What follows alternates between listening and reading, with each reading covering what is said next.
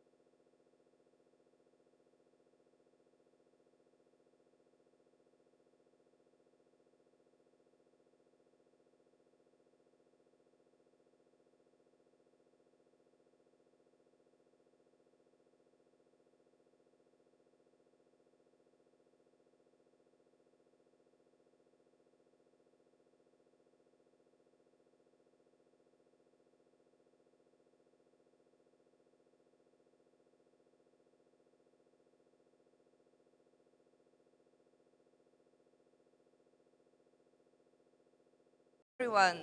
It's really great to see so many Agile enthusiasts have gathered here today, and a great day of sharing awaits us. But before we start, I'd like to give you some information. So each of you received, and not to be in a hurry at the end of the conference. Feedback is really important to us, the organizers, and we have some presents prepared for some lucky feedback givers, which will be given out at the end of the conference. The participant bags also include some nice gifts from our sponsors. For example, our friend Visma has prepared some unique Agile bot poker planning cards for you. There are only a few given out to each participant, but you can win more at their stands. All of the sponsors actually have prepared some fun and interesting things to you, so don't hesitate to visit their stands.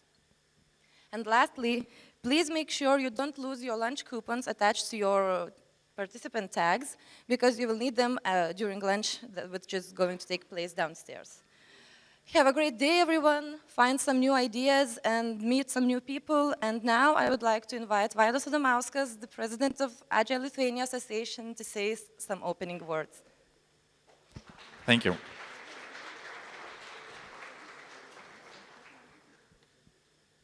It's very nice when a nice girl turns off on your PowerPoint presentation. That's, I think, something we can be proud here.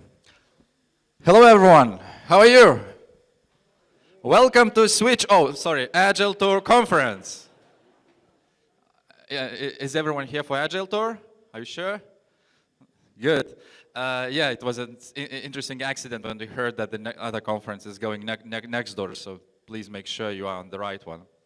As presented, I'm Vaidas Adamauskas, president of Agile Lithuania, very fancy title, but in general, Agile Lithuania is an organization of volunteers, those who want to come together to spend a little of their volunteering time to do anything that promotes agility in Lithuania. And I'm so happy that there are people who actually do that and actually made all the hard work to make sure that conference in Kaunas a week ago, master classes, and the conference today is happening. So first, I would like to ask you to do a big applause for all volunteers that made this happen.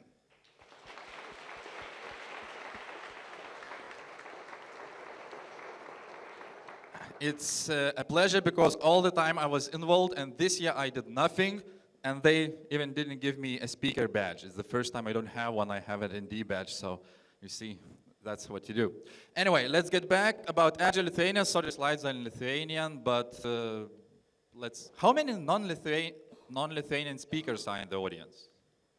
Who does not understand Lithuanian? Oh, quite a few, nice. So, sorry, these slides will be in Lithuanian, but I'll speak in English, so sorry for that. So what we are just a community to share experiences. So of course, there is a website where there is aggregation of blogs, there is a lot of information. So if you are interested more, I really suggest to follow it, to subscribe to the email list. We usually do not spam anything. We try to invoke discussions. Somehow discussions in Lithuania in email does not happen. So you can easily subscribe. We also organize conferences in Kaunas, in Vilnius. We had other conferences, so we're actively participating in them in spring. So we're trying to promote agility and talk about it as wide as we can. A more interesting thing is user groups. So every month, we usually try to have one in Kaunas, one in Vilnius. Usually, it's on the last Tuesday and Thursday. Sometimes it changes. But this is a very good opportunity to come to a bit smaller group. We have a specific topic and just discuss after work with your colleagues that specific topic. So follow the information on the website or Facebook when it happens. I really encourage you to come. Those are totally free. On the other hand, because we are Lithuanians, so we need to speak Lithuanian. So volunteers did a great job, translated many terms to Lithuanian, all the main information. So now you can actually know how to, for example, user stories are in Lithuanian on all other terms. So if you need, if you're working especially in government organizations and need official terms,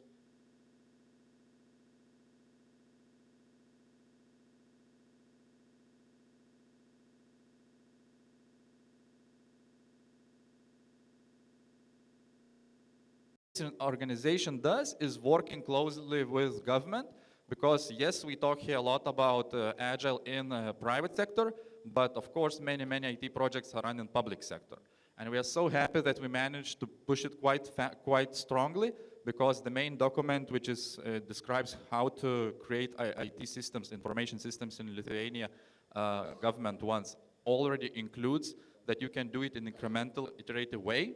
So there's no kind of problems to not to do that in government sector.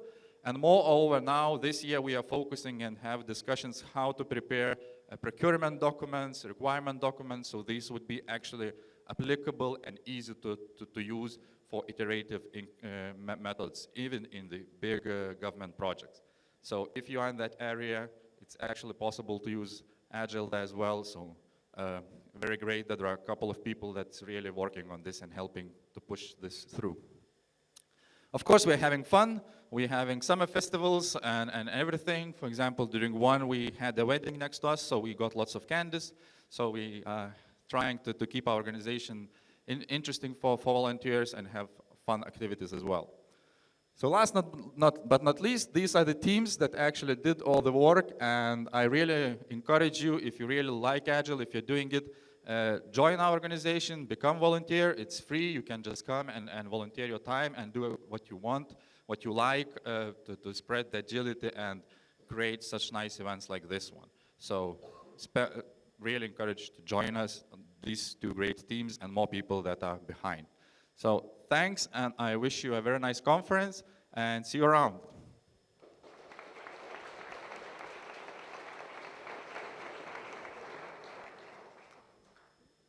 Thank you, Vaidas. Now the conference is officially open, and for our opening keynote, I would like to introduce a great Agile specialist, author of many books, and a specialist of large-scale Agile, and well, probably he will introduce himself further, Jan Erik Sandberg.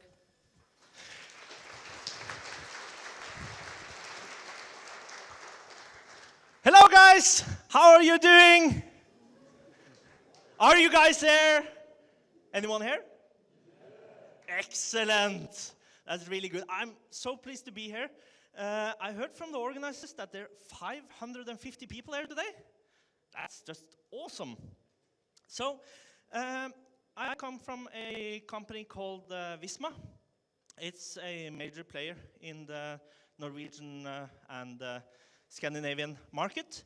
I'm not going to spend a lot of time talking about Visma today because I have something else I'd really like to share with you. But if you want to know more about Visma, there's a guy there called Mantas. Go and speak with him. Okay? So, I've been extremely fortunate. I was introduced to Agile at a really early stage. So, I've been lucky enough to follow the Agile movement from really small developments that we did stealth development where no one really knew what we were doing. We were doing Agile, but no one else knew. Then we were allowed to do bigger and bigger developments using Agile techniques and Agile values. In around 2005-ish, something happened. Something happened that made us go from stealth, you don't talk about Agile, you just do it, into people asking, how can we do Agile? How can we do Agile for our large-scale projects? It went from being something that we didn't talk about into something that was requested. This session is kind of a grouping and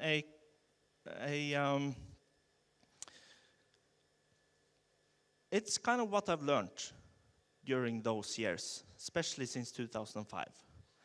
And it's called Succeeding with Large-Scale Agile. Of course, I'm only going to talk about my successes, but there's also a few failures that I learned from. So, you know a little bit about me. Now, I need to know a little bit about you. There's a little bit too many people here for me to kind of interview each and every one of you. So I want to ask you to do something. And I know it's early in the morning, and this is really hard to do, but please humor me, okay? Stand up.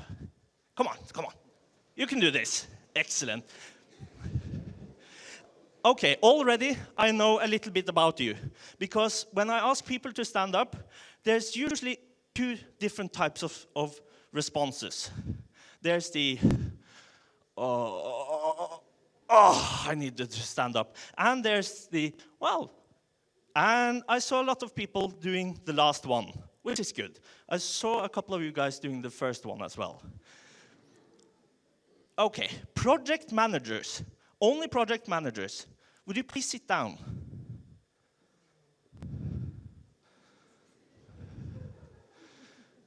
Okay, those are the project managers. Okay. All other types of managers, would you please sit down?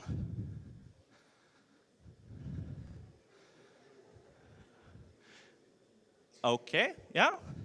This, it's hard for you guys to see, but for me, this gives a really good view of what kind of audience we have. QA and testers, would you sit down?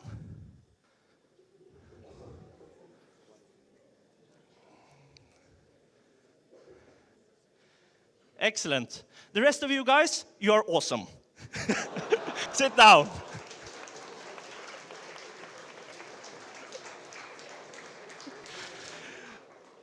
Okay, so share with you a secret that I've uncovered during all of these years. And it's the most important thing you can learn about large-scale agility. Okay, you ready for this? Oh, nice silence. If you remember this, if this is your only key takeaway from this session, you'll be good. This is the most important thing you can learn about large-scale agility. It's really, really, really, really hard to implement. If you feel that it's easy, well, sorry guys, you're doing it wrong. It's extremely hard to do. Most people fail because it's taking development to a whole nother level. We are not doing what we have done before. We are doing something different. Let me explain why it's so hard to do large-scale agile. I've created a model that I like to call the large-scale agile onion. And it starts at the core. What we're doing, and what we're still doing, is development. And development by itself is really hard. For some reason, I have a lot of really, really smart friends. I think maybe they like having me around so that they feel superior. But out of all the smart friends I have, the smartest ones are developers. We like to talk about brain surgeons or neuroscientists as really smart people. But the really complex thing that humans are doing today is development. What we are doing and what developers are doing is to take something very, very abstract and translate it into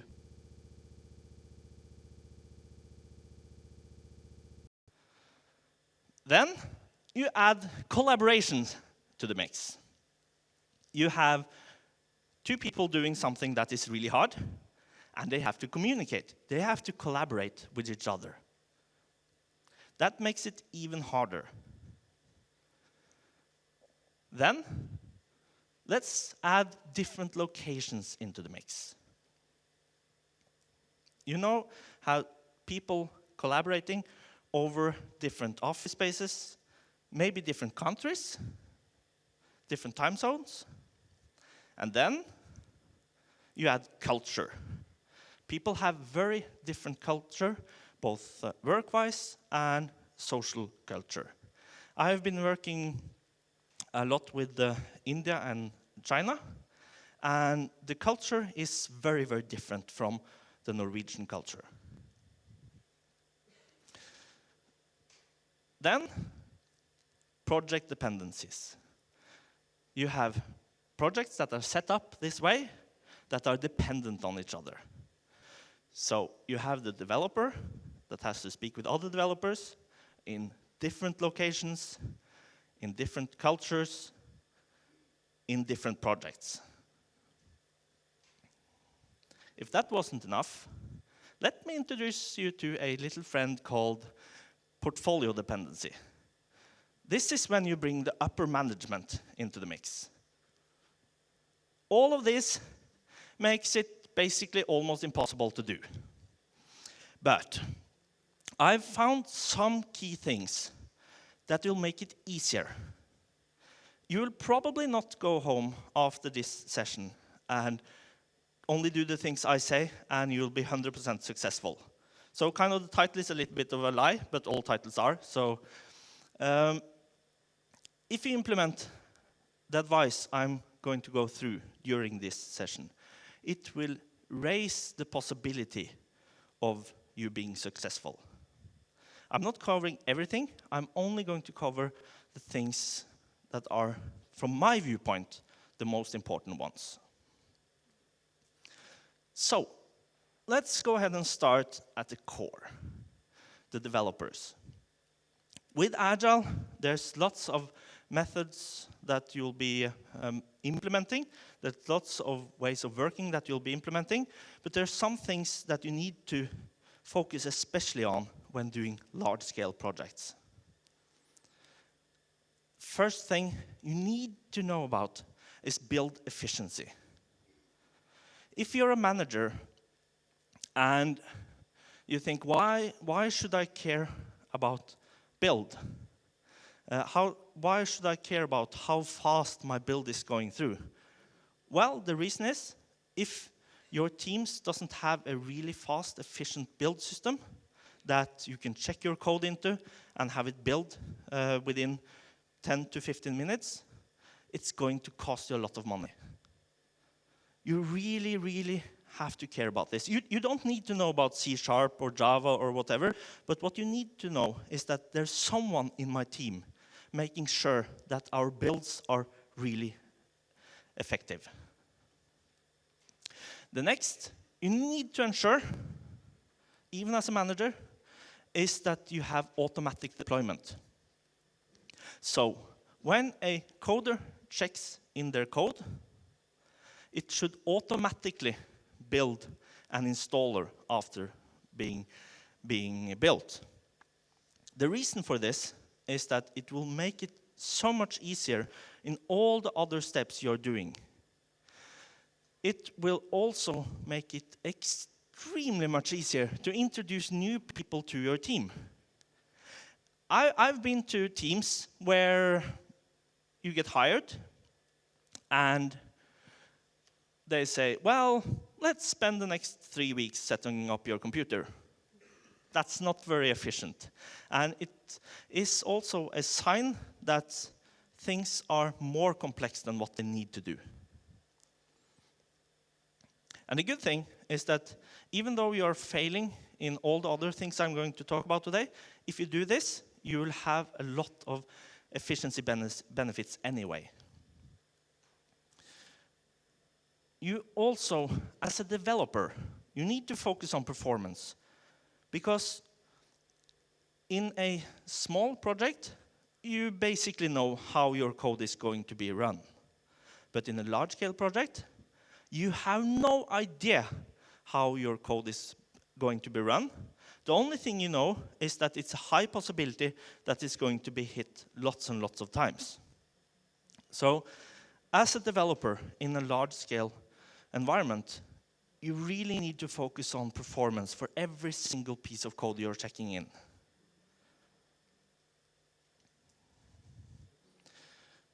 Let's move on to some areas of collaboration. If you have the developers all nice and dandy, they're producing code, everything is efficient, you can go ahead and focus on making good collaboration solutions. The first thing, and this is a piece of advice that looks very blessed and agile, to say it like that. It's good to gather everyone and speak about who does what. It's not in Agile common to have like a lead architect or you have a lead developer. In Agile, what you really want to do is having people cover a lot of different roles, right? You want it to be kind of a demo, it's democratic type of environment. So you want everyone to kind of participate to make the code and the product as good as possible. But even in those environments, it's really good to have a chart of responsibilities. This is something I've stolen from goal-defined project management, where you set up a simple matrix over the people, over specifically the roles you have. Could be really simple or it could be really complex. And you have all the different tasks that you'll be doing. Not development tasks, but then you can put a capital D. You can only have one capital D for each task. If it's something that is a joint decision, you put a D on those two people that have a joint decision on that particular task. P, that's the one who manages this, making sure that it happens. For example, a Scrum Master would have a P in a lot of things. That really didn't sound very well. X is the one that does the work. C is a person that needs to be consulted. That means, basically, if you put a C, that means that that person has to be called into meetings regarding this. If you put an I, means that they need to be informed. Basically, that means send them a mail telling them about what the result was. Being agile, it's not important with the result of this. The chart of responsibility is not something that you'll be sticking really hard to and measuring towards or anything like that. But what's good with the chart of responsibility is that it brings up a lot of really, really good discussions. And that's the purpose of the technique. You need a proper planning tool. Who are using Jira? Okay, so the 3 people that are not using Jira, go ahead and install it afterwards. You need common test environments. You need to have developers and QA people working in the same test environments. If not, you'll have the situation where someone says, well, it works on my machine, so I'm happy. You don't want that. You want common test environments, and you want them to be automatically upgraded so that you don't stress your producing people. This one I'm really passionate about. Coding standards is extremely important when you're collaborating with more people. I'm to the point where I'm getting furious. If I can read someone's code, and even as a manager now, I can actually still read code.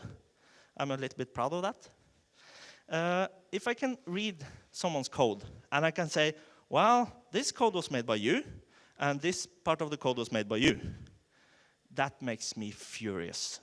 I really, really hate it. Because trying to navigate someone else's code that is written in a very different coding style, different coding standard, it wastes a lot of time. This might seem like a really small point, but trust me, it's important.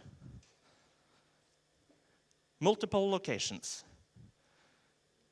Cost of communication is something that is less of a debate now than what it used to be before. Because now you can have really low-cost communication hardware. But that's not what I'm talking about. What I'm talking about is the human cost of communication. In an office space, you're sitting at your desk, and you have your colleague right behind you. You can do like this, and you can ask a question, right? You need to mimic that low-cost communication. I've seen in a lot of working environments, for some reason they are upping the cost of communication with placing developers and PMs, etc., in separate offices. That's a way of raising the cost of communication. Because instead of doing like this, you have to walk from your desk into an office, right? That increases the cost of communication. With multiple locations, you have to figure out what's the way that I can make sure that it's as easy as possible to get communication flowing. How can I avoid having communication being something formalized, where I need to pick up the phone saying, hi, this is Jan Erik Sandberg, may I speak to blah, blah, blah. How can you make the communication as cost-effective as possible? That will be different from all your different locations. One thing that I found that helps quite a bit is set up a always-on webcam at the coffee machine. Because if you have 2 coffee machines, one in India, one in Norway, what you could do is, I'm in Norway, I'm in India, right? You can go to the cam and say, hello guys, are there anyone there? I need to speak to Sharat. And that's a way of lowering the cost of communication. And having something like a setup like that in 2005, it was ridiculous. It was very expensive. Nowadays, it's commonly used hardware. It doesn't cost anything to set that up. So think about how can you do stuff like that. In all your locations, you need to have domain knowledge. That's also a way to reduce the cost of communication, right? You have to have someone at all locations that knows the business side of this, that knows the domain. If you don't do that, you will see that your remote location is less efficient than your on-site location. It costs a lot to have duplicated domain knowledge, but you have to have it. With multiple locations and multiple teams, align the sprints. Make sure that you're running the sprints at the same time. In the division of Visma that I'm working, we have set 3-week sprints, and we have set that every sprint starts on a Wednesday, 3 weeks, ends on a Tuesday. And we say that we never, ever, ever, ever move the sprints. We say that if there's a big vacation coming up, we club sprints together, but we never, ever move them. And all companies in the division is doing it the same way. So everyone has their sprint demos and their sprint plannings on the same days. And of course, we use link meetings that we record and that is open for everyone to join in on. Small thing, but it really has a high impact. This I could talk about for days, the multiple cultures. And of course, you have heard this before, that culture eats strategy for breakfast. Culture really, if you look at it, what it means what people are usually doing. That's culture. From a religious standpoint or from a work perspective, culture means what people are used to doing. And people hate change. It's as simple as that. And with culture, you have more people doing the same thing, so there's more people that you need to change, and that's really hard to do. It's basically impossible. So you have to work with it rather working against it. I'm really passionate about making sure that everyone on the team, even though they're remote workers or they're in a different company, they have to be treated as team members. Because they are. When you extend your team into having more people work together in your team as peers. If you think that you'll be successful with thinking that, okay, I have my main location and I have some remote workers there. So I just send some work to them and they do it and everything's good. That does not work. You have to care about the people that you're working with. You have to celebrate birthdays. You have to make sure that if something's bad in the environment, you have to speak with them about it. You have to know about it. If someone's kids are sick, you should know about them. If you're a manager and you never heard about an offshore worker having sick kids, well, then sorry, you're not enough into it. You should know the guys that are working in your team really, really well. Just as you would with on-site workers. This is something that some people also take a little bit light on. You should learn the basics of the language, the religion, and the politics. Because in some countries, it's really, really, really affecting how people live their life. When working with India, for example, one of the top managers I worked with, he had a really high salary. He was in his 50s. And due to religion, he still sent all his money to his father. And he got an allowance. For us, that seems very strange. And it affects a lot of the rest of the lives for those people, right? How they think, how they act, how they do. You have to understand this. And you also have to understand some politics. Understand how things are actually working in the countries you're working with. Not only for us as customers, but for remote workers as well. If you work in a company that has a remote location, for example here, you need to know something about the language, religion, and politics of your employer. Work culture is also something that is very, very different from different countries. The Norwegian countries are extremely different, I would say. We have a very, very flat organization. We have a very different work culture than I've seen, especially from India and China. It's extremely different.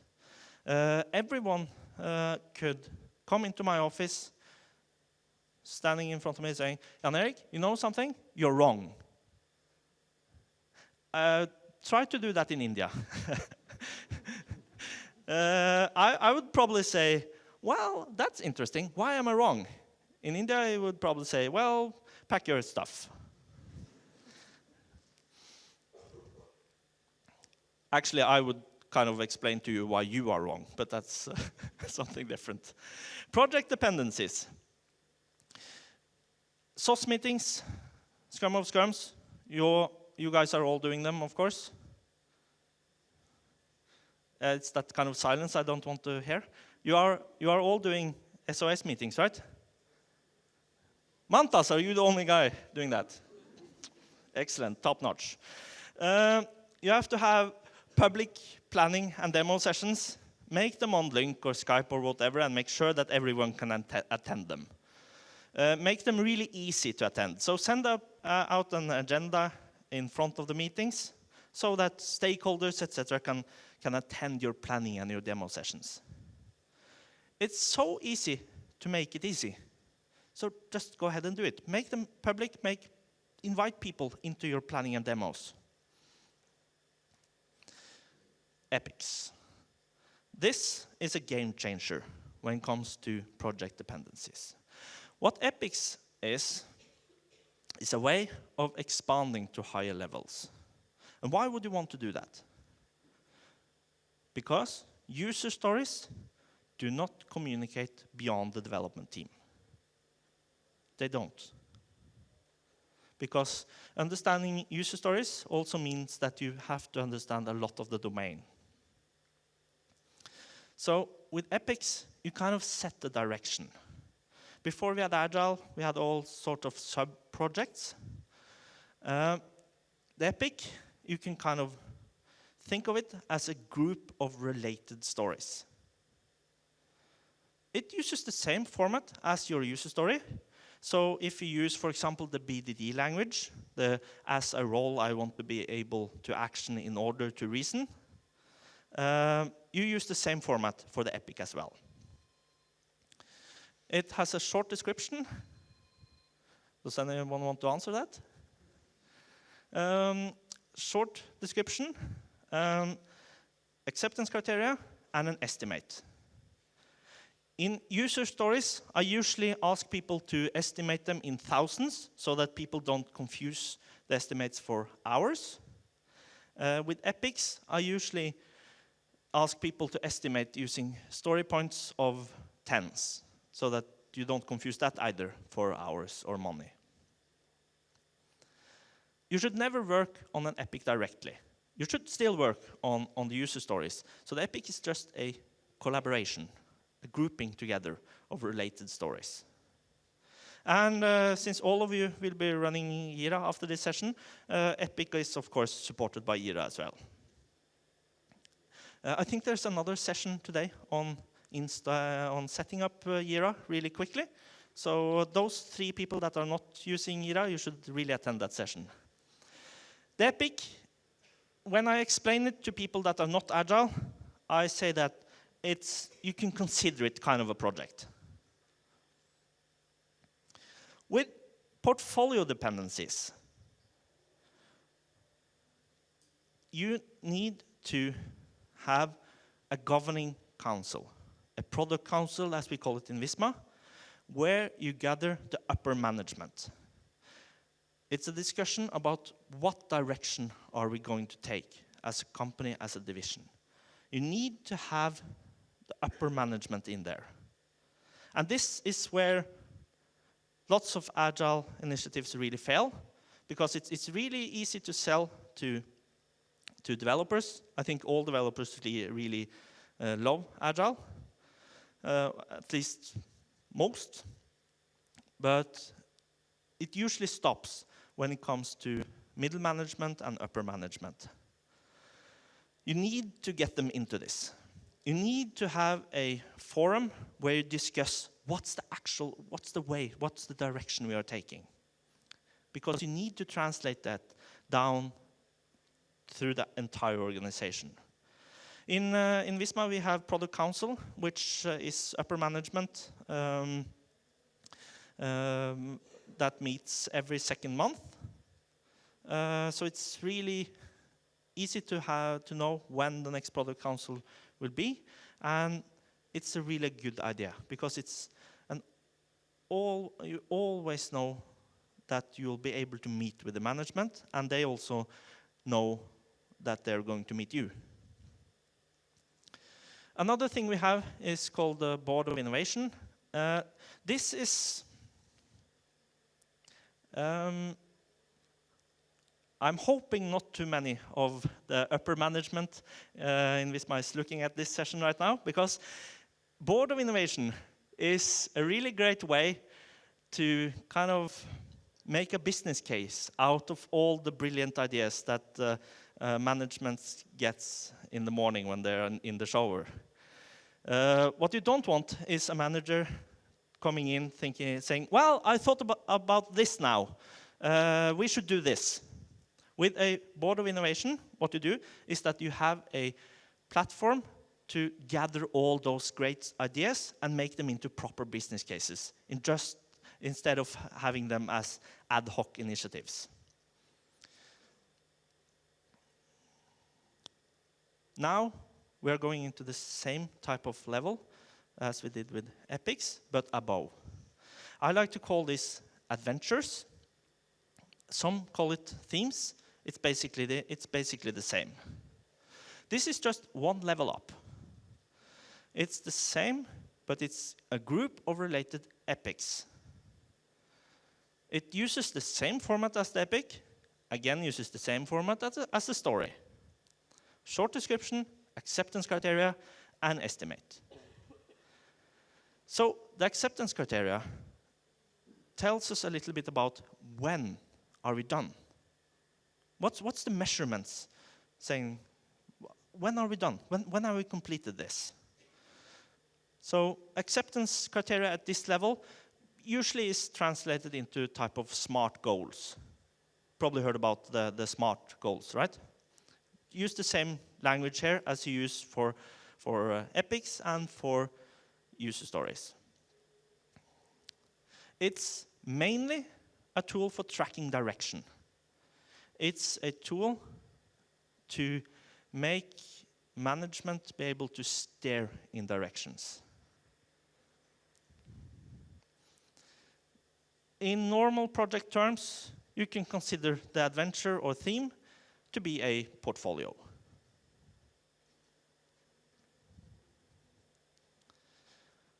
So this is the way it works, right? You have the adventure in front, you have the epic, and I've made some really cool animations here.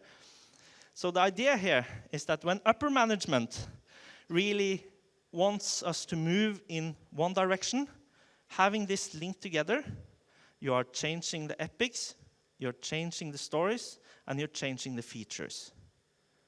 What you always want is to have your feature linked to a story, having your story linked to an epic, and having your epic linked to an adventure. That way, the upper management can be at the steering wheel, and all other parts of the car will follow. It also increases the feeling of purpose. Oh, this animation is just getting ridiculous. So let's give you an example. Acme Software Industries. The Roadrunner guys. They are an international software vendor. They specialize in software for product manufacturing companies. Their biggest customer is Neo, a company creating building blocks for kids.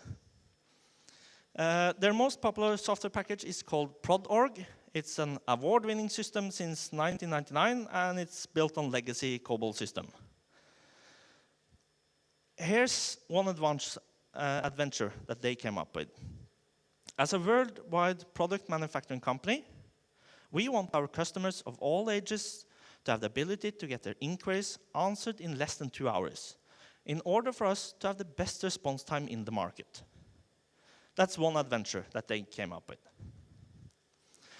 They broke it down to 2 different epics, customer support site and customer call center. And again, broken down to stories. Of course, this is very simplified, but it kind of gives you the idea. So every feature, every story, every epic, every adventure should be focused towards what you want to achieve on the different levels. This does not communicate very well. That's why we have something called a roadmap. The roadmap is for outbound communications. It can be outbound in the division or towards customers or whatever, but you never, ever, ever want to talk about adventures or epics or stories or agile to your customers. Maybe if your customers is at project level, but in a business setting, never talk about that. People won't take you seriously. What you want to talk about is your roadmap. And a roadmap is a really great way of visualizing the discussions without taking in all the necessary knowledge about Agile. Because if you're talking about epic stories, those type of things, it needs the receiving end to know a bit about what you're talking about, right? So the roadmap communicates the same thing, but in a language and a way that those receivers are used to. 3 horizons is the type of road mapping that most large-scale Agile projects uses. And it consists of setting up your releases, as we do in ISMA. You might do this differently, but you say that, well, in Retail Suite, which is the product I'm responsible for, 15.1, 15.2, 16.1, the versions, we are targeting these main adventures. This is the main adventure that we are focusing on. And these are the market trends that these adventures will be hitting. So yet another level that is important, because all adventures should be linked to a market trend. This should be a reason for doing this. What you do then is just put up your epics. No one is reacting to this? Is this agile, guys? Is this very flexible? Excellent. This seems very little agile. Most people react in awe and fear about this, because it seems to be very little agile. But in reality, it all boils down to how you use this and how you communicate this. If you communicate it as, this is carved in stone, this is exactly what we're going to deliver, you'll be failing.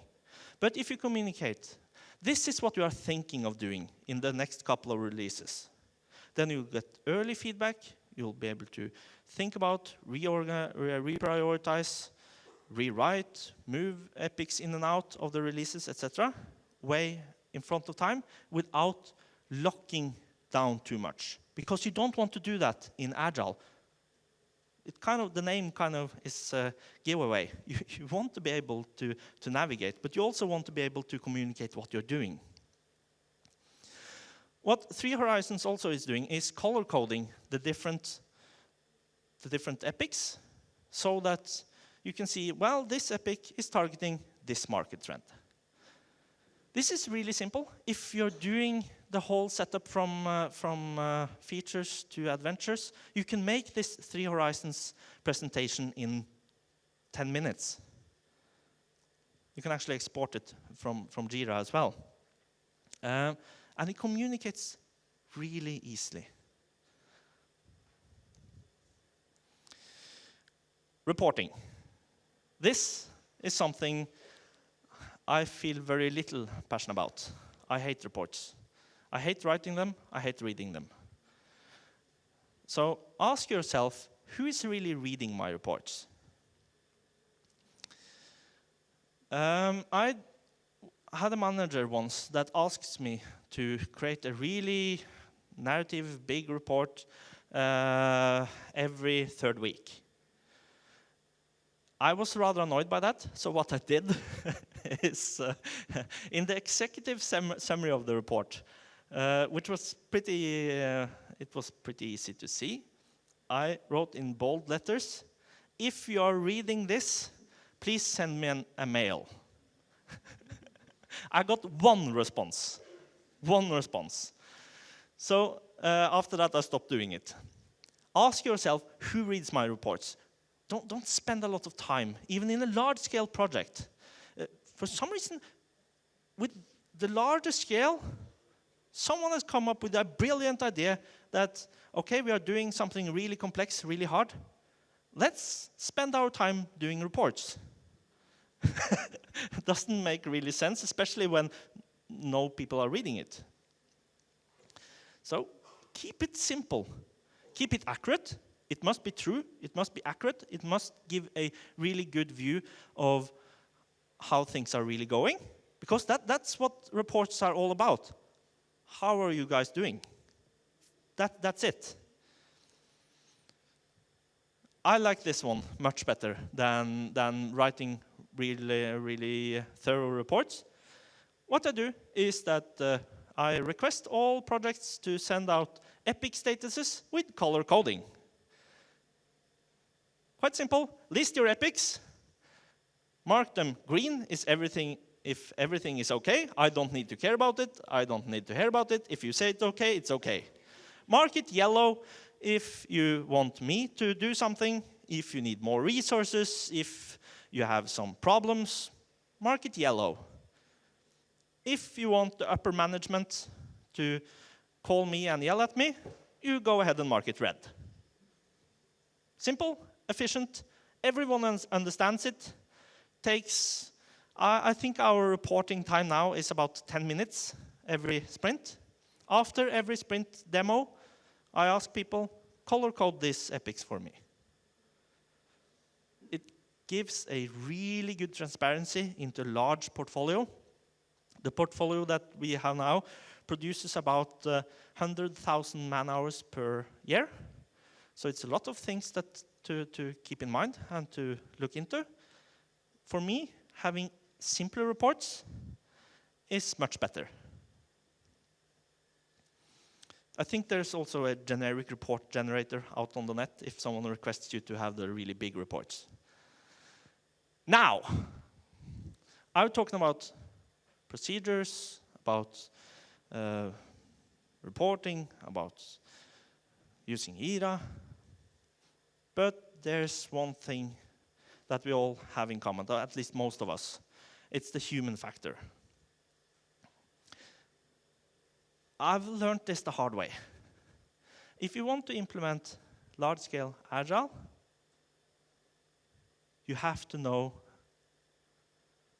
a little bit about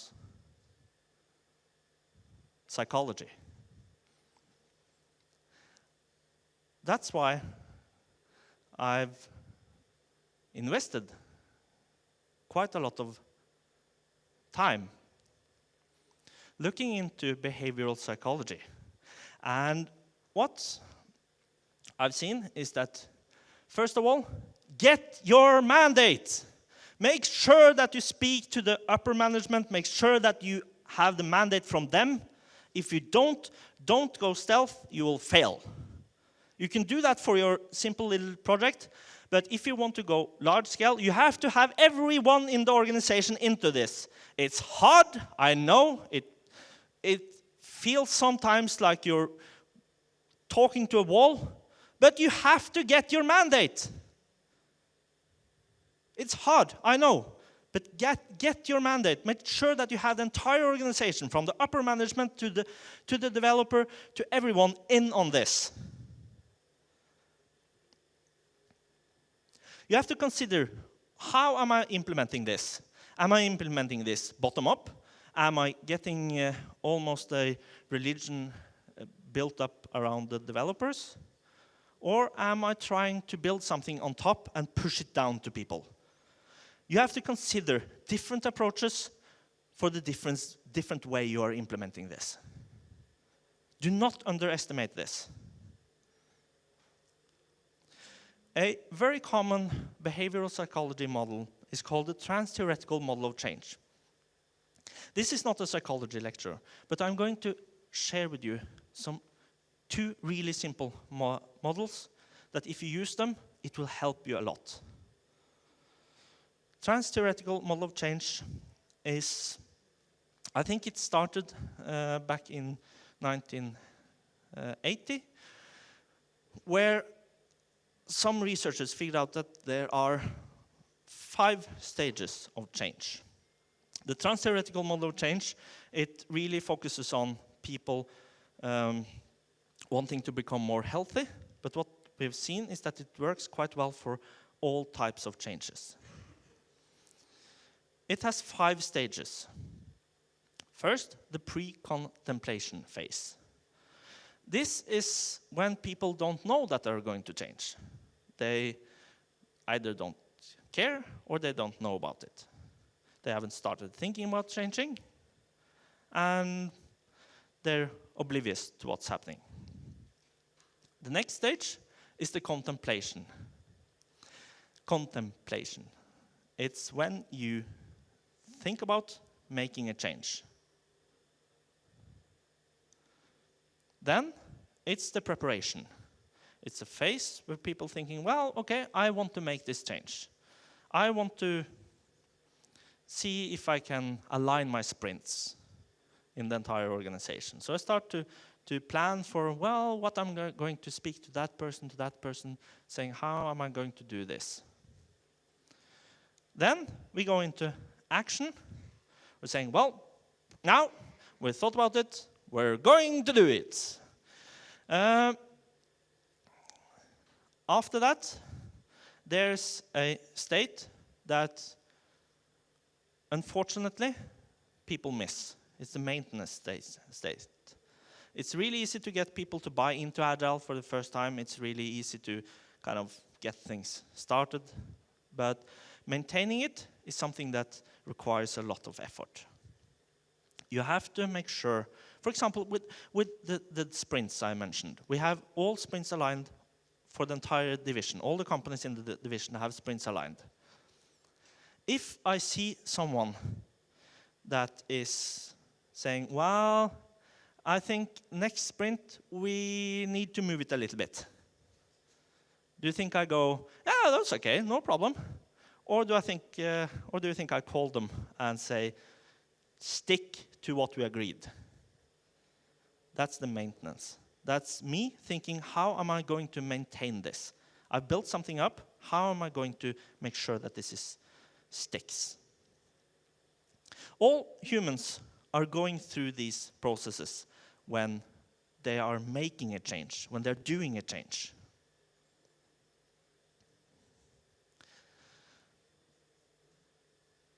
The second model I want to share with you is the process of transition. Human factor. It's built by a guy called John Fisher. You should look him up on the net. He has some really, really cool and easy to understand ways of looking at human behavior. When a change starts, people get an anxiety. They're thinking, whoa, I don't control this. I don't like this change. No one likes change. Well, that's not entirely true. People like me, we really like change. For you guys, not for me. So I can say, change is good, you go first. Most people get an anxiety. There's something they don't control. Then people go into happiness saying, well, finally, something is happening. That's good. I've been talking about this for a long time and now something finally happens. Or they go into denial, saying, well, there's really not much happening. This is just the same thing. The thing he's talking about now, it's the same thing. Don't think about it. Fair? How is this going to affect me? How is this job going to be after this? This guy is talking about implementing large-scale Agile. How will that affect me? Threat? If you do this, I'll quit. If you implement this, it won't work, I'll quit. Did I really say that? Did I really threaten to quit my job? I'm out of here. This doesn't work for me. Sorry, guys. We were a team, everything like that, but now I'm out of it. I'm leaving. This is a state where you don't want people to go into. So when they get into the guilt area, you have to make sure that they're not quitting. Depression. Things was looking so good, and now we have this. It's really bad. I'm going to hate my job. I'm sure. Wife is going to leave me. Everything's going to be so ridiculous after this Agile thing. It's true, you know. Hostility. This is when it gets really bad. You don't want to have people in a professional environment being really angry. So when you see people going into a depression for a change, make sure they don't get into the hostility. And then, gradual acceptance. This is when people say, well, this seems to be working quite well. I'm getting it implemented into my daily routines, everything is going well. And of course, then you can get ready for the next spiral. All humans go through this. Some go through it in 2 seconds. Some go through it in 2 years. But when you're implementing any type of change in the organization, think about these processes of transition. Think about, okay, I'm trying to implement this. Well, where is you in the stage? Where do I find you, right? Where's you now? Okay, you're in that stage. That means that I need to do this and this. Right? Think about it. It's not 100% fit, of course, but it has helped me immensely. Then, when people are moving forward, you are seeing things like, well, this is so much better, but this guy, he's trying to implement something new. I don't like this. I like the way it is.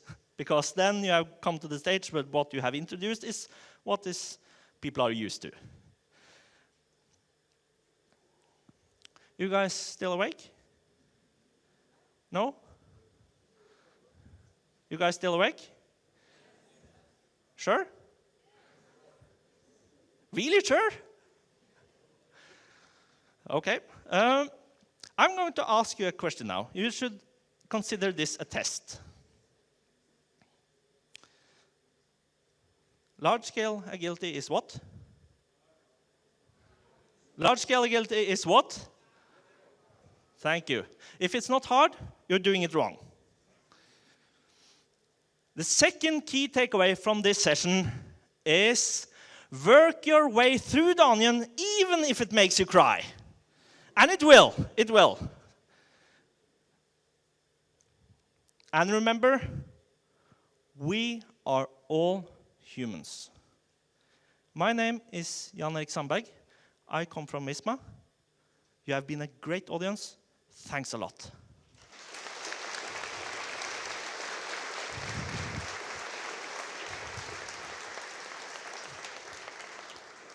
Some time for questions if our dear speaker is willing to answer. So does anyone have a question? Yeah.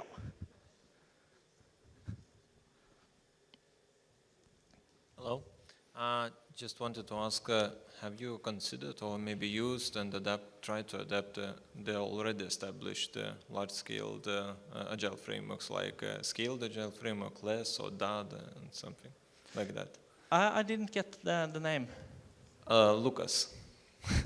The name of the agile framework, scaled agile framework, for example, discipline agile. Yeah, like Dan Appleman type of style, you're thinking? Yeah, DAD or LESS or SAF. Yeah. There's lots of really good frameworks out there. There's lots of information about how you can go ahead and implement this.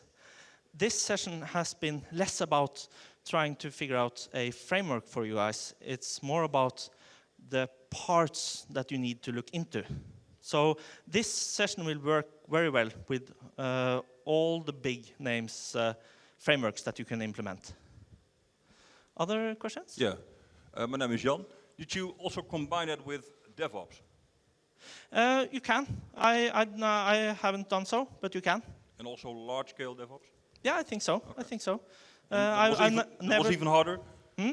Was that even harder? Was that even harder?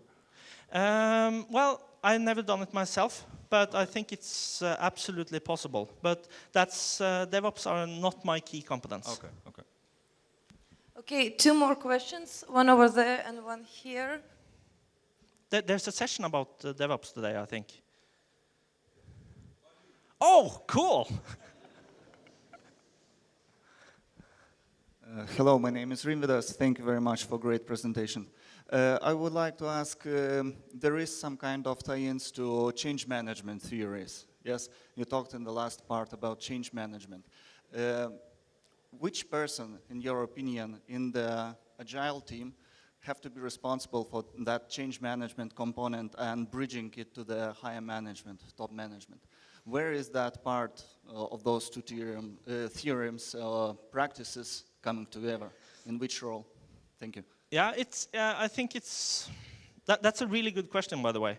I think everyone's responsibility, but it's the Scrum Master and the POs. They really have to make sure that they are protecting the team, to make sure that their priority that they are bringing into the development is the correct one.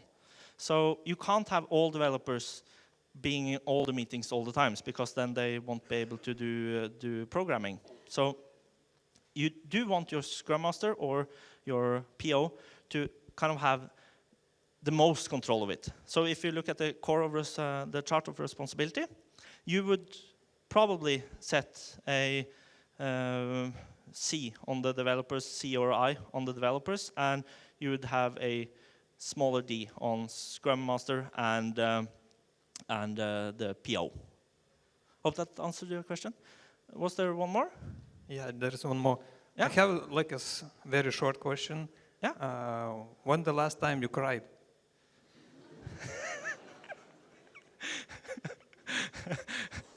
Well, in my spare time, I am a full contact fighter, so I cry a lot actually. It's that's a really good question. I think in one project where I felt that I had everything under control, I was thinking, wow, this was easy. It wasn't. Where you feel that you have talked to everyone, you have made sense, you have given all the good pointers, you have been doing all the right things, and people still don't want to do what you're saying. That's, I think in a situation like that is, it makes you cry. Okay, guys? Thanks a lot. Let's give a round of applause to our opening speaker.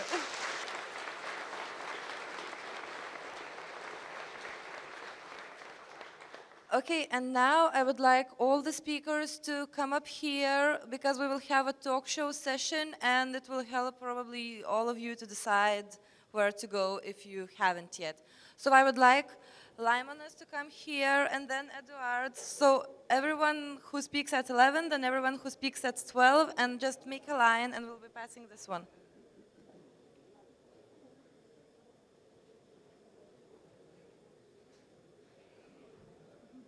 So each of you has 1 minute to present your talk. Okay, we were starting for. Okay, you should stand next to him. Okay, look at the bags and tape it this way. Yes, like Laimonas, Edwards, and then. Where are you? What are you presenting? You should stand next to Giuseppe if he's somewhere here. Okay. Okay, but each of you have 1 minute. I think we have pretty much everything in order. And Laimonas, please. Hi everyone. My talk is 11 o'clock in this room, and I'm going to talk about creativity. And from the project management perspective, I know most of you are coming from the technical background, but if you would like to understand the project management's world, even if you're a developer, we're not going to go into very methodological stuff there, but we're going to talk about Agile and Waterfall and how to combine those two things into one single project, and how to build a success. So if you're interested in that, come and listen. Okay, so my name is Šarūnas. I'm from Baltic Amadeus, and I'm going to talk about Agile-driven strategy execution. Now what that means is, for example, Kanban is really great for flexibility, and you have reduced waste when you're programming, you're developing, but when you're taking that further, when you're trying to execute proceed strategy, you have your strategic goals, you have your objectives, you have KPIs, and you're not necessarily thinking about applying Agile to those things. So if you want to look further, if you want to see how you can apply Agile throughout the whole organization, not only the development teams, not only the development projects, then you should come to the talk to see how we applied Atlassian Jira. That's not an advertisement, by the way. How we applied that and how it all works, pretty much so. Could you hold the microphone for me? Because I need my hands. Okay. I already asked this question about DevOps. When you work Agile, it's awesome, right? Working Agile, right? Awesome, or not? Awesome, great. Working Agile is great. Working large-scale Agile is even more awesome. And working DevOps is even more awesome. But the more Agile is like this, large-scale Agile is like this, and DevOps is like this.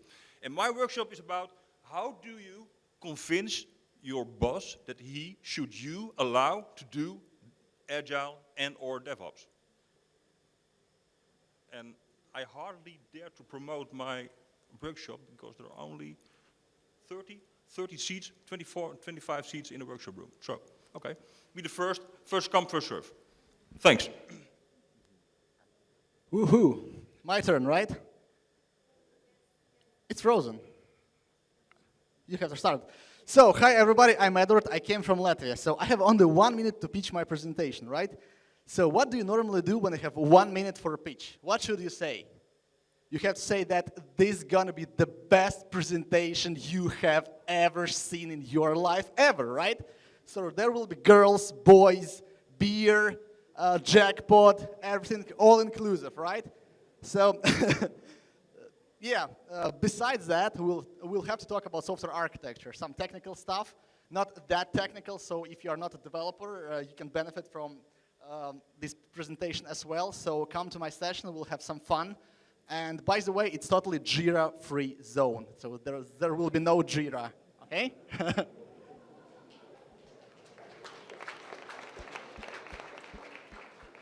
I immediately challenge that because we got a woman on stage anyway. My name is Kajsa Renman. I'm here together with Matthias Forsberg from SEB, and we are going to talk about...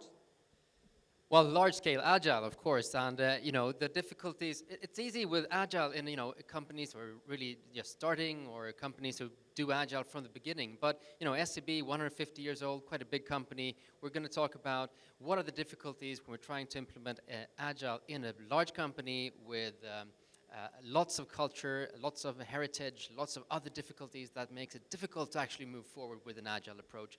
We're trying out different methods and theories to drive change in that environment. And if you're, you know, if you feel that you're in similar environments, you think it's really difficult to drive change, come to listen to this seminar because we're going to discuss some of the things we're doing and what success we've had and what success we've not had, especially in order to join business and IT together, working together closely, cooperatively every day.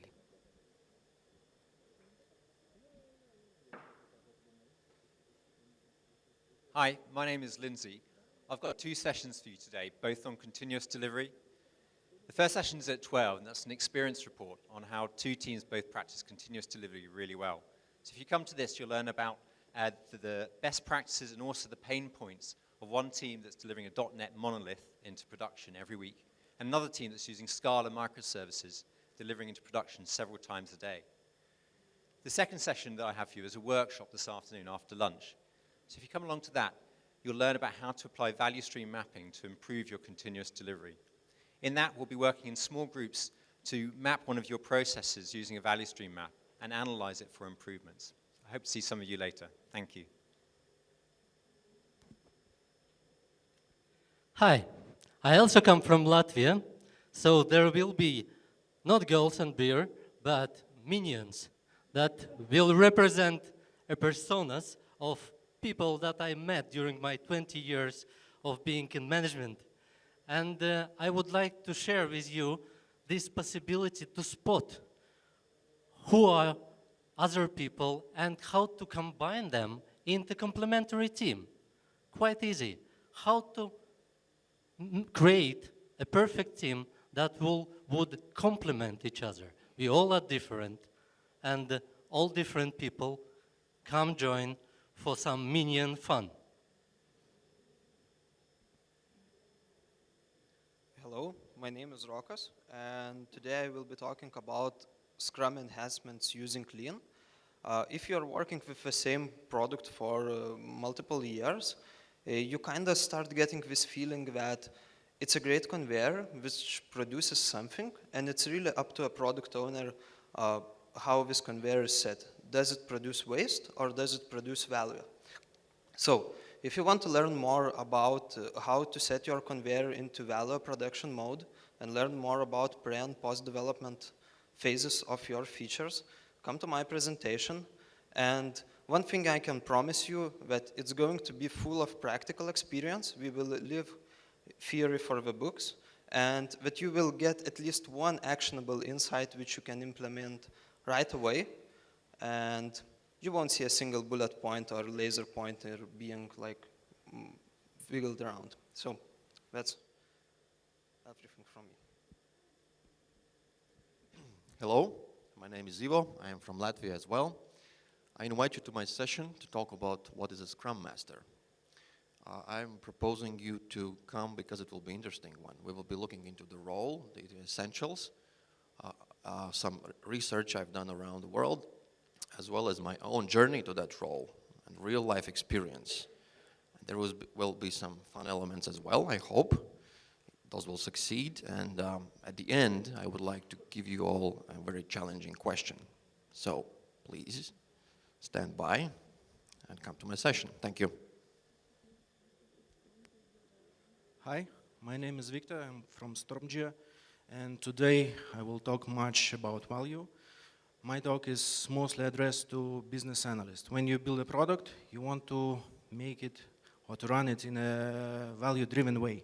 Yes, but there's always a question, whose value is that? And how can you measure value? And do you consider all the perspectives of value? So there are several frameworks on how to do it effectively. And I will talk about one of these frameworks, which is called Discover to Deliver, and also will show examples of how I apply this method. And I hope it will be helpful if you use an Agile. Thank you. Hi, my name is Giuseppe. I come from Italy, but live in Stockholm. I will be speaking at, I think, 2:45 in 5.3, and my presentation is the Mango Tree, how to make your company agile. Sounds nice name, I think. By the way, this presentation is based on, I work as an Agile coach at Ericsson, and this presentation is based mainly on our journey in the last 6 years, and many organizations have been coaching around the world, but mainly experience in Italy and Sweden. So if you are about to start your transformation, or if you are starting your transformation, or if you like to boost your transformation, join me, and you will learn what you really cannot miss to set the foundation of your Agile transformation. By the way, Agile is an adjective, it's not a noun. And especially if you are curious about what the hell have mangoes to do with Agile transformation, join me. Thank you. Sveiki, aš Svetlana, kalbėsiu lietuviškai. Taigi, mano pranešimas yra skirtas tiems, kas dirba su didelėmis inertiškomis biurokratinėmis įstaigomis, taigi taip ir pavadintas Agile ir biurokratai, bus naudinga tiem, kas bando su jais susitarti. Mes su kolegomis esame sukaupę nemažą patirtį dirbant su tokio tipo kompanijomis, taip reguliariai ateina grėbliai, gauname per galvą, jau nuo kai kurių išsisukame automatiškai. Taigi, jeigu dirbate su didelėmis kompanijomis ir turite klausimų, kodėl jie tai daro, kodėl jie taip elgiasi, ateikite, bandysime aiškintis, ar aplamai galima su jais dirbti pagal Agile principus.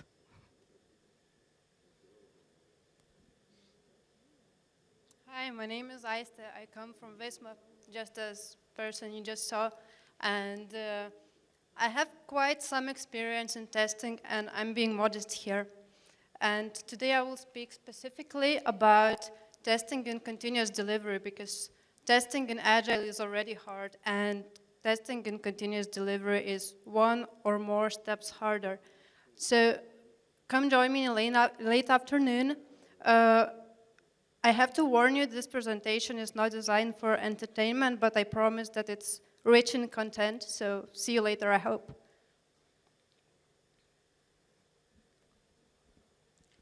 Sveiki, esu Karolis. Šiandien pasakosiu apie vieną iš projektų, kurį mes darėm didelėje organizacijoje TEO, kur šiuo metu dirbu. Projektas, kuris nebuvo jam lemta išgyventi ir mes jį darėm visiškai kitaip, negu šioje organizacijoje yra įprasta, tiksliau buvo įprasta. Tai yra case studies. rekomenduoju užėti, jeigu dirba didelėje organizacijoje, kurioje yra daugiau negu 100 žmonių ir kuri šiuo metu transformuojasi arba vyksta transformacija iš standartinio waterfall į Agile. Dėkui.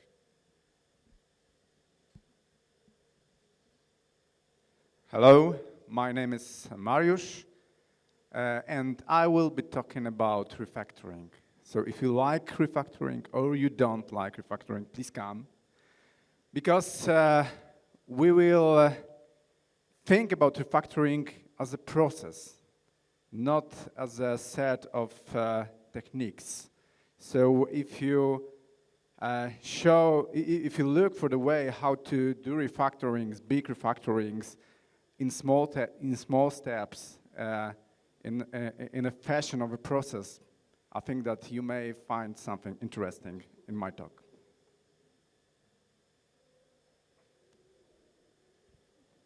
All right, my name is Leonid Ulyankin, and I think there's been a murder here.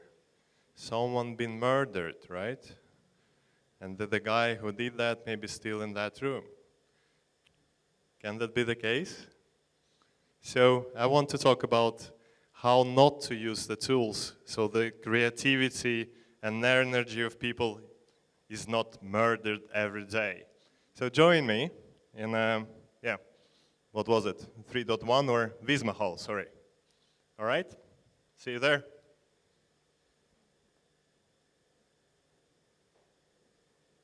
Okay, thanks everyone. I hope everyone has made their choices. And now we have a 15-minute coffee break. So the speakers will be around. You can ask them additional questions and enjoy your time.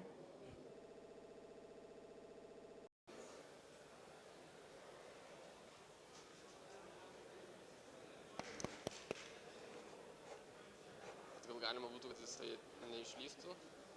Jis čia kamputė išlyndos. Nes jis buvo, čia toks langas visas, aš dėl to ir uždariau. Kiek čia?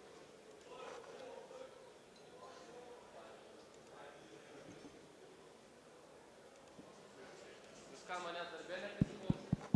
Aš turiu sėdė mačiau, nepasižiūrėti. Vieni. Taip sakant,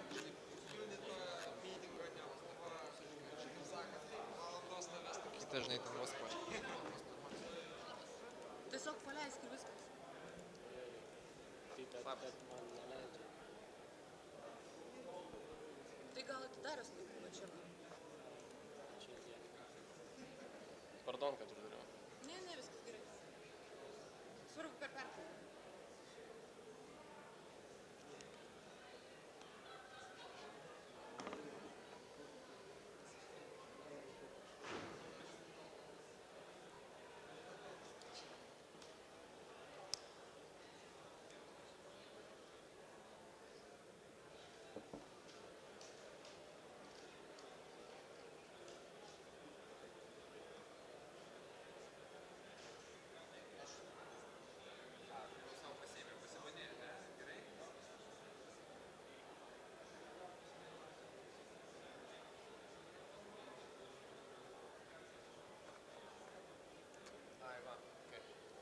Va tiek išlyndos. Ok, super, nes tiesiog buvo tas visas langas išlyndos.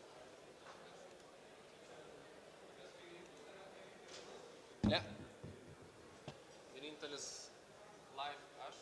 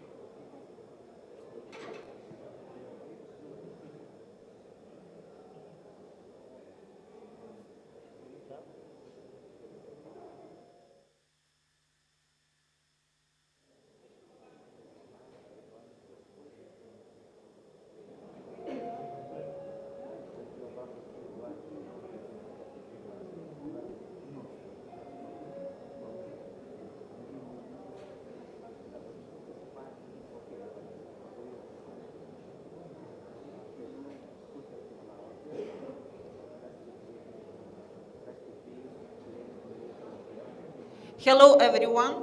Thanks for choosing this session.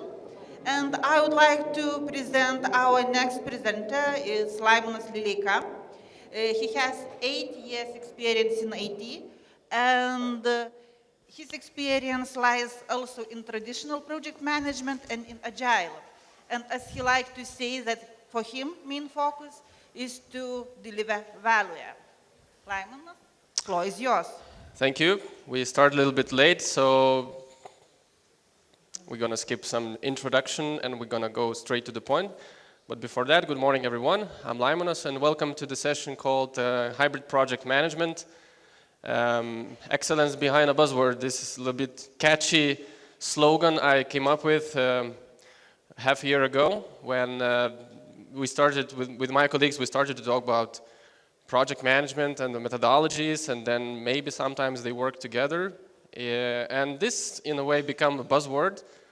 But then I started to dig deeper and really see maybe it's not really a buzzword, it's actually the true project management excellence. How can you combine few different ways of work into one single and then yet achieve a very great result? So today I'm going to talk a little bit about the theory. Don't be scared, it's going to be very high level. And in the end, I will, and of course the most important thing today is to share the success story with you and to look what are the key takeaways and just something for you to take away and maybe try to implement it by yourself. And we will have 5, maybe a little bit more minutes for the questions in the very end of the session. But if you are very, very, very anxious talk about is the context. Usually when the presenters come and share their experience in these kind of events, they share their own experience, but my own experience is that we forget to talk about the context. In what particular situation this way of work did succeed or did fail. So I just want to emphasize a few things. When we talk about that we succeeded with something or we didn't, sometimes we have to mention what was the size of organization where we do the project. Do you come from large enterprise organization, or maybe you come from small, medium business where you have 10, 20 people in a company and you can be pretty more or less flexible about your work. However, at the same time, if you come from enterprise, usually you have lots of policies, lots of standards, you have to obey, and your experience with the project management will be different. Then we could also say, do you work with external requesters or internal requesters? If you develop your project in-house and you don't have to report externally, well, my own experience is that you are more flexible about your way of work. At the same time, if you report your projects externally, it means that other companies buy service from you and you deliver your projects, then you are more strict about your deliverables, about your flexibility and things like that. The budget is also important. When we share our experience, well, Agile did work here, or Waterfall failed there, do we mean that we work with something worth of 10,000 euros, or we work with a project worth 2 million euros? Sometimes I catch myself thinking whether if I was an executive and I'm presented a project which is worth in, let's say, the estimated budget for the project is 2 million euros, and just because of Agile projects having a very high level of risk at the very beginning of the project, would I sign it off if my project manager said, well, we're going to do it Agile, we are still not sure about the scope, but we're going to succeed? Well, I thought maybe not. Maybe I would like to see the more detailed plan and to see more details on the scope before I sign it off, because it's 2 million euro and it's a high risk. Also public and private, and we have a few speakers in this conference also talking about the experience in the public sector, so maybe you should go there, and if you don't have any experience in public, and see how their experience is different from if you work only in the private sector. Risk of tolerance. And this is very much related to not only to the budget, like if you have 2 million euro worth project and high level of risk, maybe you would like to run project more safely. If you only run a small project, maybe you can be more flexible about tolerance of the risk. But it's also very related to the culture. Let's say if we go to the east, let's say India, we may find that these kind of cultural countries are less tolerant to risks. So they may choose the more safe methodology to run their projects. At the same time, if we go west are more tolerant to risk, so they tend to risk more, and maybe that's why Agile risk virtual team, and in the end, what is the size of the team? Do you manage the team of 10 people or you manage team of 200 people? It will differ. So sometimes with smaller teams, Agile works. With the large teams, you have to think about more smart solutions, maybe hybrid project management. So if you have 10 people in your team, just put them in one room, and then you may say that you are done. But if you have 200 people, you may deal with the different locations, different cultures, different floors, and other types of difficulties. So your project management experience will be different depending on these artifacts. And in the end, the culture. When we speak about culture, is not only that Indian people or Indian developers tend to work differently from the Western developers part, and also project management culture. Do people in your organization understand what the project management is? Do they treat project managers as just people who do nothing, or they know what in particular they do and what kind of challenges they take on? So if you have more experience from these 7 perspectives in the small companies, in the large companies, with different cultures, with different budgets, you ran small projects, big projects, then you can try to think and adopt this experience to the particular situation and be as creative as possible by combining few different approaches when it comes to team management or stakeholder management. So the more experience with different types of artifacts you have, the more creative you can be. So this is the context. But before we go on, I would like to speak also about a few more things. Is a project management as such, and also about the creativity. So project management, what it is. From the academic perspective, it's a discipline, right? So you can attend a university or you can attend a course, and there's a course called project management, and they teach you what it is, right? But in project management body of knowledge, they say that project management is application of knowledge, skills, tools, and techniques to project activities to meet project requirements. I thought maybe meeting project requirements is not the main thing in the project management, so I did my own. I did adjust this a little bit. So actually you try to meet the project goal. If you know what you need to achieve, you just go there and do whatever is necessary to achieve it. Then creativity, according to Wikipedia, is a phenomenon whereby something new or somehow valuable is formed, such as idea, scientific theory, invention. And then I thought, I like this, etc. So you could actually continue with whatever you want. And I thought, well, maybe if Wikipedia has end of thinking capacity, which this is what the ETC stands for, maybe we should just help Wikipedia by defining what the creativity is, and I let myself to put hybrid project management in the end of the sentence. Why not? So if we say that hybrid project management is where the context does matter, so you can assess the context and apply tools, skills, and your project management knowledge and be creative about it. So this is what the takeaway number 1 is. The project management excellence comes from project managers' ability to assess the context. How did you deliver the project? And if I ask you, how did you deliver the project? And then you just say, well, it just did happen. I'm not sure for how long you can get away with that kind of answer during your project manager career. Okay, so now so process versus the life cycle, or the process versus the methodology. For me, every project is the same process, no matter what methodology you use. It has to start, right? You have to initiate it, you have to plan it, no matter how, but you have to plan it, and execute it, control, and close. Does anyone disagree? So this is the process. Now, what's the difference between this and this? This says what you need to do if you run a project. This is the process. I do this, this, this, this. Now, this tells a little bit how you do it. So it does presuppose that you start the project, you plan it, you control it and execute somehow in one single small process or sub-process, and then you close it.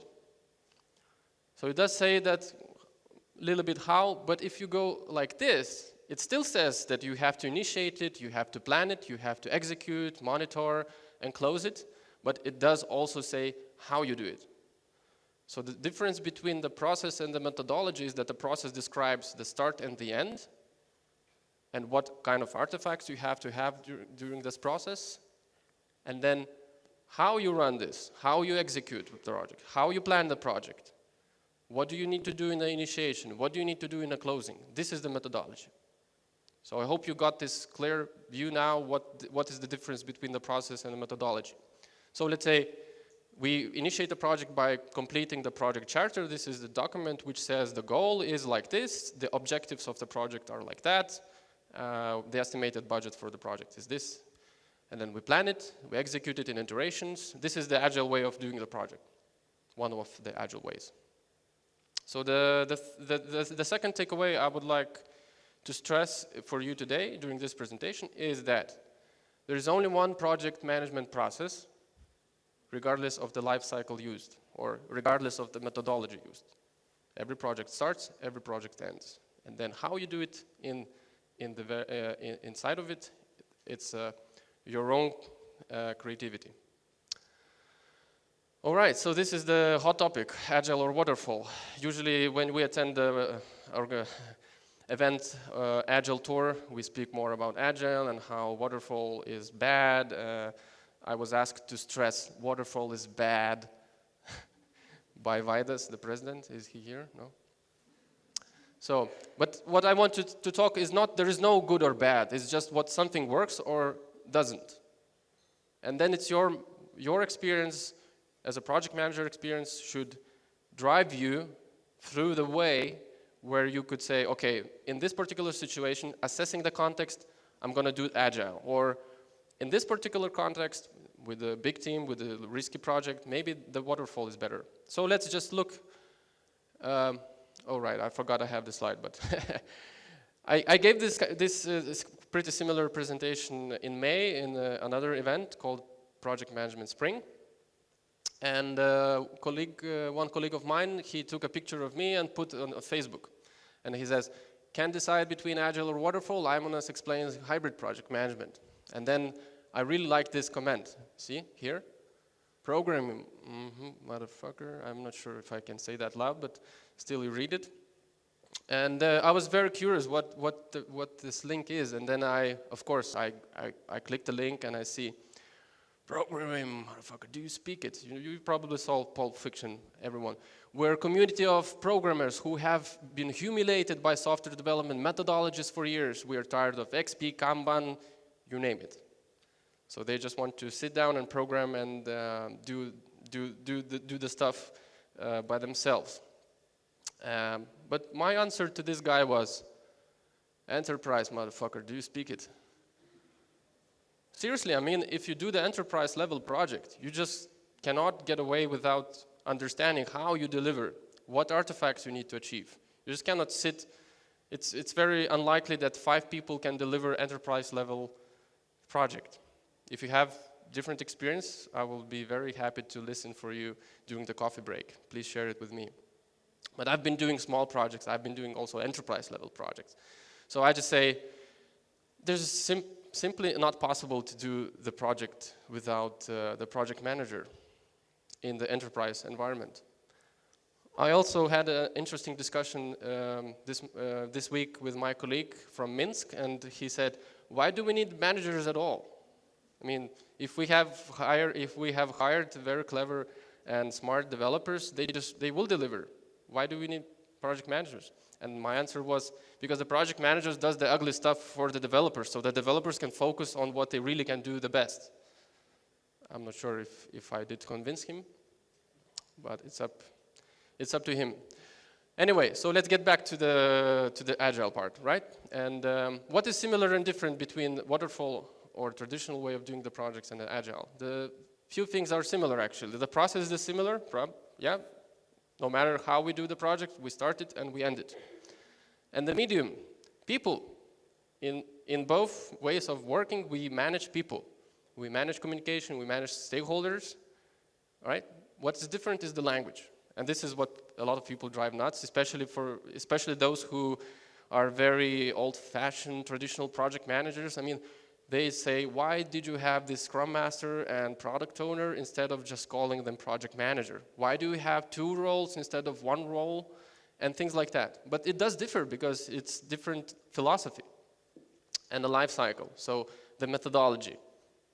We do projects differently. Even though we start and end in the same way, we execute differently. We have iterations, we have lessons learned, not in the end of the project, we have lessons learned after each iteration. And we have different roles and we have different metrics. That's pretty obvious as well. By the way, 2 years ago or 3 years ago, probably 3 years ago, I gave a speech in Agile Tour about the metrics, how to combine Agile metrics with traditional, or how to run project in Agile and at the same time to report it in a traditional way in a corporate environment. Anyway, so let's start by waterfall. The good and the bad. So first, what is waterfall? It's a detailed planning in the very beginning. It's that you do one move and the next move only when you finish the first move. Sometimes you do in parallel, but this is usually what happens with a waterfall. And all steps are laid out and dependencies mapped. So this is where the waterfall is very strong, is that you map out the dependencies and you know the dependencies very well. This is where Agile is a little bit less complementary. All right. Best known for mission safety critical systems based on standards. In my previous company, I spoke to one guy coming from US, and he was like, I was introducing an Agile to him and how we could incorporate Agile methodologies into the standard of being used by the corporation, which was very much traditional way. And he was like, you know, how can you do it? Because if we do the mistakes, people die. Because they developed the software for the military as an example. So when you have these, maybe you should consider waterfall. Also dealing with physical objects or military development. Again, physical objects. We cannot build a bridge. Well, maybe we could, but we shouldn't build a bridge other way before making a detailed plan how we're going to do it. Detailed designs and things like that. Reliable future project forecast, because we plan in very detail and then we have very, I would say, good data for the future projects. Defined tasks and phases that must be completed in a specific sequence. And criticized for less effective for software development. That's why the Agile comes from the software development area, and or service-based projects. By the way, I did one project where we migrated enterprise service management system from one version to another, and we tried to do it in Agile, and we failed. And I'm not ashamed to state it. Yes, it did fail in Agile way because probably the scope was pretty known, and we could have executed this other way than Agile. So scope changes are very slow because we have planned everything in detail, so we really don't want to get rid of this part where we spend a lot of time to plan it, and then, oh, suddenly we have to get rid of it. Oh, that was waste of time. So the scope changes are very slow because we are unwilling to change it. Yeah, and it requires a lot of effort to plan it, and before we actually start to work. And I want to move on with Agile. So Agile, I'm not going to go here. I just assume that you know what Agile is. So it's flexible way of work, right? So it's collaboration, adaptability, continuous improvement as we go, right? So these are the where we complement it. An iterative project release lifecycle. So we release frequently, we get the feedback, we improve, and we deliver the next iteration with a better way. So, but also as we know that we can complement Agile for something, but we can also criticize. So we complement Agile for software development projects. We say that the Agile way of work does engage people very much because we have to talk during the stand-ups, we have to talk during the planning. We are not assigned to the task, we pick up the task by ourselves. This is the commitment. Quick course correction based on early feedback. So again, small iterations, small releases, we get the feedback, we implement it. Empowers team to work creatively and efficiently because everyone can actually talk and deliver their point of view on how we work and what kind of product we deliver. But also criticized for not suitable for strictly defined scope and requirements. That is absolutely true. This is the example of the enterprise service management system. We knew the scope very well, so why on earth we did it in Agile? Because we knew what we need to deliver pretty much well. So if you have a scope very well defined, you know what you're going to do, don't do it Agile. Or maybe you could. Continuous hard work on backlog maintenance and technical debt management. This is very important. People think that they're going to just do Agile, it's going to be quick and easy and so on and so forth, but the work with the backlog is a hell of a lot of work. And I had a project where the customer was the actual product owner because they ordered the project for us, and they were managing the requirements. And they thought that in the traditional way, they just write the requirement documentation, they feed it to the team, and the team will deliver. But no, that was a lot of work, and it was constant engagement with the client to refine the requirements, to do the demos and things like that. So the customer didn't actually expect that you will have to be engaged so frequently. High risk due to uncertainty around the triple constraint at the beginning. Yes, of course, you don't plan everything in detail, so how can you be certain that this will be that amount of money required to deliver? Or that you're going to deliver in that time you promise. So this is a high risk. If your project is a very high risk, Agile is criticized for that. Okay, so the takeaway 3 is hybrid project management is application of 2 or more, you can think of more, project management methodologies in a single project. So we have waterfall, we have Agile, we know where waterfall is good at, we know where Agile is good at. And then we can think, does this apply to this particular situation? Can we somehow scale it? Let's say one part of the project we do in Agile way, another part of the project we do waterfall way. So let me just give you a few examples from all over the world. This hybrid project management isn't something I invented. People talk about it. Project management community talk about it. In some other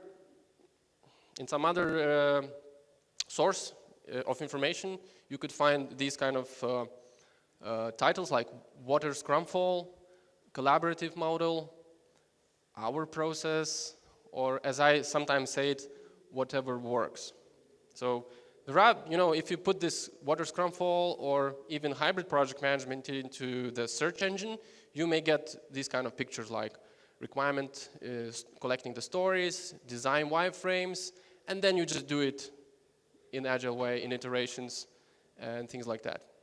Testing and final release. So, probably this is the most interesting part. Okay, how to? Agile Manifesto. Okay, just kidding, I'm not going to show you that.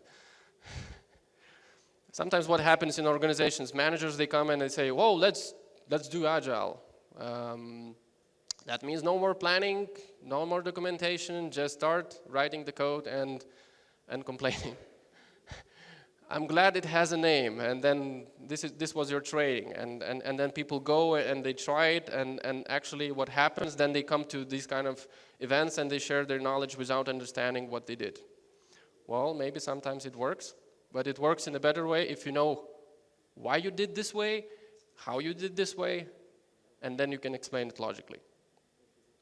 Agile actually means you do the planning, documentation is still important, but maybe the format differs. And Agile embraces the complaints, right? So this is the feedback we get, and this is how we improve our product. What will you need to run a hybrid project? Firstly, you need to assess the context. This is something I've been stressing from the very beginning. You need to assess the context. Will it work or not in this particular situation? Don't be dogmatic about it. Be pragmatic. Produce project charter to support the hybrid delivery. This means that to write a document that you're going to do the project in a hybrid way. Pick up appropriate methodology for each of the teams. If you have more than one team, maybe one team is more likely to work in Agile way, another is more old-fashioned, so maybe you should apply waterfall there. Develop single project schedule. This is important for the stakeholders, right? To report it not a messy way, but a united way of report would be better than two different schedules for two different teams. Capture the scope, set up common reporting and metrics, sell this idea to stakeholders. This is a very important part as well. Okay, so you will have challenges because nothing comes easy, right? And the context does matter. And the context does different from the different situations. So the flashback on what WTF, which stands for Waterfall, Scrum, Kanban. If you know the problem and you know the solution, go Waterfall. If you know the problem, but you're not certain of the solution, maybe you should consider XP or Scrum.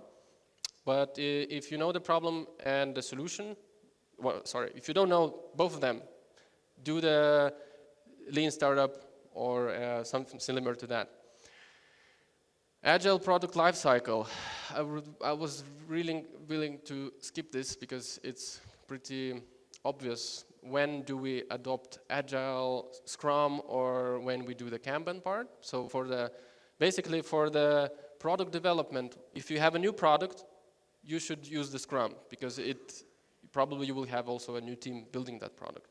When you go into the product improvement, so your product is already built, you just need to support it and maybe implement new ideas, go for Kanban because it's very self-driven and very, very easy to maintain.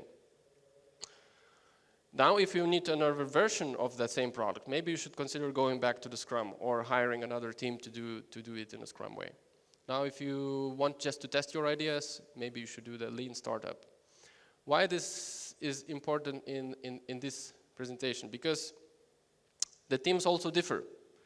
In the project which I did, and I wanted to share the experience with you, I had two teams. One team was these kind of geeks who build the infrastructure, and I had a development team as well. No Bill Gates there. But okay, this is the actual slide. So I had a development team which was dedicated and collocated. What do you say? Šiltnamio sąlygos in Lithuanian for the Scrum. And I had infrastructure team which was virtual and only based on estimated effort basis. So I had some problems there because I could not get a hold of them. Sometimes could not get a hold of them by the time I needed. Okay, so two teams, about 20 people in total, different people, different capabilities, different cultures, different buildings, right? Not that easy. So what actually happened, I just said, guys, keep calm, I'm project manager, I'm going to deal with that. So firstly we had to define a scope. What is the challenge when defining the scope? We have to define a project scope and the product scope. And since we're not going very much into methodological or theoretical part of this talk, I'm not going to say what is the difference, but sometimes you should consider what is the difference between the project scope and the product. Infrastructure requirements. That was pretty easy. You don't build a server 10 times in a different way. You just usually build the server in the same way all the time. So you just need to know the specification of server and just build it. And the product requirements. This was the difficult part because the client came with the 190 pages in a Word document with filled with the use cases. And then they say, well, let's do Agile. And I say, if you have a documentation of 190 pages, why on earth you want to do Agile? Because you have everything documented, the scope is pretty known, and you will be surprised, well, probably not surprised when you see the last slide. So we did these kind of things, right? Magic behind estimating. Now when you do a hybrid, how to estimate it? Well, just the same way you always do. You go to the Agile team and you do this kind of planning of the backlog with the user stories, with the predicting the velocity by picking up the items you know the most and estimating them first. Infrastructure setup. Since you have set up the infrastructure many times, usually you can use the historical data to predict how long it will take you to build 20 servers, right? Because you did it before.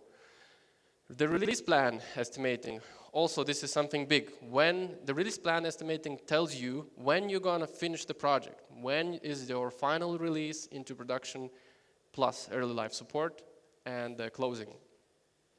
And adding the management and coordination. This is the part in Agile missing, right? Usually we just say, we estimate the backlog, but we forget the meetings, we forget to estimate the project manager's effort, if we want to calculate it, of course. And similar. Right? This is the most important slide. This is the next slide is the most important, but the project schedule concept. How are we going to deliver one project from the very end from the very beginning to the very end, combining two different methodologies. So this is the way we discussed with the Scrum team. We're going to do it. This is concept, again, I'm not saying we did 4 sprints. This is just for you to understand. Release 1, analysis, planning, development, testing. Sprint 1, after each sprint, we do sprint demo, interim acceptance of the sprint, and deliverables. Interim, it means that within the functionality we have delivered, we have enough to do the testing. However, this is not the final acceptance testing because we cannot do the regression testing, we cannot do the system integration testing. It's not final solution yet. When we do the release, the system integration and acceptance testing comes there. However, while the testers test, we continue with the release 2, and sprint 5, and sprint 6. And this is the interesting part. The infrastructure team, they also had their own part in the project, right? They had to deliver the test environment, they had to deliver stage environment or quality assurance, in other words. In total, three environments. We said, we don't need a production environment before we finish sprint 4 in this particular slide, right? Because why we should build it if we don't use it like in 3 or 4 months? It's a waste of resources. So let's build it just when we need it. And then what we did, just because just because infrastructure team did not know how to work in Agile, we said, oh, we need the test environment and the stage environment to be finished by the time we finish the first sprint. So when will we need to start with the infrastructure delivery in order to finish on time so that developers who work on the software part of the project are not impeded? So we built these small waterfalls for all the environments, and it did work. It actually did work. This is how it did work in the Microsoft project. Sprint 1, sprint 1, sprint 2, sprint 5. This is because we had to report the project in a traditional way, right, in the Microsoft project. So we said, we're not going to put any details there, we're just going to put sprint 1, sprint 2, sprint 3, and that's all about it. This is how it looked in real. So that was for managers, or sorry, for audit. For the people who make sure that we keep the standards, that we keep the corporate standards, and we deliver the projects in the best possible manner. This was in real. We had a normal Scrum board with the team. We used the sticky notes. Apart from that, we also used Jira, but the team preferred the physical because it was collocated. It was much easier to communicate. This is how the infrastructure team plan looked like. Yeah? We have to install Linux, we have to install SQL, configure, cluster, things like that, right? So this is just a snapshot, of course, of the big project plan or project schedule we built for the infrastructure team. And philosophical part of this delivery is that in the future, it would be great to deliver, to bring the agile philosophy into infrastructure delivery. Because why not? Why not to scale? Why? Because in a traditional way, we work like from the bottom up. In agile way, we scale it vertically. So we start a little bit of physical design, we start a little bit of software, we do a little bit design and specification, and this is what drives people nuts from the infrastructure world. They just say, well, this is the bird language, I have no idea. I mean, why we should, if we know that we're gonna build 20 servers, why on earth we should build 3 first and then another 3, just do it in one go. So this was the difficult part, but however, we reached the agreement that at least 2 environments first and the production later. And it did work, because actually some configuration for the production did change on the way when we did testing. Right, I'm gonna skip this part because you know how to manage the teams probably, right?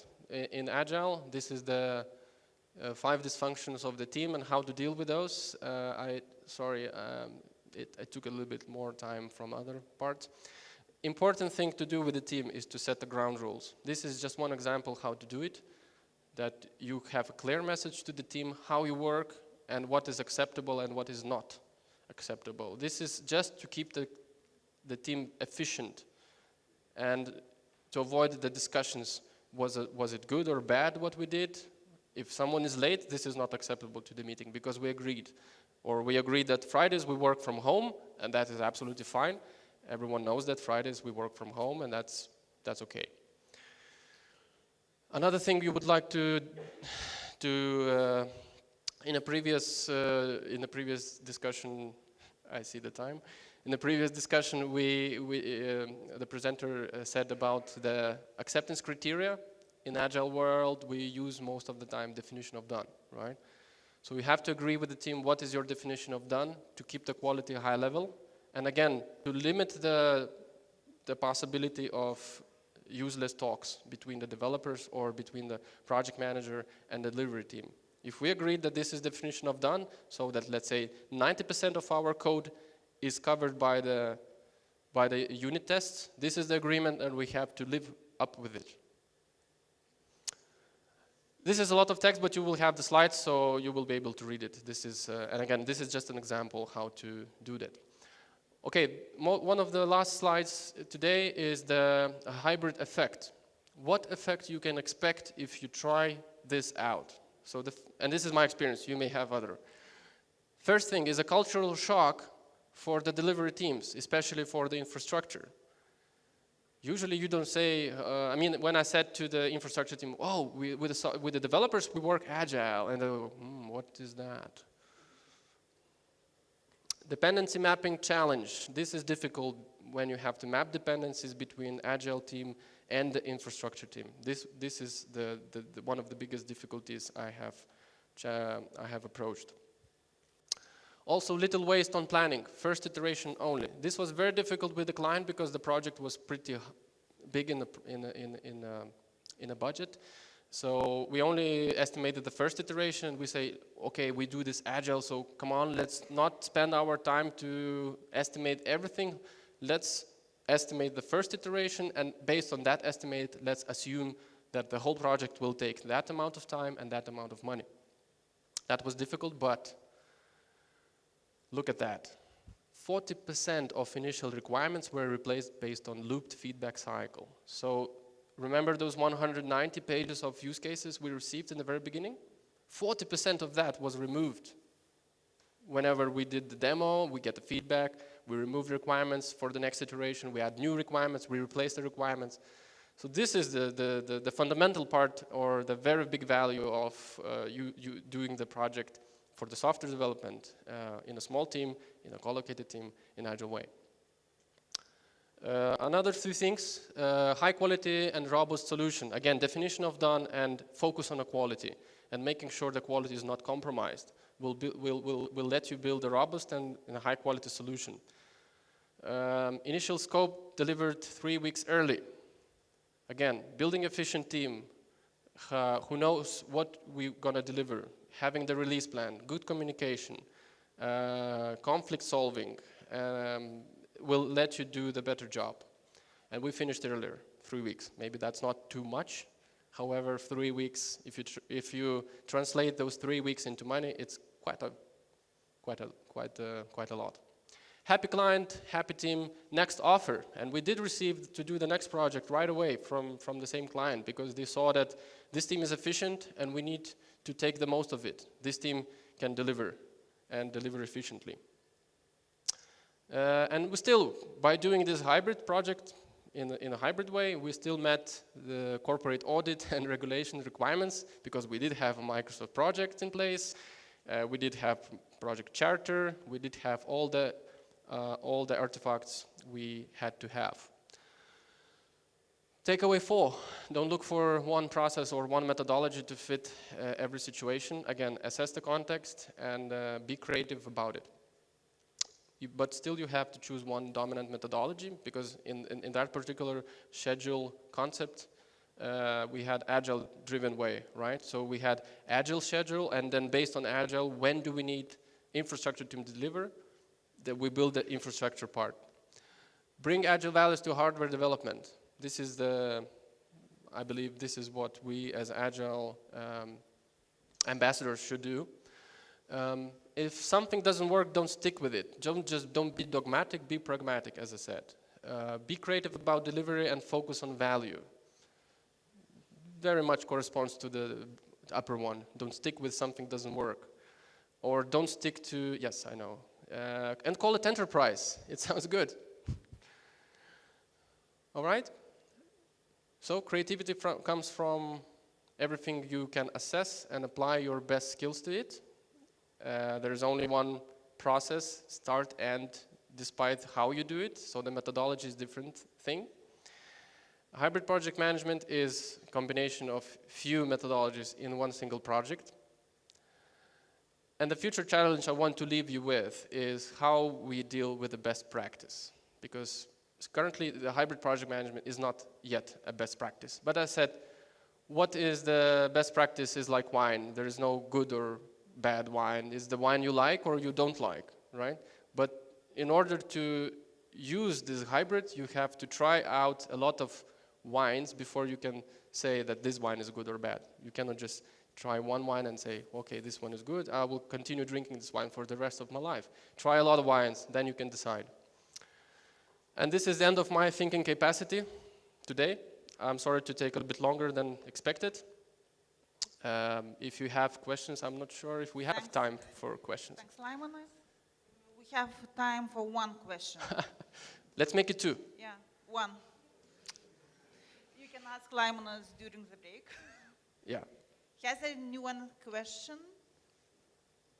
No. Cool. Lyman, you were very efficient. Either you answered didn't all the understand questions everything. during your presentation.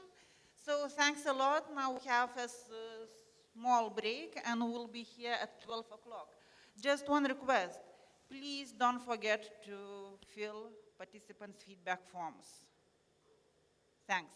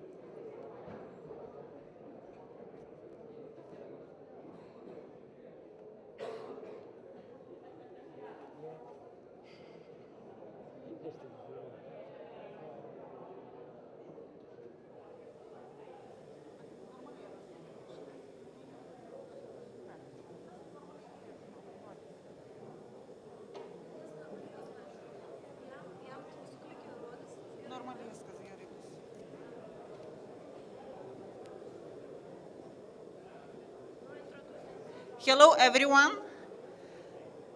Thanks for choosing this session. And I would like to present next two presenters.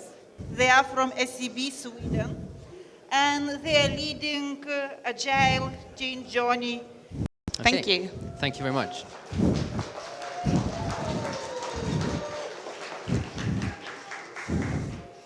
Some people still coming into the room. I don't know if we're going to wait for them. Hi, my name is Kajsa Renman. I'm heading the SEB change journey for becoming more agile. I've been working with the bank for very many years. Not as many as it's been existing, 150, but not far from that.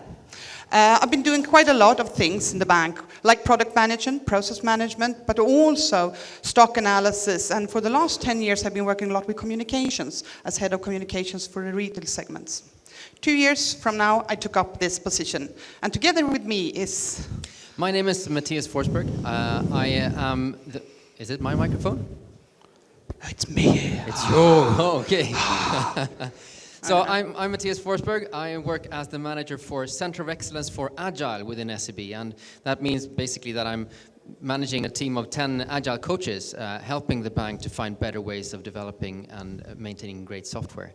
My background is more than 20 years in the software industry in Sweden, and I've been working as a developer, as an architect, as a project manager, as a manager, and I've had a consultancy firm.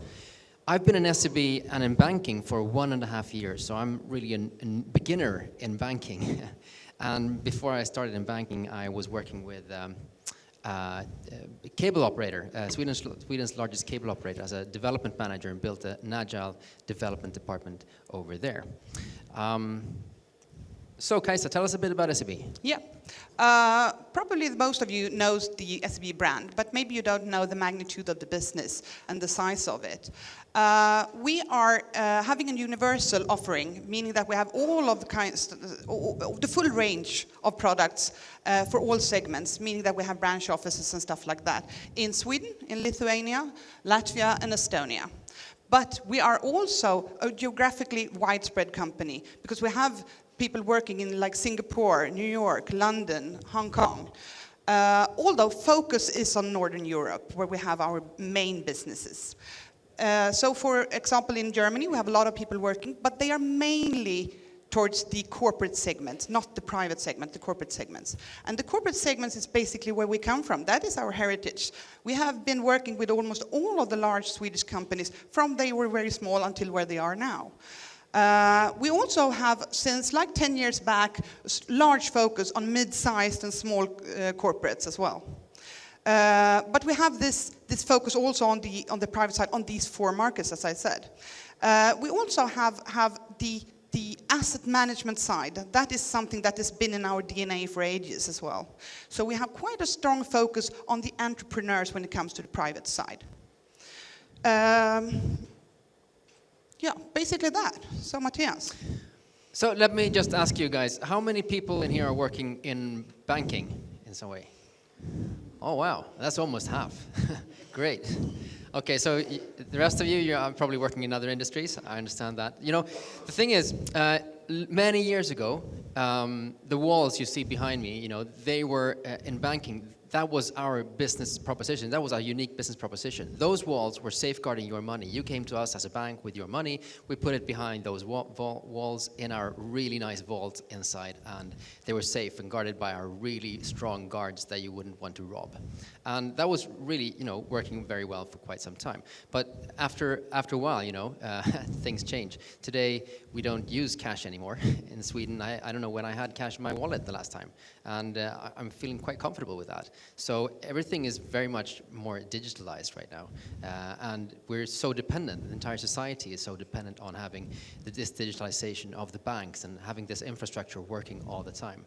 Just to get a grip of the scale of things we're working with in SEB, we have about 16,000 employees worldwide working in the bank serving our customers. Out of these employees, about 13% work with IT in some way.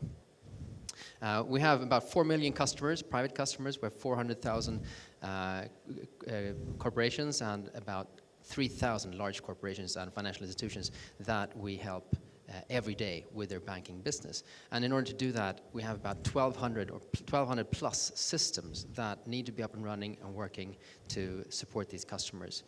We have more than 100 different development groups or development teams working to develop and maintain these systems and making them great. And we have, at any point in time, at least 80 concurrent ongoing projects that are doing different things for our customers or for making the bank a better place to be. And Matthias mentioned the word digitalization. The banking industry is facing a new era, I would say. The digitalization comes really fast and has been there for a while, but now the mobile devices really turns into the hot stuff. You can see here on the graph that the mobile logins are really peaking up in a very fast pace. And for the Swedish customers, over 60% of the logins to the internet bank or to the bank as a whole is done via a mobile device. Meaning that we actually brings the bank with us in the pocket all day around, 24/7, all year round. And as private individuals, we get used to that, and we really kind of like it, and we use it a lot. So shouldn't we want to be there when it comes to our business? The business we work for, the business we own, of course. We want the mobile device to function as well for the corporate side of our life. So now we can see that about 20% of the logins regarding the small and medium-sized companies are also done via a mobile device. So we go very fast into the mobile sector. Why is that important? Yeah, because now we're not facing competitors that we were used to facing. We faced other large banks with a lot of long heritage, with quite slow way of working when it comes to attacking the market. But these guys that we're meeting now, they are quick and they are fast. And that is the need for speed is actually just getting very much more important. So let's go into that. I mean, I think it's being a newbie in financial industry. I think it's really interesting what's happening in the financial world right now, because some things are really going on. You know, it's 2015 right now. Any people born in the 90s here in the room? Just, yeah, some? Oh, great. So this. Welcome. The interesting thing is, you know, 1995 was a really interesting year, right? Because 1995, that was the year when internet became, you know, a big thing. People were starting to use that. People born in 95, they've actually never experienced a world without the internet. I have. And, I mean, it wasn't the same thing. So, 2015, people born in 1995, they're 20 years old. They're starting to move out from home. They're getting their own apartments, they're getting their own life, they're getting their own jobs, they're getting their own economy, they're choosing their bank to work with. But what evidence shows and what user research shows, they choose completely differently than we, you know, us born in the 70s or 60s or 50s, you know, do. The loyalty to different banks is completely different. And something becomes much more important, and that's, of course, the user-centric design. It's a key differentiator when people are choosing their bank today. And that's something that, as a bank, we really have to think about, because in Sweden, you know, banks are used to being open at between 10 and 3 p.m. And if you don't get to the bank at that point in time, well, then you're not welcome. Now, that's not the case. Now we have to be open 24/7 and always be available to the clients. The user-centric is something that's growing, both on the private side as well as on the corporate side. And people say that in 2 or 3 years, this will be the primary platform where we do our banking business. Now, it is a game changer, and I think that it's not difficult to guess that many banks will adopt a mobile-first strategy quite soon. Now, another thing I think is really interesting is crowdsourced services in banking. We've seen a lot of that, you know, coming up. Peer-to-peer loan companies coming up, you know, connecting people who want to loan money for an interest and people who want to get money. Kickstarter, it's been in the news for a long time, and they're really doing a good job in financing new ideas, new initiatives, and getting new product out in the market. But I think also peer-to-peer financial advice is really interesting. We see a lot of European Union regulation coming up right now saying that, you know, banks who have an interest in giving advice for things that help the bank but not the customer. That's something that regulators feel they need to change. And then peer-to-peer financial advice, where you're actually advising people based on your own investments. The investments you do, you show them to others, and they can see, hey, you're quite a successful investor, so I'll try to do the same thing as you're doing. And those are things, coming up from a really social internet that's really interesting. McKinsey recently released a study that they made saying that about 80% of a bank's interactions with customers are at risk to being lost to new actors in the market who are not banks and non-bank entrants. And these new actors, they usually have a much closer relationship to their IT, their work in IT, than we see that the traditional banks have, where IT is usually, not the real bank, it's something else. And that's a really real difference, because these new players, they're much faster at responding to customer needs and can provide new products at a higher speed than the traditional banks. And that's really the problem for the entire banking industry right now. And so let's start, the story that we would like to share with you today. And our story at SEB, facing this problem, it starts a couple of years back, basically in year 2000 or so. In the 1900s, we really had quite a close cooperation between IT and business, and working really closely together, building really good products. Everything was really fine. We had a great IT. However, it was so good that the thought arose that what about if we actually try to sell, our IT services to other companies as well? Let's try to do that. So we took the IT part of the company and put it into a separate company and said that, okay, SEB IT, let that company try to sell IT services to the bank and to other people as well. Now, I think you've all heard this story before. It didn't really turn out to be that efficient for several reasons. Well, first of all, we actually didn't sell anything to anybody else. We sold a lot of things to SEB, but not really to anybody else. We had actually one customer. We found that, the closeness between business and IT had been really something that was really helpful. It was really good because it helped us to build the great things we did. When we started to building a supplier-vendor, order kind of relationship, it didn't really work out that well. So to solve that problem, we sent up a balloon, a kind of translation team.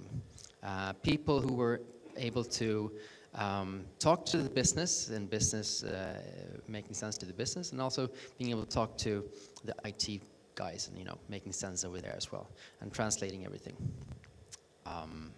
So anybody read the Agile Manifest here? Yeah? So it says something about, business and IT working closely together on a day-to-day basis as some kind of principle. So based on, the Agile principles and things that we think about in Agile, this isn't really the way to go. And I think we did realize that at SEB as well a couple of years back, and something happened that made us realize that, didn't it? Yeah. We had this huge project. This is actually in Swedish for those who can read it, but you can see it's not good things on the sign, I hope. We had these huge projects, reinventing the whole IT structure for the bank. One IT roadmap, we call it. That was a huge project. Turned out to be too huge. It was impossible to manage in an efficient way.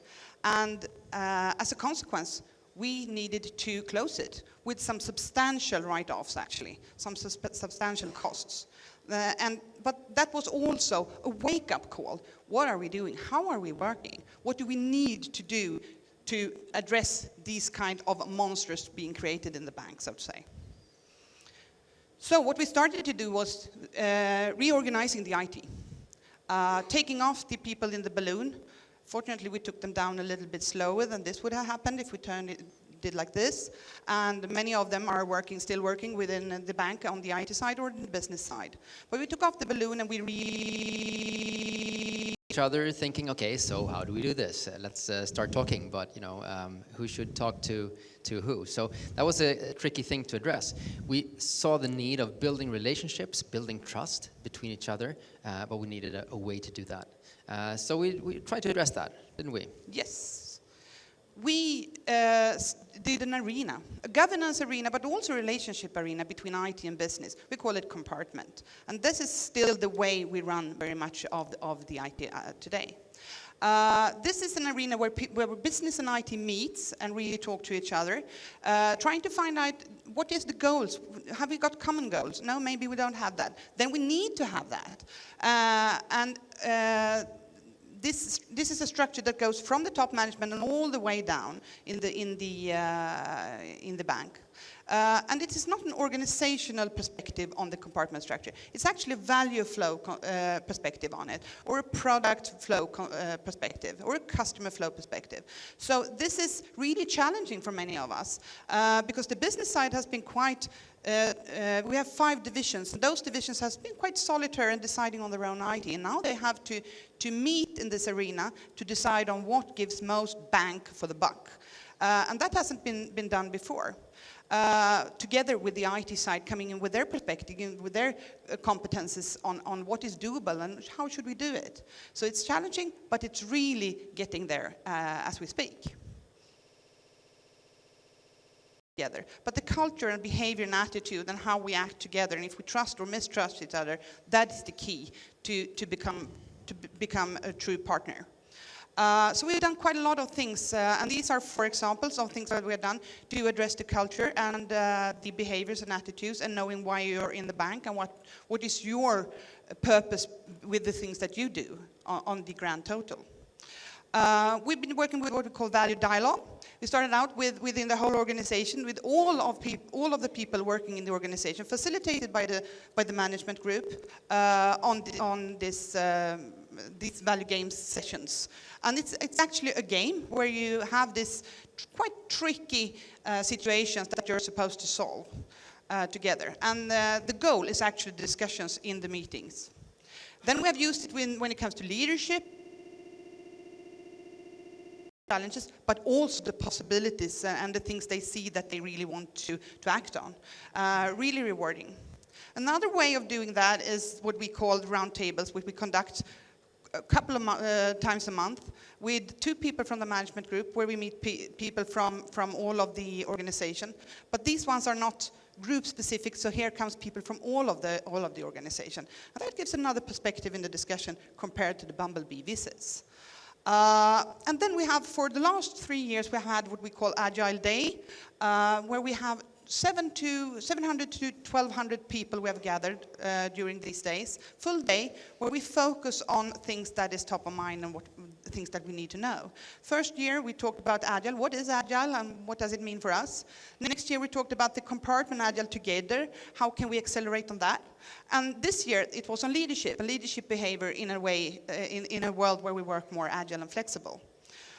So all of these things are really ways of addressing the culture things and the behavior and the possibility to understand the purpose of my work in the grand total.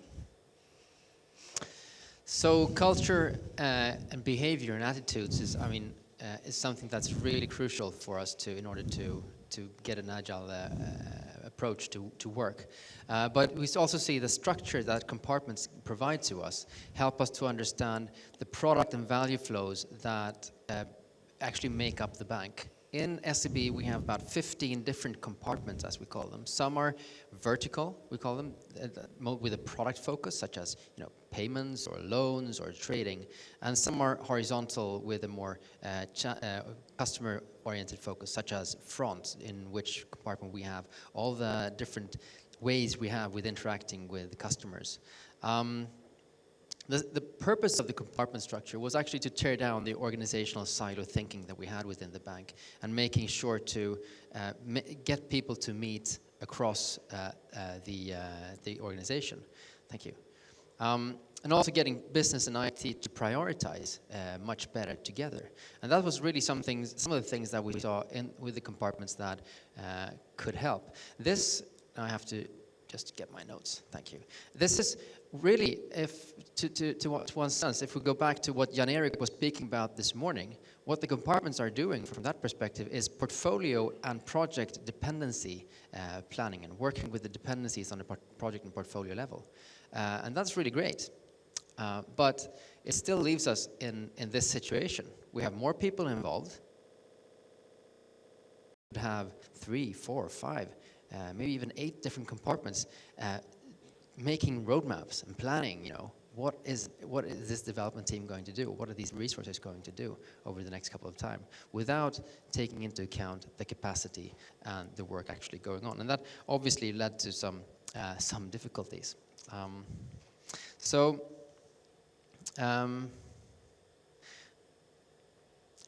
Looking at this problem that we had when we got the compartments in place, we saw that we needed to reorganize the IT part as well. We needed another organization in the IT in order to meet up to the compartment organization. So we adopted a strategy we called, in Swedish, called letting 1,000 flowers blossom. And basically what that means is that if we let 1,000 flowers blossom, if we let every part of the organization, find their own ways of interacting with the compartments and finding their own ways of building an organization that can respond to these needs, well, that would probably be the best way to go forward. And from an Agile perspective, from an Agile standpoint, I think that's quite good idea, actually, because the lean principle of saying that, okay, let the people doing the work actually define how it is done as well, because they are the ones who know it best. And I agree with that.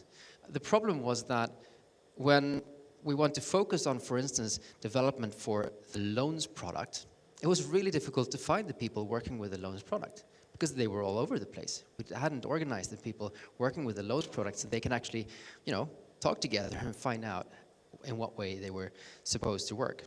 So obviously we needed something different here in order to get change to happen. Who decides the organization? Well, management does. So we needed to get management on board to start realizing what ideas are underlying for an agile organization.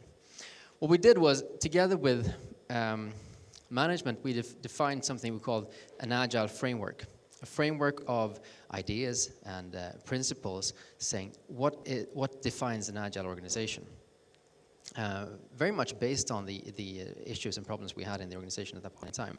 Values and principles were important. Continuous improvement is, of course, something that we talked a lot about at that point in time. Getting organizations and teams on the IT side with a business-oriented purpose and goals. Stable teams organized towards high performance. We needed some kind of organized product ownership. We need to understand what is a product owner and how do we get product owners to meet the team. A series of workshops and a series of work to define and agree upon an agile framework. Flow in the back. We started analyzing the value flow. We collected lots of people with insight into how this value flow worked. We took input from many places. We tried to basically apply some kind of version of SAFe. Scaling Agile framework. We took in consultants with SAFe expertise to understand how we could apply this as well. And when doing this, the conclusions were clear. We had a lot of different systems involved. We had a lot of teams who were partially involved in this flow, partially involved in building systems for this specific value flow. And when when trying to get things to happen here, and when trying to get a focus with teams that are actually just partially involved in something, that's kind of difficult. Fundamentally, Agile at scale doesn't really work if you don't have the basics working. Basically, fundamental teams who have a focus and can work with that focus in mind. Scrum doesn't work, either if you don't have, a focus in the team. If everybody on the team is doing different things, well, what's the need for teamwork? And I think those are the things we really found. So with those findings becoming evident, we saw we needed some kind of organizational change, but the organization wasn't really. We're in a situation where capacity planning was done based on looking at what available hours do we have, and then trying to assign different people teams and the team's delivery capacity so that every team could get a focus, and then assign teams to different compartments. So that every team, we could say that each team is assigned to this or that compartment for this and this amount of time. And by doing that, it became much clearer to compartment and compartment steering groups to see what kind of capacity do they actually have. And this was quite a big change. And this really affected and impacted the teams. We tried to understand, in order to try to understand what kind of impact we got from that, we started counting how many projects is every team working on. So this is a graph from our, counts of how many projects is every team working on. And what you can see here is we have some teams over here working on quite a lot of projects at the same time. But we also have some teams over here working on only 1 or 2 projects at the same time, which is a much better situation. However, what we saw when we implemented this method of capacity planning, the difference of capacity planning, we could see a 45% decrease in the amount of concurrent projects that each team was working on. So obviously something really worked when we addressed the capacity planning situation. But we weren't done there really yet, because the framework gave us a picture, a view of what principles are viable for an agile organization, but it really didn't stick yet. We needed to have it just stuck in the management group, but we needed a more a bigger approach to this problem. And with an organization of about 1,500 people, we needed to understand how can we build an organization of those 1,500 people that is more agile, so to say.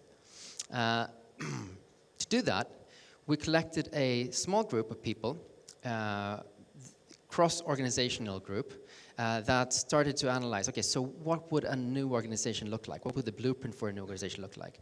They plastered the walls of a big room with the initial models they had for this new organization. We call it the blueprint of the new organization. And then started taking guided tours through this room of different groups, getting feedback on what could this model of a new organization look like. We did it took 8 months in order to develop this model, and we took more than 50 guided tours through this room. I think we had more than 100 self-organized tours, and we got more than 2,000 feedback items on this new organization, a new way of organizing. And when this work was done, that was when the management team said, okay, so now we know a lot more than we did when we started this job, and now let's start to try to implement this organization. And that's really what we're trying to do right now. It's a very different approach to reorganizing than what we've seen previously, where the reorganization is decided behind closed doors by management teams that perhaps not really know everything that they need to know in order to decide on a new organization.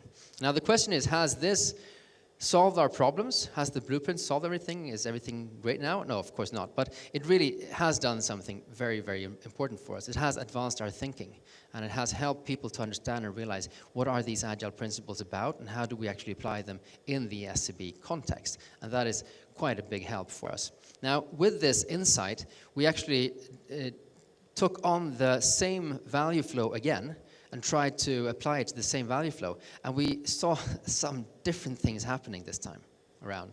And this time around, we saw that the value flow was split up into parts where we had fewer systems and fewer teams to coordinate and fewer parts of the business to integrate together with.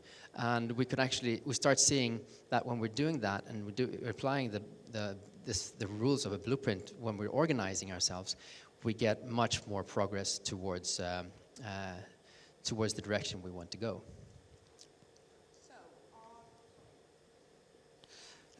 So are we there now? No, we're not, as Matthias said, but we have a much more closer relationship between IT and business, and we are on a journey, and I think that we have realized that we are on a journey, and that is something to really address as well, realizing that the problem, there is probably not a goal where we can sit down and say, this is good, now we're great, because this is a continuous journey. What we see now is that there is a prerequisite because of the IT side has taken on a huge responsibility to be able to work in a more agile way. And now we can see that the business side is really closing up and really wants to be there as well. In different places and with different capacity of doing this and different competences in the business side, but still really now trying to get a grip of it and taking on these product ownership as such. So, Matthias, is there any success stories or successfulness in this? Well, that's an interesting question, because we're trying to find, so how do we know if we're successful? How do we know when things are going really well? And finding, that's another entire other presentation, I think, finding metrics that define agile success and agile progress. But we're trying to look at different things. And one thing we're looking at is, how many concurrent activities do we have? And what's our work in progress, basically? So we can actually count the number of activities we have going on at the same time. And what we see is that these things that we've done have helped us to limit the inflow of activities so that we actually have fewer activities going on at the same time. And so the dark green bars here you see, those are basically our work in progress in terms of high-level activities. And that has in turn led us to decrease the average lead time of initiatives that we're doing. And according to the numbers we see right now, we see that based on these 3 years, we could actually decrease the lead time with half. And I think those are good results, and that have been accomplished based on a lot of these things we've been working on. We mentioned a lot of things here, like doability analysis, portfolio planning and visualization, speed dating and compartment steering model. There are a lot of things, of course, that we're not mentioning in this presentation so much that help us to get the results, but this is one way of looking at it. The other problem we do have, and what we're looking at a lot, is how do we measure agile success? And that's, I think that's an interesting topic in itself. So, some concluding remarks then. Heritage matters, and don't neglect that. So put it up on the table. We come from a world where we have a lot of system-oriented thinking on the IT side. We had this partner, this buyer and seller way of looking at the IT and business. We have the business structure that is very much of a divisionalized, meaning that they are also silos. So don't neglect the heritage. Look on it and put it on the table and discuss it. What's in it? Why do we have it? And not being judgeable, but taking into account that this really matters when you want to do this large-scale changes. Culture. What culture have you got? Maybe that culture is really built on the fact where you come from, probably. And take into account that the culture issues is the important ones, because those ones are the ones that's going to stop you. Culture and behavior stuff are almost in every company addressed as the soft things, but I would say that they are stone hard, because those are the ones that really can stop you or make you success. So beware of the culture and make sure that you have an agenda where you have the opportunity to discuss why do we think of things in different ways in the same company, and how can we address that? And that is via relationship building. So meet each other instead of, as they say in the Agile Manifesto, not document things, but meet each other and start talking. And that has actually been quite challenging in our company, to get people to understand that the strength is in sitting down and talking to each other, not in documenting, because we're in a risk-avert business. And size. If you have 16,000 people working together, or not together in some cases, then you really need to consider the size. It's a great thought that the people that are doing the things that they do are the best ones to address how to do it. Yes, it is, and I completely agree with Matthias. But when you're 16,000 people, you can't fit them in a room. It's not any room that is that large. And even if you just take the IT people in SEB and put them in a room, there will not be space enough for them, because they're 1,500. So if you can't meet, how do you talk to each other and so on? And how do you address those things with cultures and structures and governance and things like that, if you can't meet, actually? Then that is something that you need to be put on the table in the beginning of a change journey like this.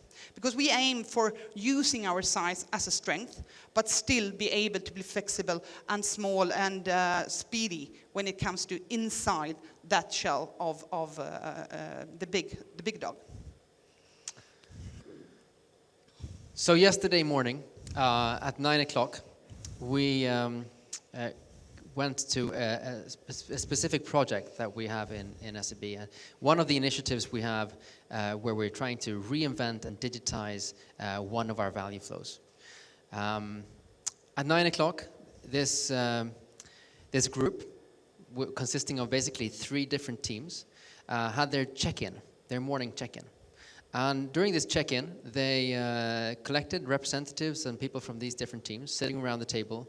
There were some people from the credit risk department. There were some architects there. There were some user experience specialists, some project managers, and other people sitting around the table.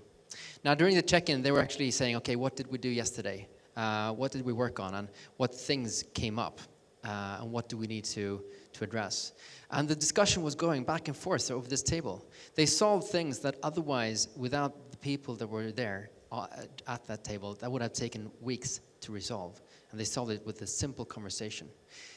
The business people were talking about, hey, wow, so I've thought about these rules, and these rules I think are part of our minimum viable product, but I think that these rules we can leave and don't have to focus on when we're building this minimum viable product that we're doing. An architect, and this is one example of something that starts to show us what we're heading towards and the direction we're heading towards. And I really hope to see much more of that in the future. With that, I think, thank you very much for listening to our presentation. Thank you. Thank you, Matthias. Thank you, Kaisa. Has anyone want to ask for our speakers? Take opportunity just to clarify something. Okay. Hi. My name is Jordana, and I work for Barclays Bank. So the question is, you have a global organization over a few countries. And when you work in your teams on agile projects, how do you manage all those virtual dispersed teams, or do you have projects just locally? Sorry, do we have? Do you have project team locally, and it's only a local team? No, I think we have very much a combination of different things. We can see both local teams in different countries. We can also see cross teams that are working both in several different countries at once, and of course the problems coming up when we see that as well. But also the advantages of it, and the advantages of having lots of different experiences, putting them into one team. But naturally, and I think everybody is aware of that, having teams in different places is really difficult to manage, and we see basically all different combinations of that within the bank. They're meeting physically, and they're sometimes meeting via phone or digital and other ways. So, but it's challenging, but doable.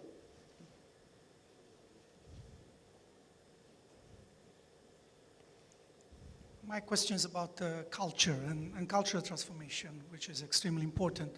And my experience is that, normally it's very hard to take an upfront approach to cultural change. So it will end up mainly in hacking your culture and seeing the results. So I would like to hear what is your experience, and what kind of culture hacks have you been doing in the past years to achieve what you want to achieve? I agree with you totally. Culture is one of the really difficult things to address. Kaisa, you mentioned some of them. The Bumblebee visits, the Agile days, and the other thing, big scale issues we've done. I think another thing we've been doing as well is something called pulse boards, where we try to see portfolios of things we're doing, and instead of sending Excel reports and stuff like that being compiled into something that can be sent to management, we're actually standing around lots of people, like 100 people or so, around a pulse board to get a grip of what's the current status. And that's a really good place to start building leadership behaviors, building behaviors in different people, when we actually can see the behaviors of people and actually work with them at that point in time with feedback as well. But it's something that really takes a lot of time. It requires, both education as well as feedback and coaching. And from my perspective, I think that's one of the big things that we're working on when we're trying to coach Scrum Masters, managers in the organization, and help them to see how can they change their ways. We've also worked a lot with something called, organizational behavior management, and helping management teams, who are really important cultural bearers, to understand what can we do in order to promote good behaviors and not promote, behaviors we don't want to see. And I think also that it's important that these things that I mentioned, the subject for discussion is not culture. It's the way we do it that is changing. Meeting the management and getting the opportunity to discuss and ventilate things that's on your table. But you talk about things that you really do. So the culture comes with working with what the things that you're supposed to work on. So you're not just sort of communicating about communication, but you're doing, the way you do it is creating a culture as well. Another question? Okay, then I will take opportunity and ask. I saw that you have method meeting, which is called speed dating. Can you describe it? Speed dating. Yeah, well, that's when we try to meet people. Lots of singles in the bank, so. No, sorry. Actually, what we do is we have this really big, nice, round restaurant room. It's really big, and we put up a lot of tables. Anybody been to a real speed dating event? Oh, you don't have to say that. Okay, so don't answer that. Okay, never mind. But okay. But so, you obviously have. No, I haven't actually. I've seen it on TV, so okay. Yeah, I have a friend. Yeah. So what happens, is you put IT, on different tables around this round room, and then you have business going around to these different tables. So you get a lot of really short meetings between IT and business in different areas, and that builds up the high-level need portfolio. So people from IT and people from business are meeting up for discussions.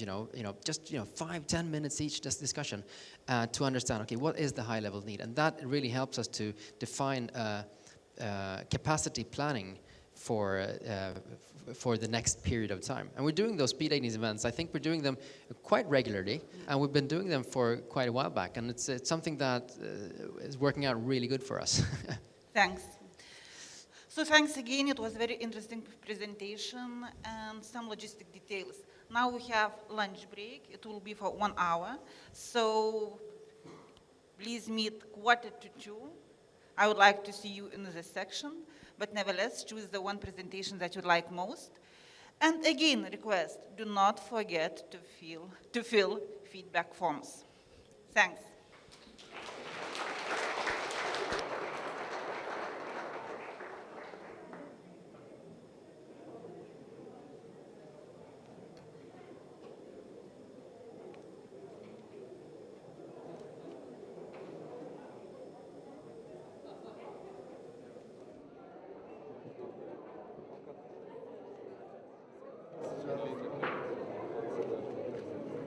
So that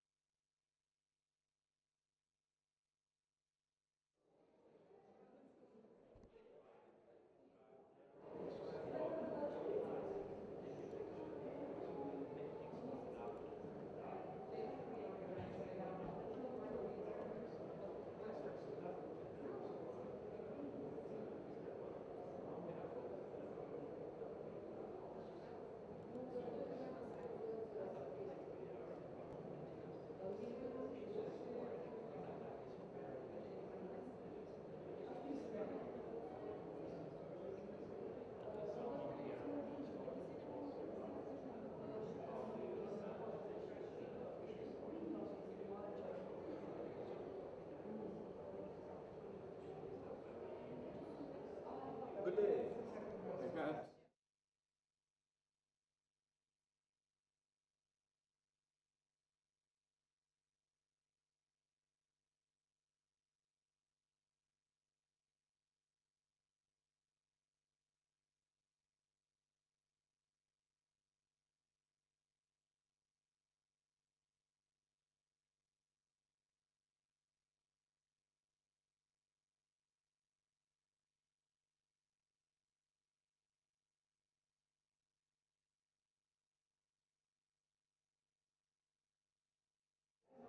Tema buvo persiūtas.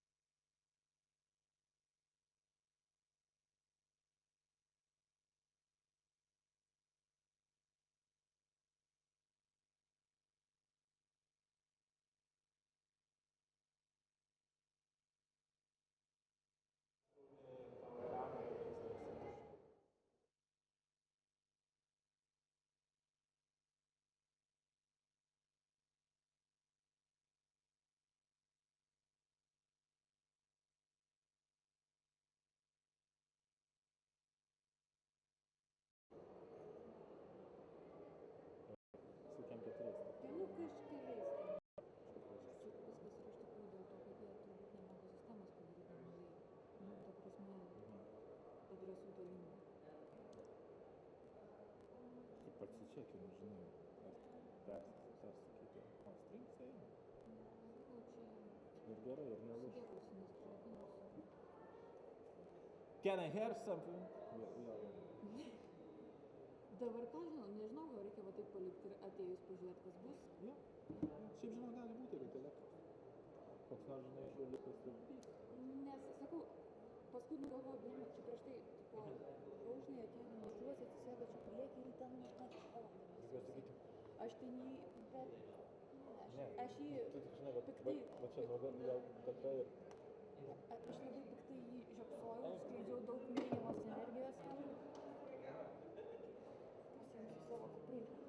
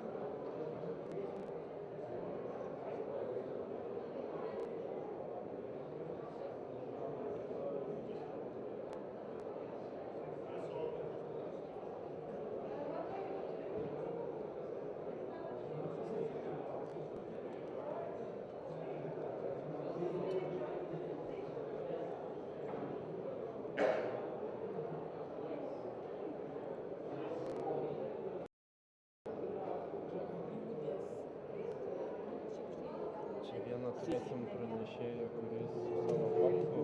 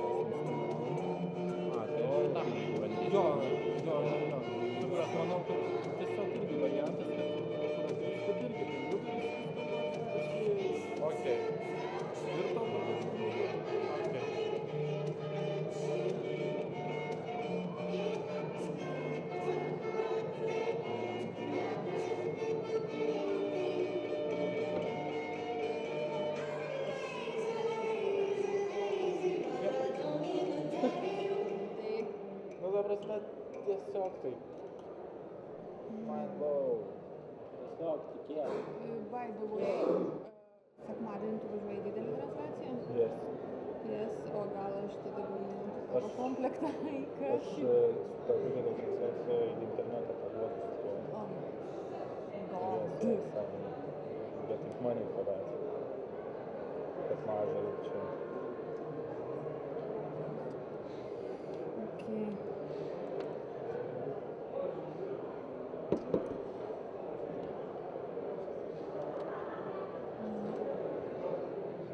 Gerai, padėkui tave, Dievas su tave. Garsas? Gerai garsas? Nes prieš tai, kai užsidėdavai, tai būdavo tas toks.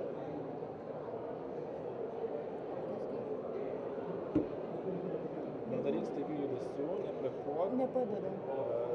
Galvok apie gyvenimo gėrį ir kad tavo čapas.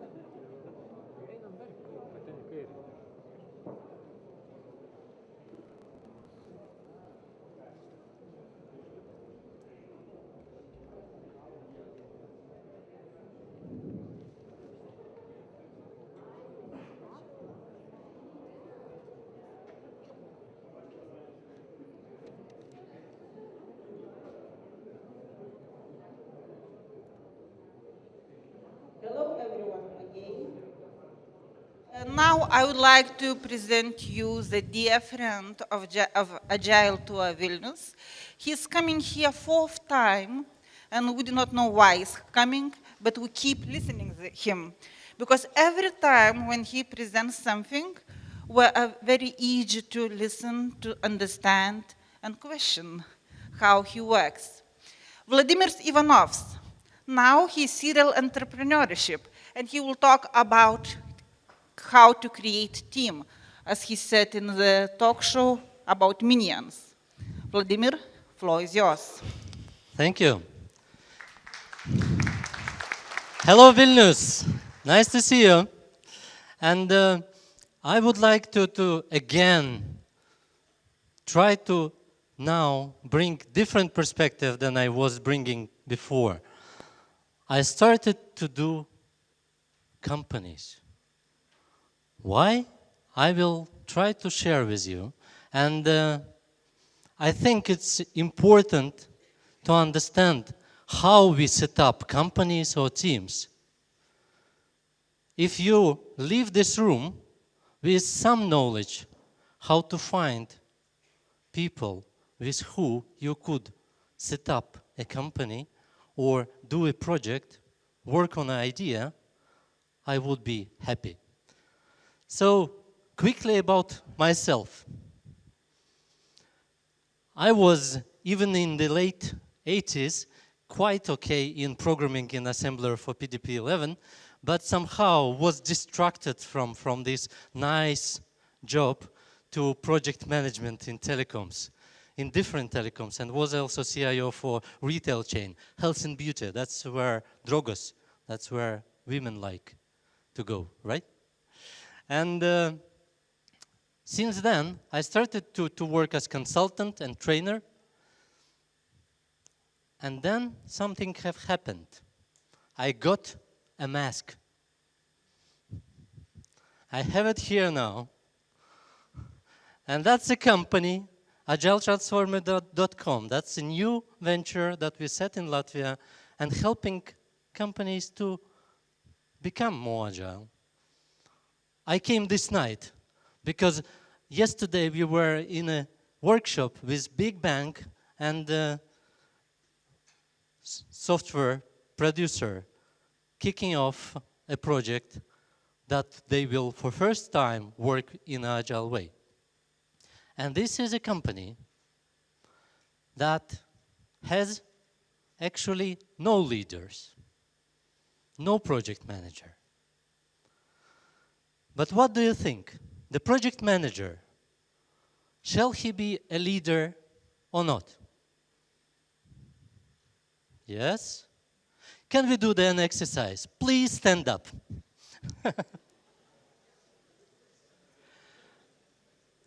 I think you remember what have happened already today. Project managers, please sit down. Okay? Team leaders, please sit down. Trainers, coaches, please sit down. And other type of managers, please sit down. Guys who are sitting now, you are also awesome.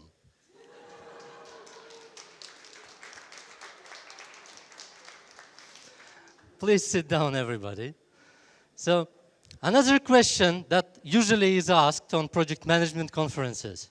Shall project manager be expert in the industry or not? What do you think? It's helpful, yes. So it's more yes. Can people who say that project manager don't have to be an expert, raise your hand. Okay, I see you most likely work in the large companies where you have this possibility. So the answer is, it depends. But actually, all these requirements on top of be an industry leader, isn't it a little bit too much? I think it is. When I created this presentation, I think I came up with a new abbreviation that haven't been used before. PM. Perfect manager. How project management theories are created? People start to do surveys. They study models, how other successful managers work. And then they create a summary, right? And the fault is in the way how this study is done. Because there is no one person who has abilities of all people that have been studied and put as a summary, as a recommendation, what project manager shall do. I have very good anecdotal story that highlights this. Once in the church, priests have asked, have anybody seen a perfect man? Ever? Please stand up if you did. Nobody stood up. And priest continued. Have anybody seen a perfect woman? And then one elderly woman stood up and told, yes. Priest, amazed, asked her, how can it be? I never met her. He were dead, but my husband have been telling a lot of stories about her. It's his ex-wife. Conclusion, I think, is obvious. If somebody have achieved perfection, he must be dead.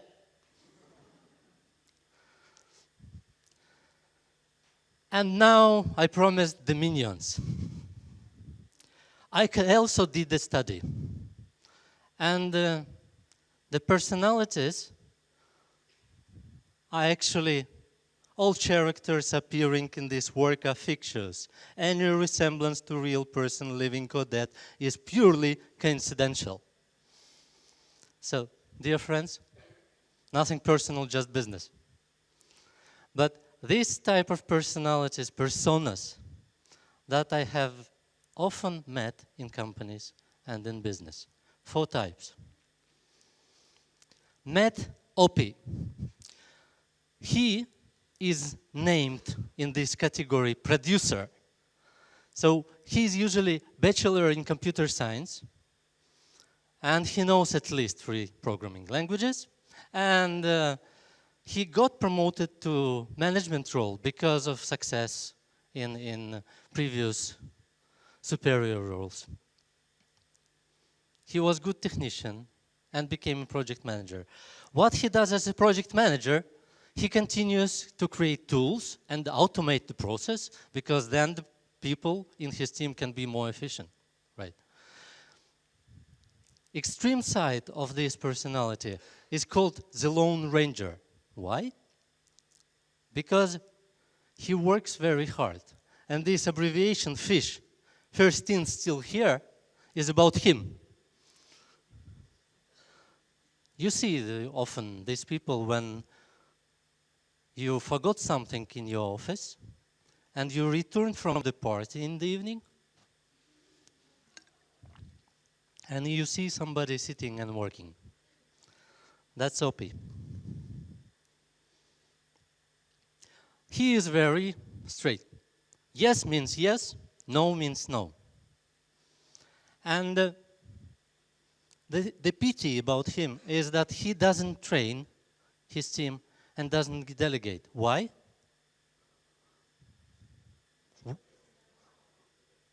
How he could train somebody to his perfection?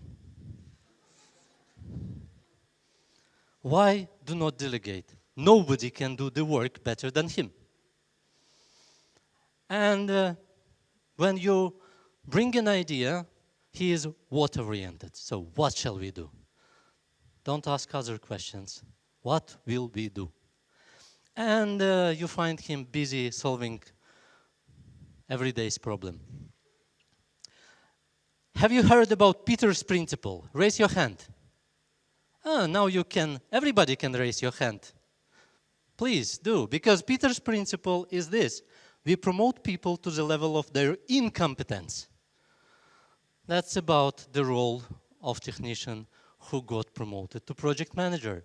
In the result, company loses good technician and gets very poor manager. So, OP. Do you recognize this kind of people? You know what minions do? When they recognize and get excited, they scream, "Banana!" Can you try? Banana! Once again. Good. Let's meet another person. Tara. The beauty. Often, somehow, she gets into testing and release management process. And her nickname is administrator. So she loves processes and documentation, and also when she leaves is 5 o'clock. When she comes, it's exactly the time of start of the work. Her desk is clean, and you can find only some books on this desk, where from she gets some guidance how to manage. Extreme side, you can see in all large companies. Bureaucrat. Yes. But interesting how she responds to questions. If you ask a question and you get silence, it means no. If you ask, if she says no, and that's a typical answer. Typical answer is silence, it means no. And actually no means maybe. She is how-oriented. For example, and how will it scale? That's a very nice question. If you want to upset a presenter, you can ask 2 types of questions. One is, how does it scale? And another is, can you please go back to the slide number 23? And you ask nothing. Just to check if the person can get there. Focus on what should be done. That means she will tell what should be done in order to get there. Pity, the bad thing about this character is that she would rather do wrong things right than the right things wrong. And that's another story. I'm in this project management community, the old hacks. That's IPMA, and one of the Finnish board members have told the story. His grandpa never traveled, and when he got retirement, he decided to go for a world tour. And he returned back. And his relatives asked, "Did you had any language problems?"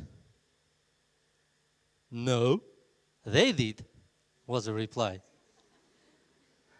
And that's a typical attitude by Tara. Do you have any problem? No, they do.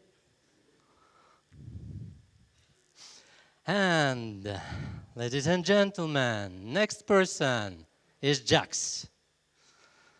I should have this next time, these jeans and this one eye, because that's about me. I'm an entrepreneur, and I like to contribute, I like innovations. I like to change directions and priorities. For me, there is no time for when it's needed, the meeting, then the meeting will take place. And yeah, that's maybe why I got into project management. I do a lot of talking.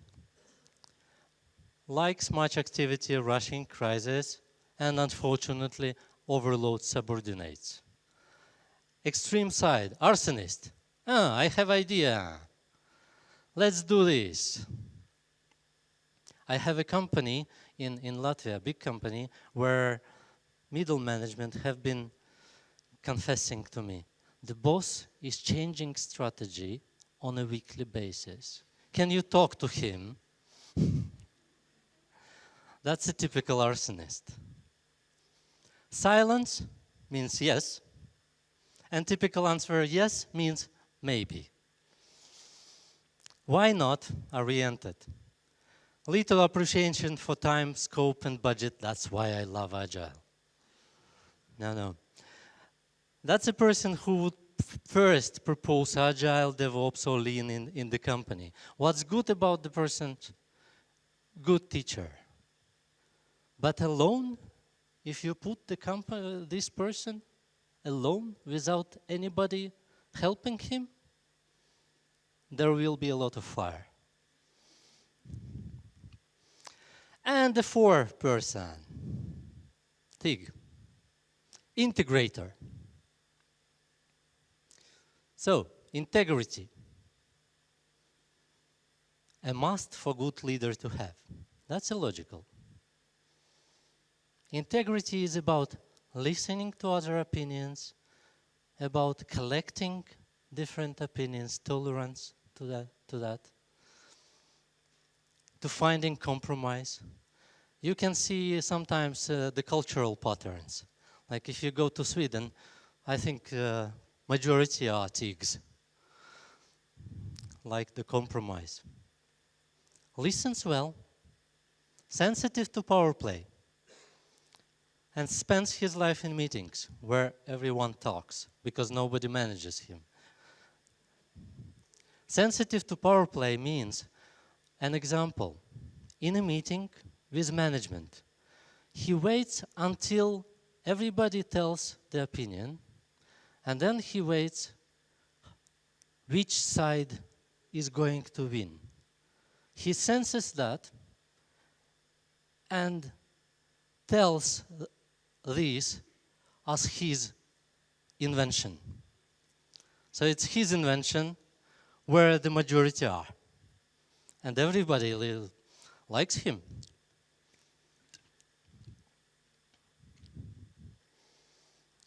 Extreme side, super follower.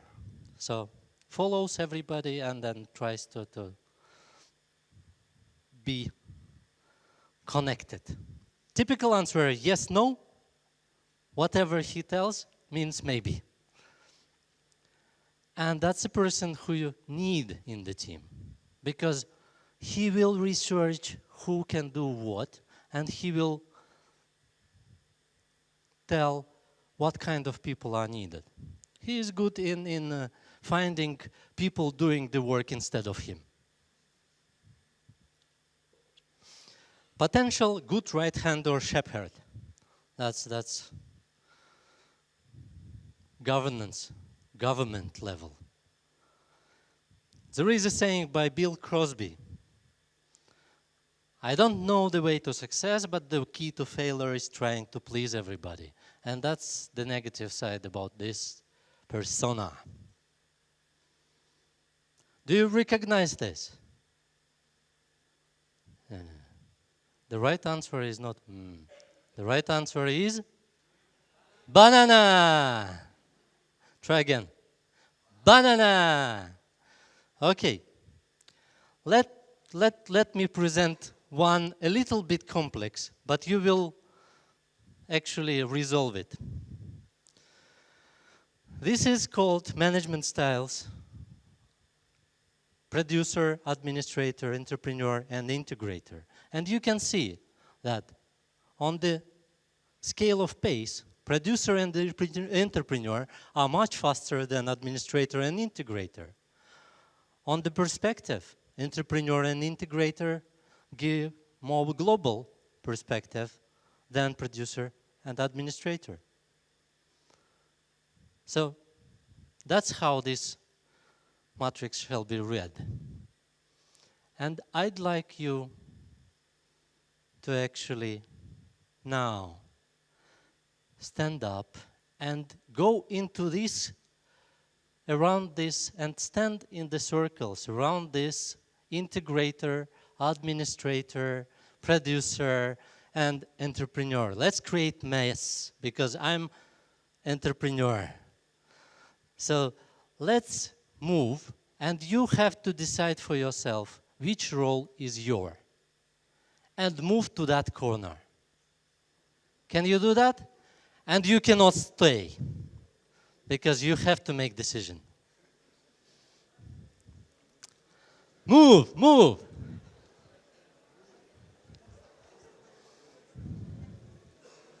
So? How much? 17.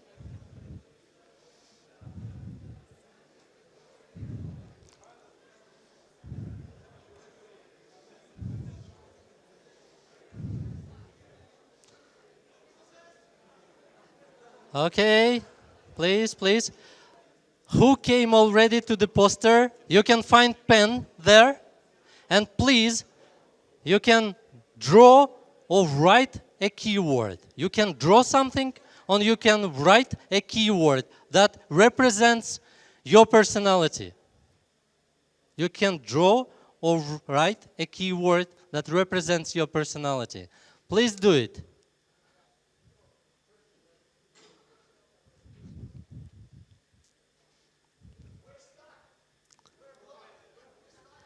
Okay.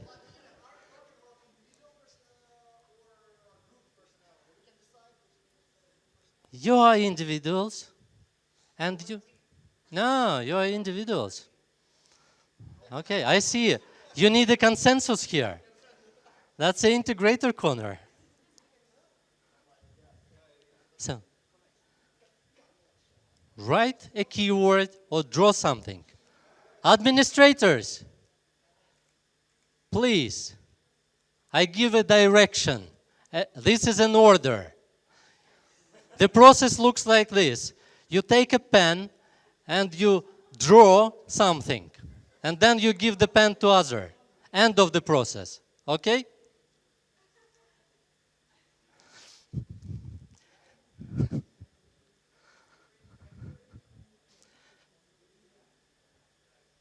Entrepreneurs, please don't fight for the pen.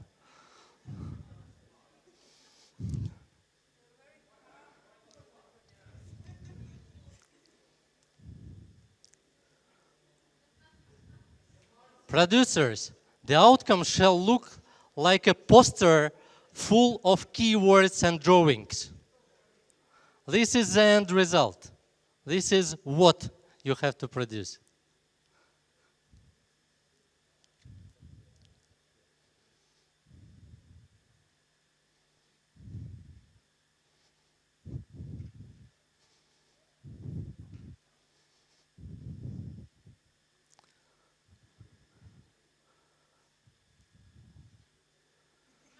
Okay. Integrators. Do you have word cooperation? Do you have word motivation and cooperation? People? Perfect. Good. Administrators.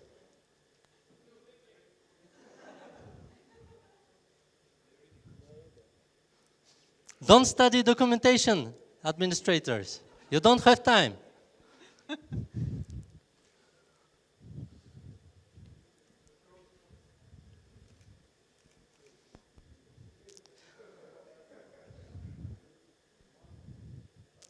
Okay. Entrepreneurs, do you have creativity? Perfect. Producers, do you have results there?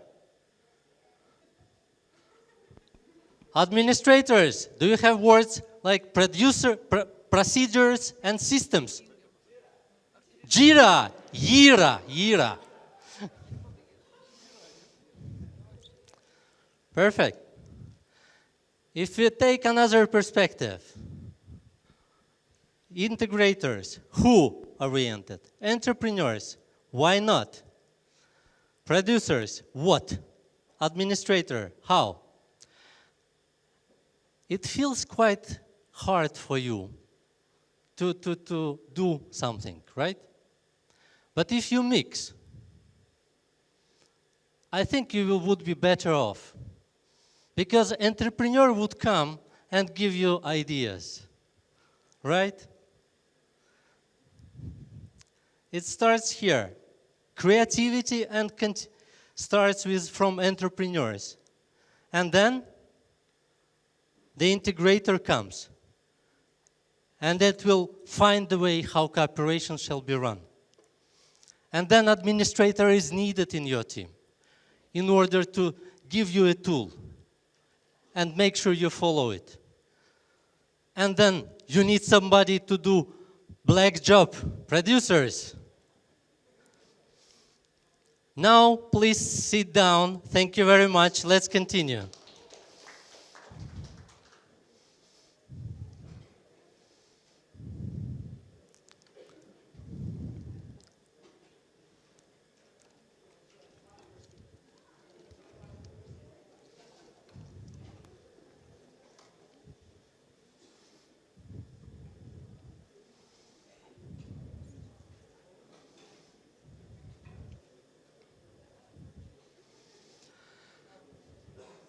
I would like you to have a look here. This is another matrix where you can divide people you meet in the categories. And the problem, if you feel that you have not well developed one of 4 parts, then if you are promoted to manager, you become Miss Manager.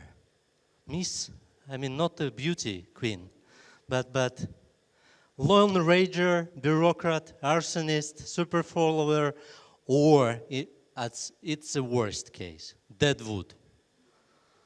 Because deadwood generate only deadwood. You can sometimes find the department of deadwood. But if you have at least one developed and others are not zeros, you are good for the manager. But if you would like to become a leader, you need to develop other parts in your personality. And if you cannot change yourself, like if you are too old like me, then you need to find people who would complement you. That's simple. But when you find them, you need to somehow find a common language. And it's not easy because you are different. It's only in the books. You can go through forming, norming, storming, and then performing. I think usually in life, it's just storming all the day. Because people change in the team, they have different mood, they are different. And for example, from the task focus perspective, producer is focused on results, administrator on the process. They don't fit. If you put them in the room and say, you agree what to do, they might fight.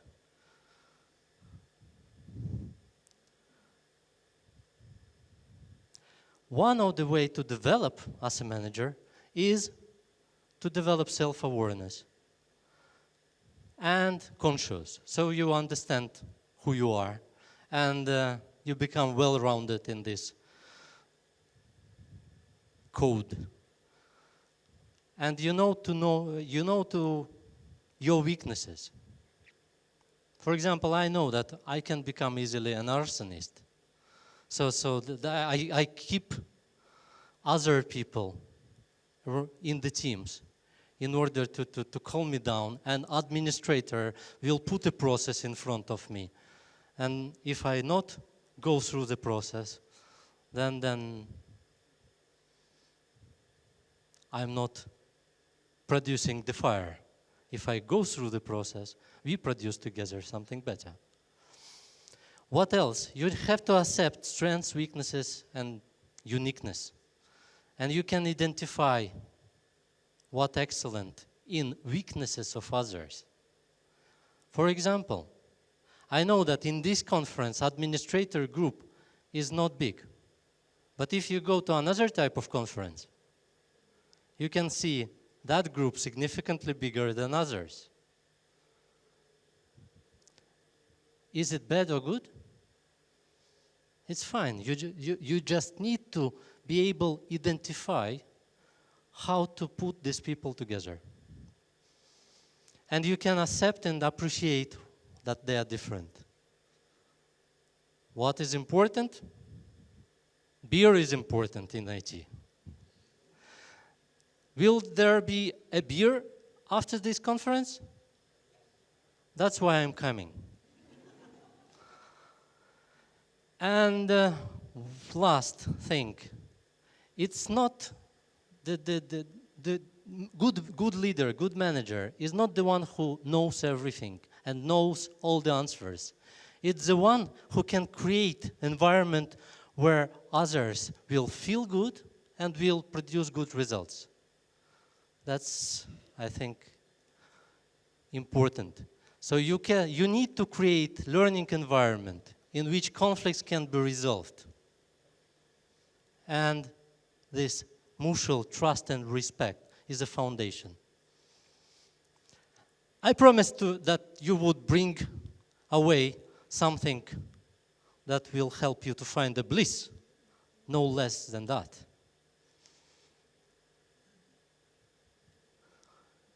You see here, any consultant can do these models with a lot of bubbles.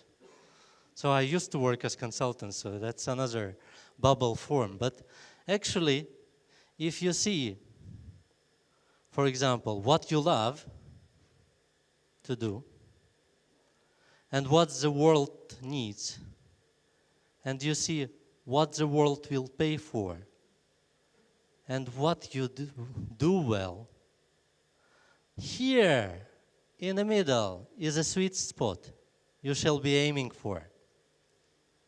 That's a bliss. I can give an example. I realized that I like to create ideas. I realized that world needs some agility and then project management. After 15 years of working in different corporations, I started to do it quite well and realized that actually the companies that help other people to get there are willing to pay. So in the end, you can be there.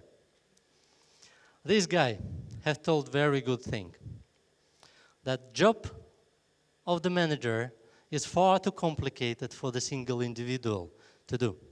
We need a complementary team. His name is Itzhak Adizes. If you Google, you can find some books like these ones. You can use this presentation and go for the links, and you can ask me for an advice. Ladies and gentlemen, thank you very much. I hope you learned something. Banana! Thanks. Has anyone questions? Yes, no, maybe?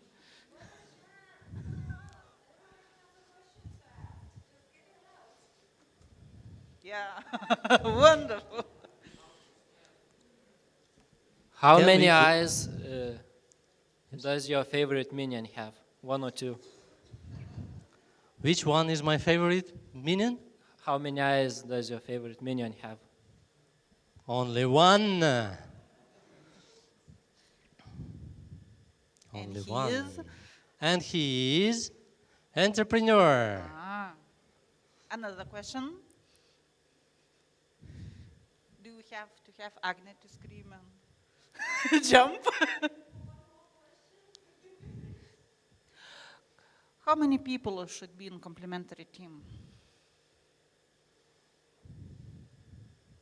How many people should be in complementary team? 4, 6, 7, 12, 20? I think 2 persons are already a team. And it's enough to create great idea and... No, but it can be a team already. And if you put them together, go back to this slide of different styles, conflicts, and double check what kind of conflicts you will see and you will need to resolve. And it's better if you tell them. It's nothing personal, you are just different. And please be aware that as different personalities, you're having different perspective, but you are a complementary team, and you will be well off if you know this.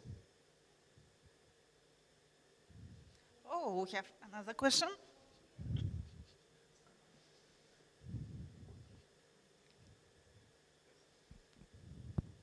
Hello. So for a quick recap, I'd just like to ask you to share with us some tips on how to work with each of the 4 mentioned personalities. how do I address these people, these personalities, maybe how can I inspire them or make them more effective? Just as a recap. Yes? I think this gives clear understanding. If you are coming to TIG integrator, please tell him who will be doing that. Discuss this. If you are coming to administrator, Tara, please discuss how we are going to do it. OP, don't talk about who and how. Tell what we will need to do. And Jax, I don't need. You need to go to him. He will come to you. I have a question. Yes? Which Adiz's book would you recommend to read first? I think it's enough with personality you are. This is actually described in this The Ideal Executive book in very much detail. But you can find the majority of start information on the website.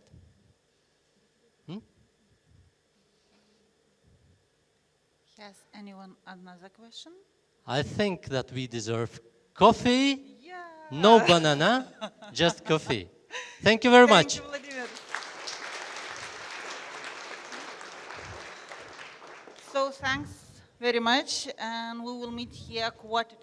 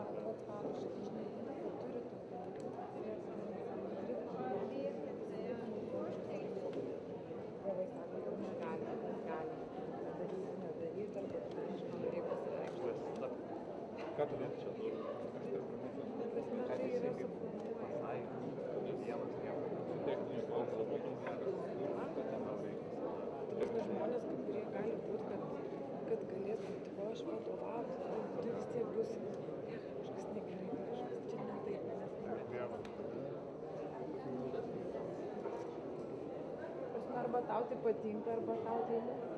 Nu, okei, gal, bet variantų, kad galima ir tapti. O tai gal einam, ar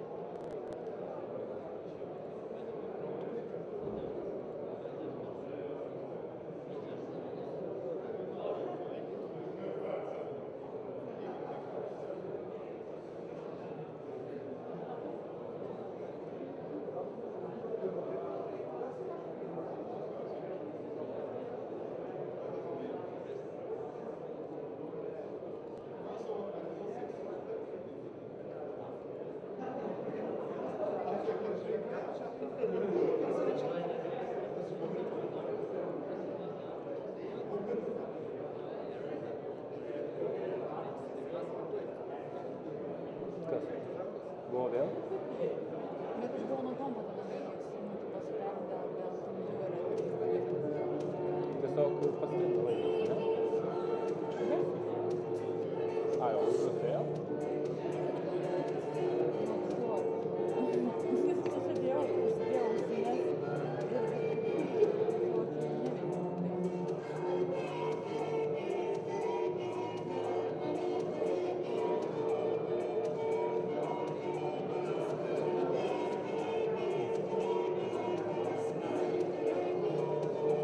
Platformų jau yra viskas, ane? Jo, tai mes tai mumis tik reikia pašėrinti apie save. Nes aš turiu keltis į... Pašėrinsi? Nepavarau savo pasvardą. Kino? Nu, pasvardą nepavarau. Prie mano kompo yra. Ai. Ne, tai dabar nereikia, vėliau. Ta prasme, mes kalbame pašėrinti.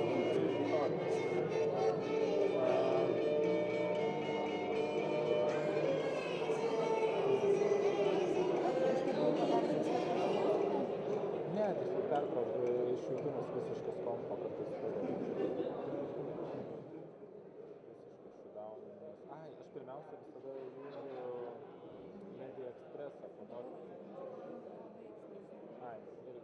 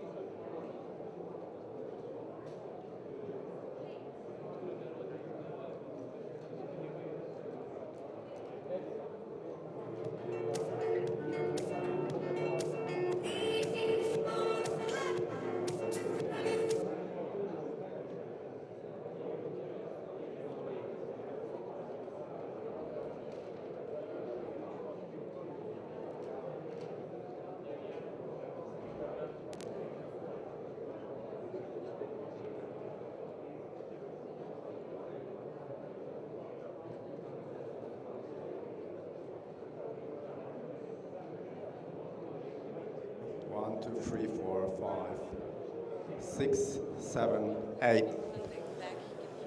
Can you hear me? Yeah, okay. So it's okay.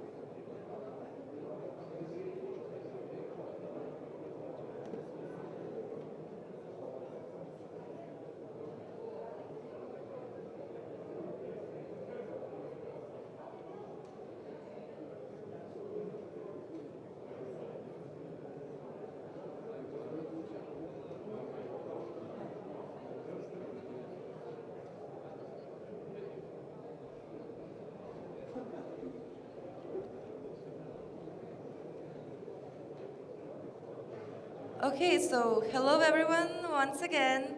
And our next guest came here all the way from Poland. And probably this will be a part of the conference for the non-managers. And we have a lot of these people, so I hope you enjoy it. You're going to enjoy it.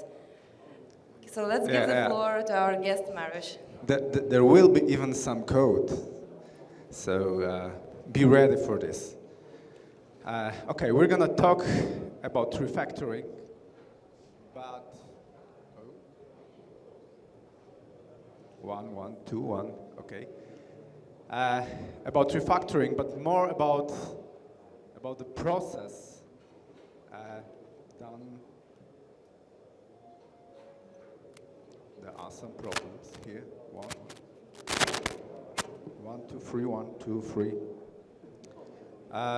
We'll talk more about the process than the techniques itself. But before we begin, I would like to learn something about you. So, who of you have ever heard a word refactoring before? Please raise your hands. Oh, I think that most of you. Okay. So who of you have ever done at least one refactoring in your life? Please. Still almost everybody. Who does the refactoring from time to time? Please please raise your hand. About half a room. Okay, and who does the refactoring every day? Still quite a lot. I think about 20%. So it's good because this is not a stuff for the beginners, and there's some kind of a supposition that you know something about refactoring, that you have some experience with refactoring. But before we begin, again, I would like to energize you a little bit, and I don't know whether you knew that refactoring is like sex. Did you know that? Pardon? When it's bad, it's still good. Okay, that's a very good thing. Maybe other ideas why refactoring can be like sex. Size doesn't matter. Yeah. I like it. Okay, another ideas? It's done by billion people every day. Okay, that's good. It's never enough. Yeah. Okay, a little bit further. Okay. Result is unexpected. Yes, great. Any other ideas? Yes, sometimes it can have bad consequences. Okay, I had a few ideas, but I think that we covered a lot of them. Once you get started, you only stop because you are exhausted. Are you familiar with that? Yeah? One mistake and the consequences may be really huge. People more talk about it than actually do. And you can do it for money or for fun. Who does this for money?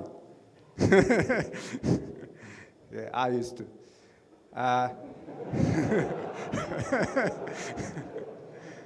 It's not really an appropriate topic for dinner conversation. Have you ever tried? Okay.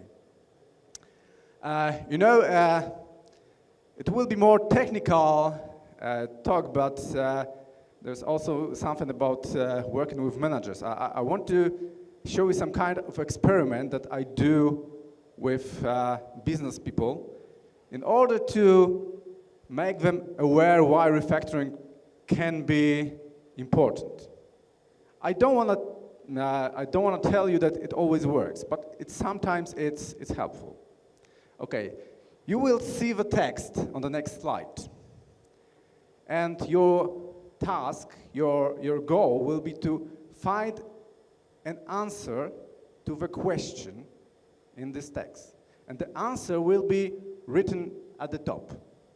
So there will be text, and the question is at the top. And now you have maybe 1 minute to find an answer for this question. But don't try to guess.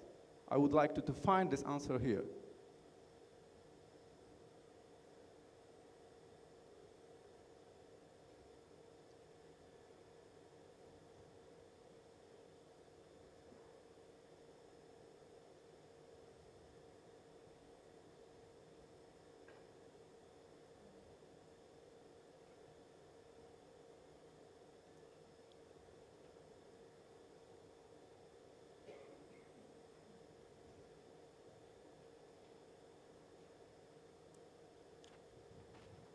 Why is it difficult to understand software after some time of its evolution?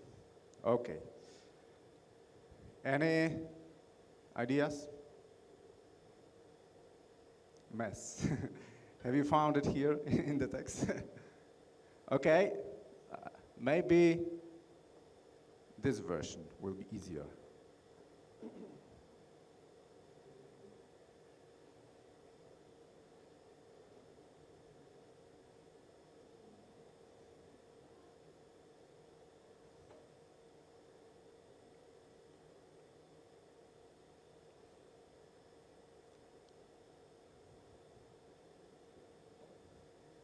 So, do you have an answer from the text? It's too difficult to find. What? You need pictures, not text. Okay. Okay. I think that the answer is obvious. The number of dependencies and interactions increase. And of course, the text is just some kind of visualization. It's kind of an example. Why do we need refactoring? Because when we work with system like this, it's very difficult to find answers even for easy questions. When these questions may be very easy to answer when we have this kind of code, this kind of text. And this kind of experiment I try to do sometimes with business people, depending on relationships, and sometimes it's a kind of aha. Now we more understand why you want to do it. Of course, we have to be honest that refactoring is not a business problem.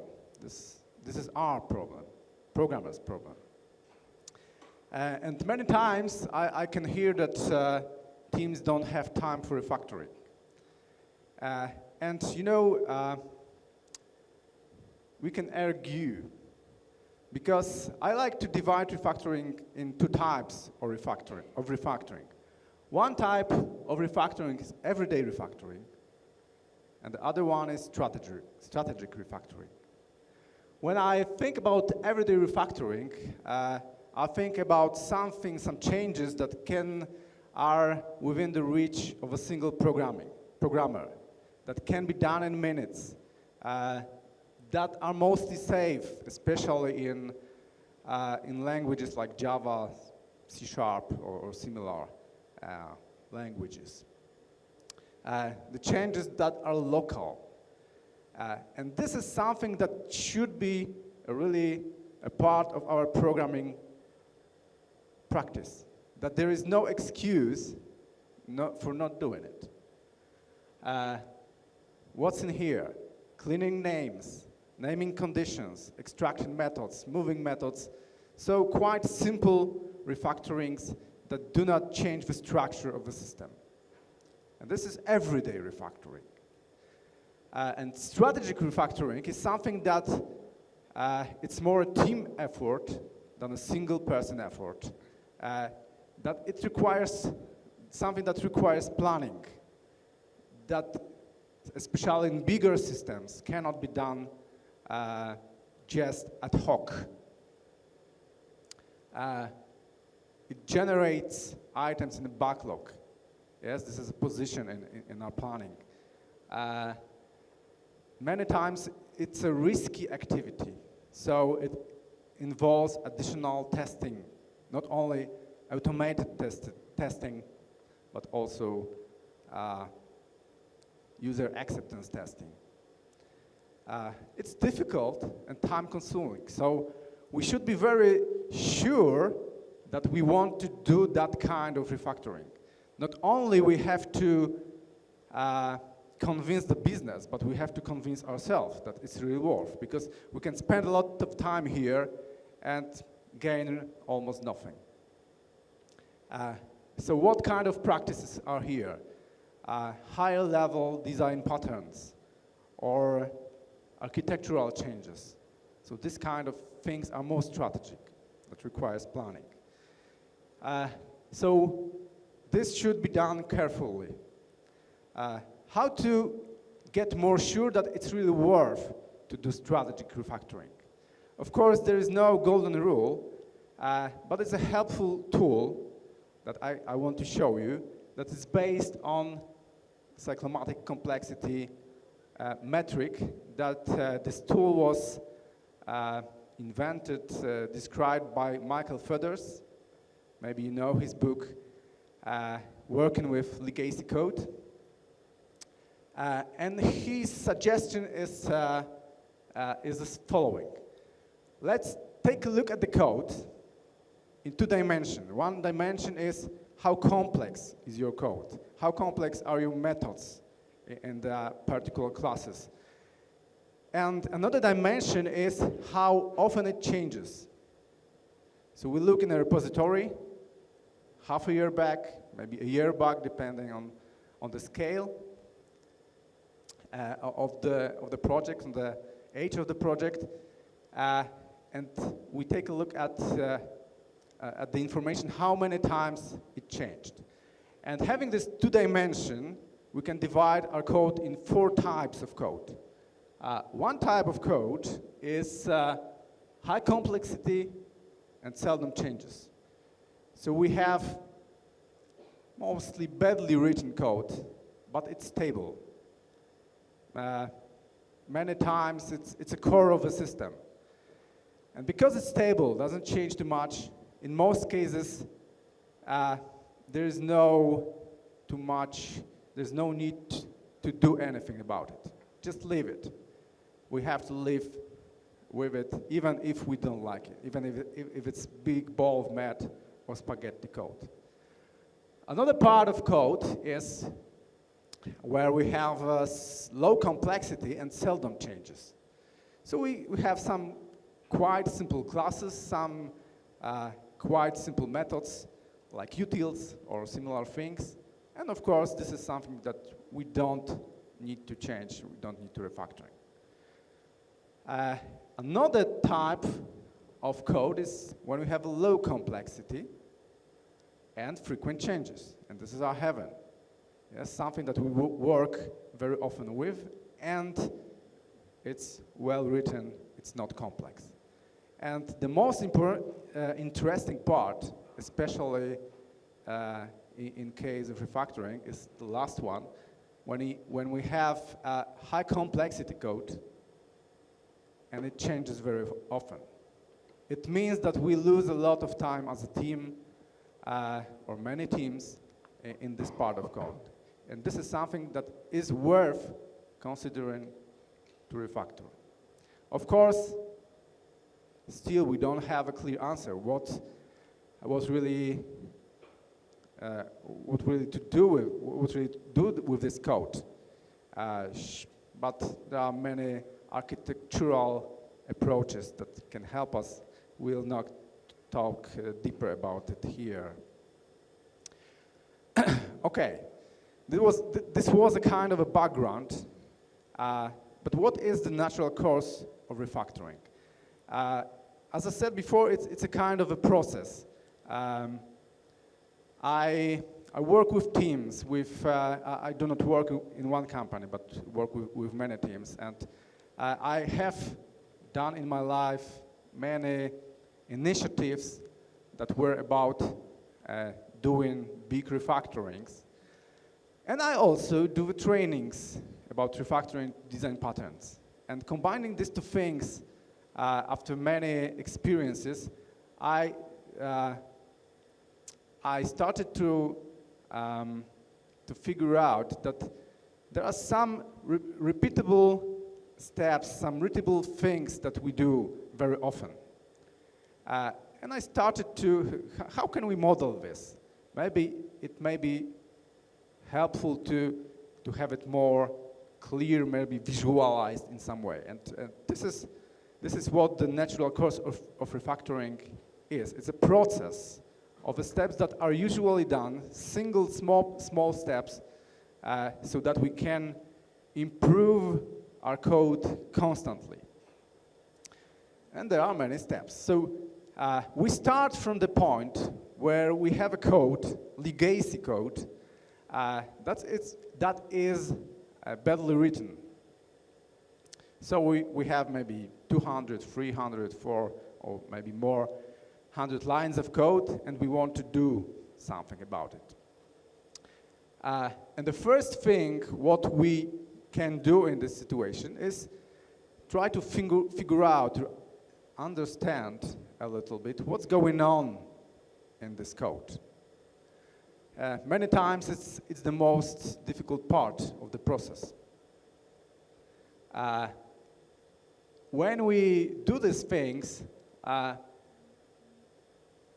let's try at the beginning find an author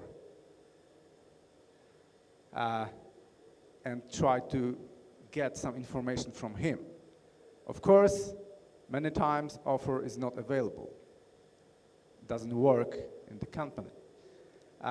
Maybe you can find somebody else who worked with this code. And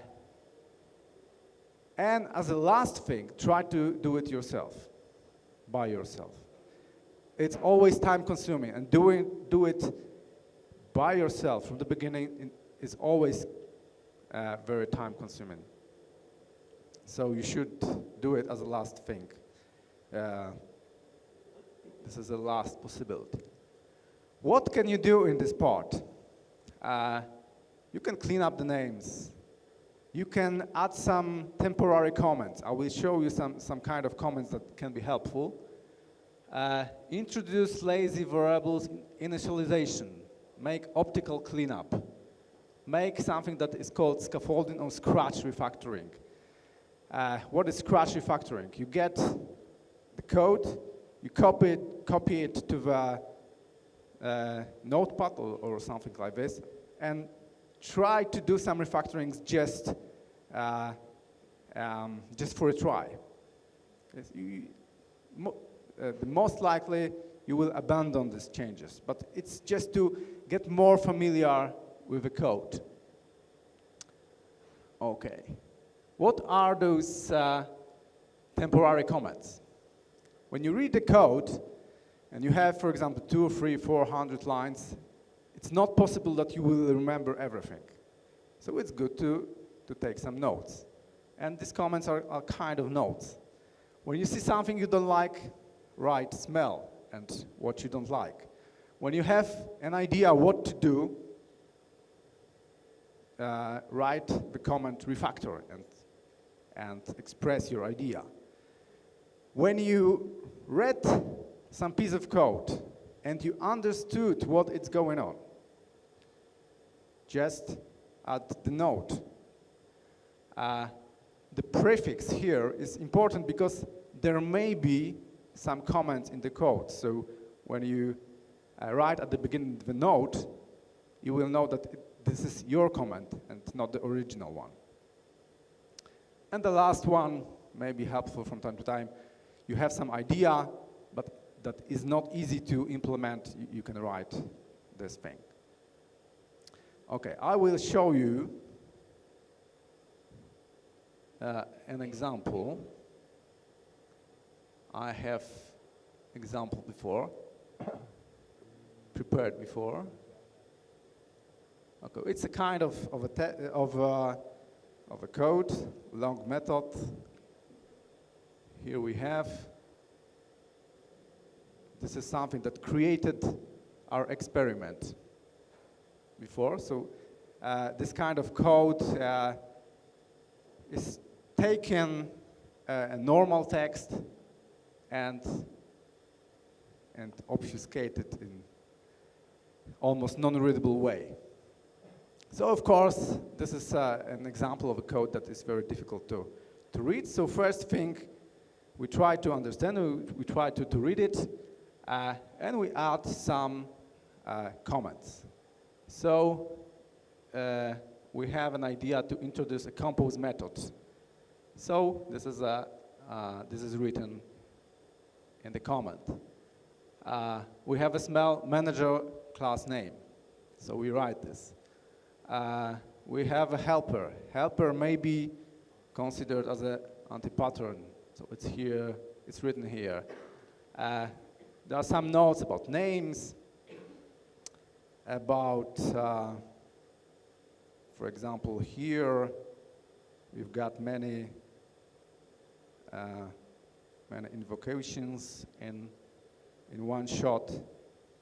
So the matter law is broken. So here you can see examples of these things. This is, as I said before, just for better understand, just to make more clear in your head what you think, what you find in this code.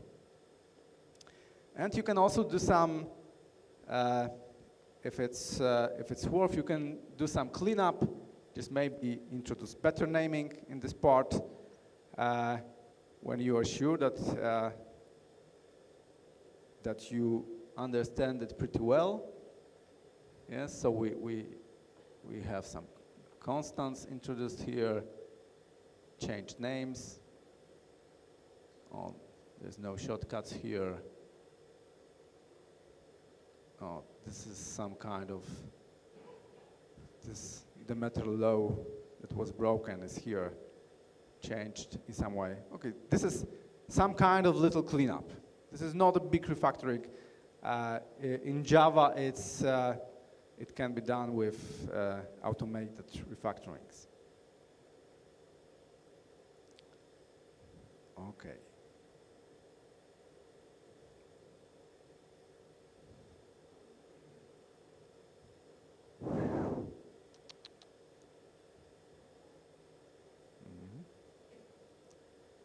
There's,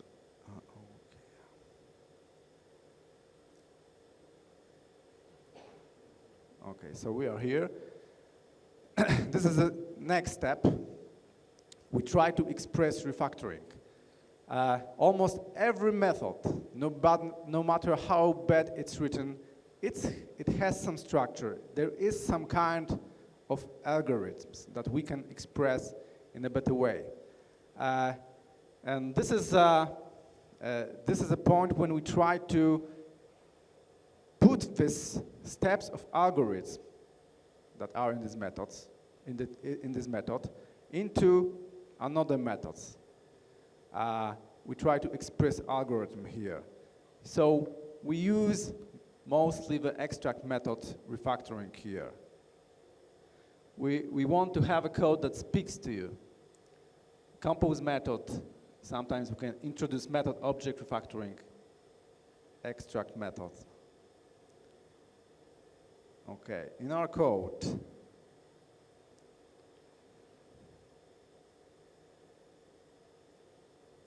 yes, as you can see, during the analysis here, it was noticed that this part is about swapping neighbor words randomly. This part was about insert meaningless words randomly. Okay, this was concatenating everything. This was about removing punctuation marks. So we can see these are kind of steps of algorithms that we have here. So we can move the steps into methods, and the original one will look like this. Of course, this example is simple. In the production code, this step is not usually so easy like here, but it's just for having some kind of idea what we are doing here. So we try to put our code into some kind of steps.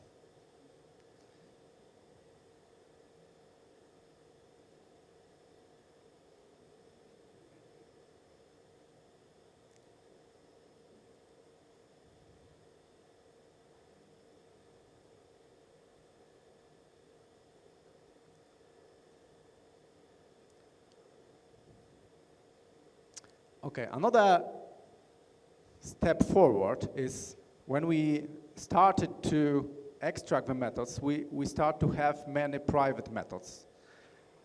So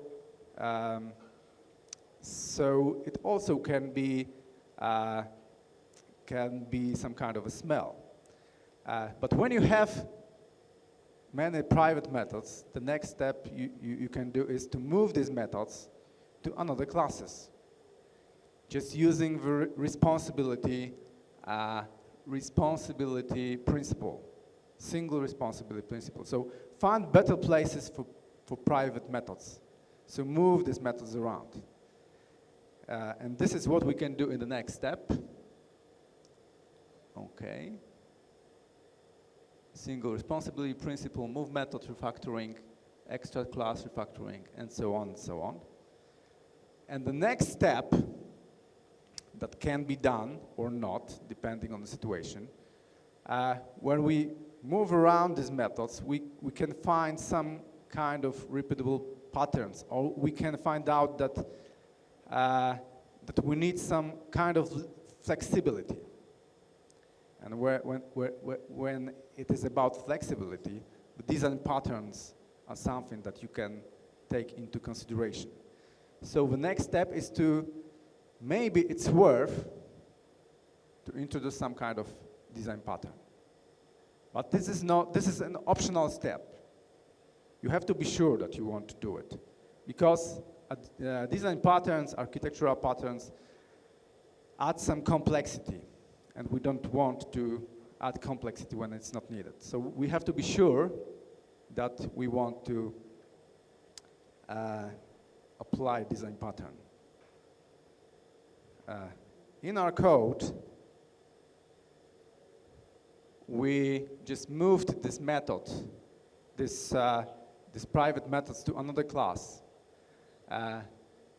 And these methods are kind of transformations that are done with text.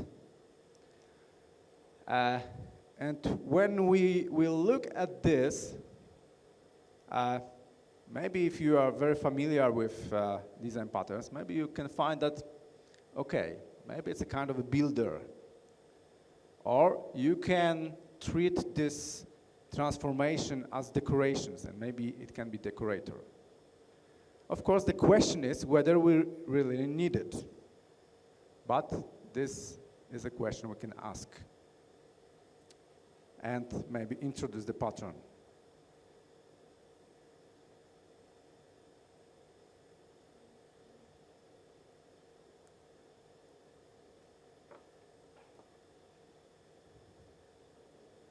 Yes, but we have to be sure that we need flexibility. And the last thing, the last step is that we may want to introduce some architectural pattern. So maybe we find that the structure we have in our application is not good enough. I had one situation when team in some moment realized that what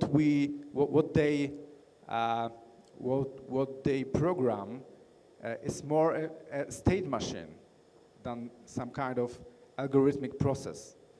So it was a very difficult and time-consuming decision, but they decided to move architecture toward the state machine idea. So this is a very big thing. So this is one of the last steps in this process. And it's always a strategic decision. So any architectural changes just match here, introducing some kind of architectural idea, introducing layer, removing layer, and so on, just match here. And here we have everything put on one picture. All of the steps that I talked about before. We start from the first legacy solution. We do some cleaning and trying to understand what's going on. Then we try to express algorithm and moving methods and extracting methods. Then we try to, using the single responsibility principle, we try to move these methods to better classes. Then when we need flexibility, we can introduce design patterns. And when we need some architectural changes, we introduce architectural patterns or architectural concept. And this is something that should be done all the time. This is some kind of the process. So some pieces of code maybe need this everything from the beginning, and some pieces of code maybe are somewhere farther in this path, and we start from another place. And of course, this is only a kind of a model. So this is kind of an idea that it's helpful to have in mind. And of course, it's not necessary to follow exactly the steps, but especially for at the beginning, and especially when we have many junior programmers, it's much more easy to explain how we can do it, how we can approach the problem in such steps than just counting that they will do it by themselves. And the last thing that I would like to tell you is, where is the edge or the border? This is not the edge, it's fluent in some way, between the everyday refactoring and strategic refactoring. Yes, so cleaning up, extracting methods, moving methods, this is everyday refactoring. It's something that in most cases, we can do quite safely all the time. But those things here, architectural changes, design changes, design patterns many times are more complex, and this is something that we have to organize with the team and not do just because I have such kind of an idea. Okay, and that's almost everything. It's just a model. It's not a silver bullet. It's something that it's good to have in mind, just to be able to do refactorings in small steps, in more evolutionary way than revolutionary way. Some fragments of code may be at different stages of this model. Most legacy code would be very improved if we only just put this code into the phase that was called here compose method. It would be a big game changer for almost every legacy code. We don't have to move to the later stages. This would be good enough. As you could see, all these steps are they are done less frequently when they are these things that are in everyday refactoring we do more frequently than those things. Okay. And of course, because this is the kind of evolutionary approach, and in order to be successful in this approach, we have to have a vision. So we can do evolutionary changes when we have a clear vision about our architecture. We know what we want to have at the end, and then these changes can be done with more awareness. Okay, because lack of the vision may put you to local optimum that may be very difficult to get out. And this is natural course of refactoring is a kind of ongoing process, and it's very helpful to have this as a part of developing process. In a team, it's easy to teach. It's quite easy to understand and remember and to convey the knowledge about refactoring to younger, especially to younger programmers in a team. Separates or defines everyday refactoring and strategic refactoring, so it's easier to decide whether I have to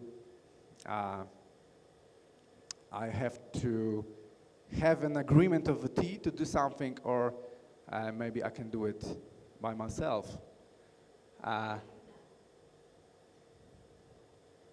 And it can be some kind of a cheat sheet.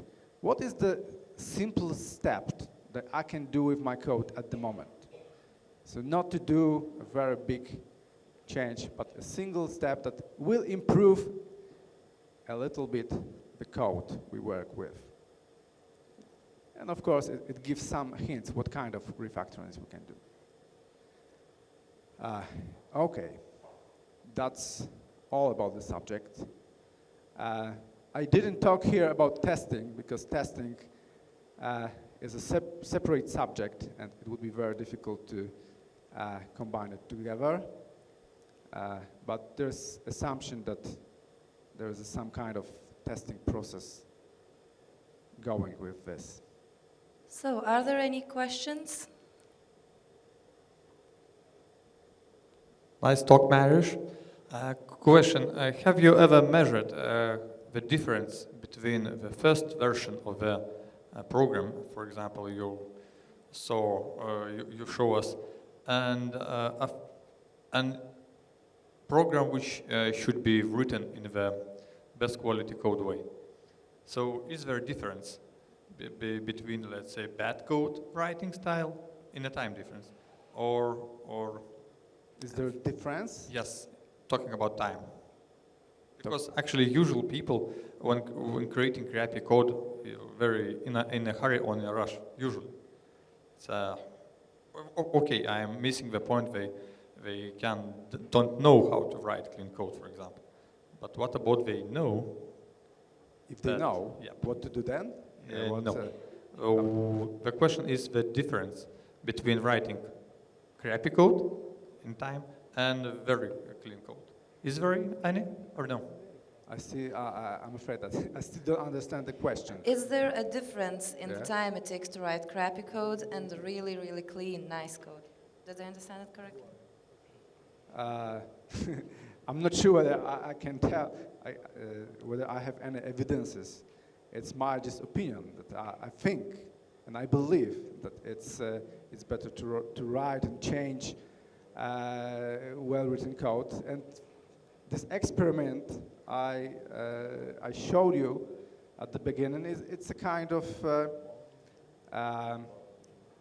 experience that shows us how difficult it's, how more time it takes to work with something that is messy than when we have a clear structure in our code. But I don't have any scientific proofs for that. Any more questions? Yes. How much do you estimate for refactoring compared to the coding? So how many time do you dedicate proportionally for each of those activities? Okay, it's always dependent on the situation or the team and so on. Because sometimes I have some kind of projects that that the architecture is so messy that it's almost a business problem. And in those situations, maybe 80% of time is the time that we need to spend it. When it's more evolutionary change, I suggest to start about 15-20% time just doing refactoring. Of course, I talk about strategic refactoring because this everyday refactoring is something that should be embedded in everyday programming. So this is, in my opinion, this is a part of programming. When I estimate time, how much time the task will take for me, I think about refactoring also when I estimate the time. So when we talk about strategic refactoring, so I would begin from 20%. But it depends on the state of the system and what kind of problems we have with this. Maybe we have messy system, but we can live with this. And there is not such a big problem with for the business, for example. And then it may be difficult to convince somebody in the business that we should spend more time on this. So, depending on context, of course.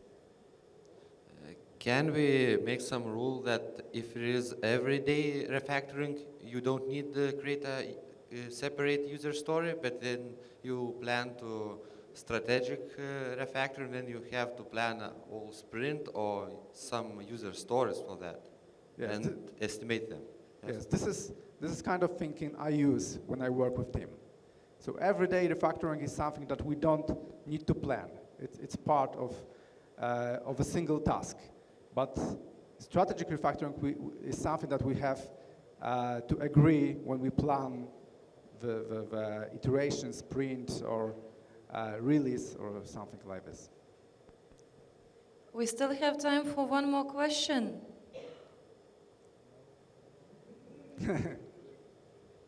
Are there any signs how to when to stop refactoring? Because refactor is a kind of process which can last forever.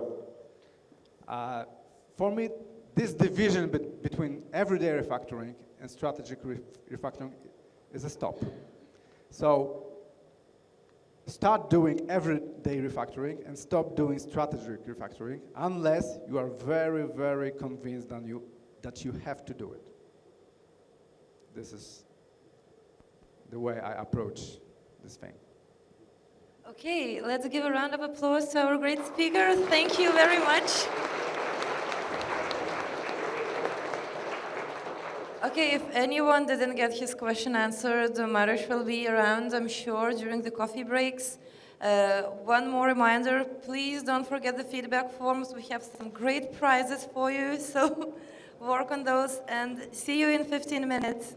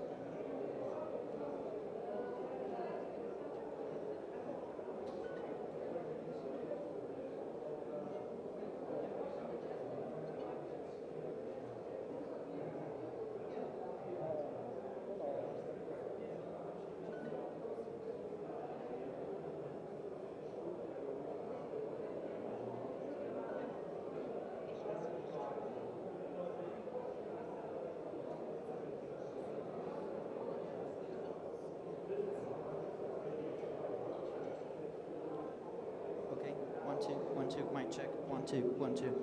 That's okay? Okay.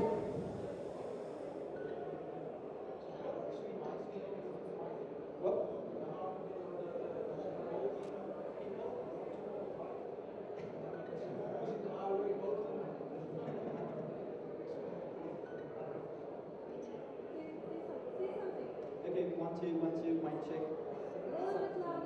1, 2, 1, 2, mic check. In my opinion, it's good.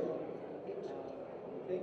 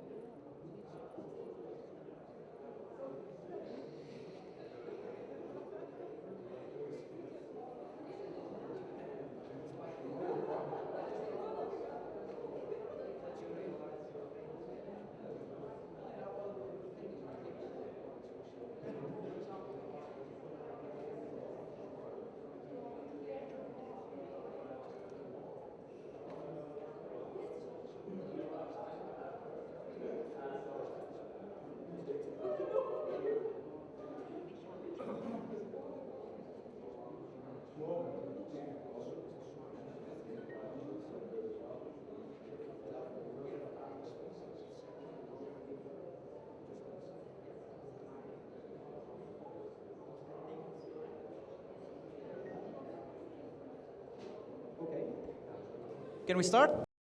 Hi.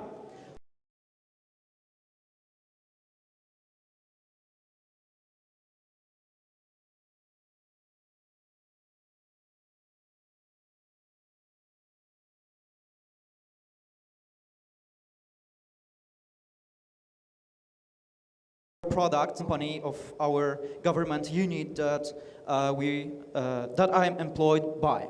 So, at the very beginning, I would like to say you something about the scale. So, the Center for Information Technology is a part of Ministry of Interior that creates a nationwide ID project. So it's very large-scale project. Around 38 million people is using that. So we have a real problem with scaling. That's first thing. And the another thing, we have to be government comply or government ready. So we have these constraints that bound us and try to force us to do it more conventional way, the more conservative way than we try to. So I have been asked whether it's possible to bring the agile goodies to the very strict environment of the government projects.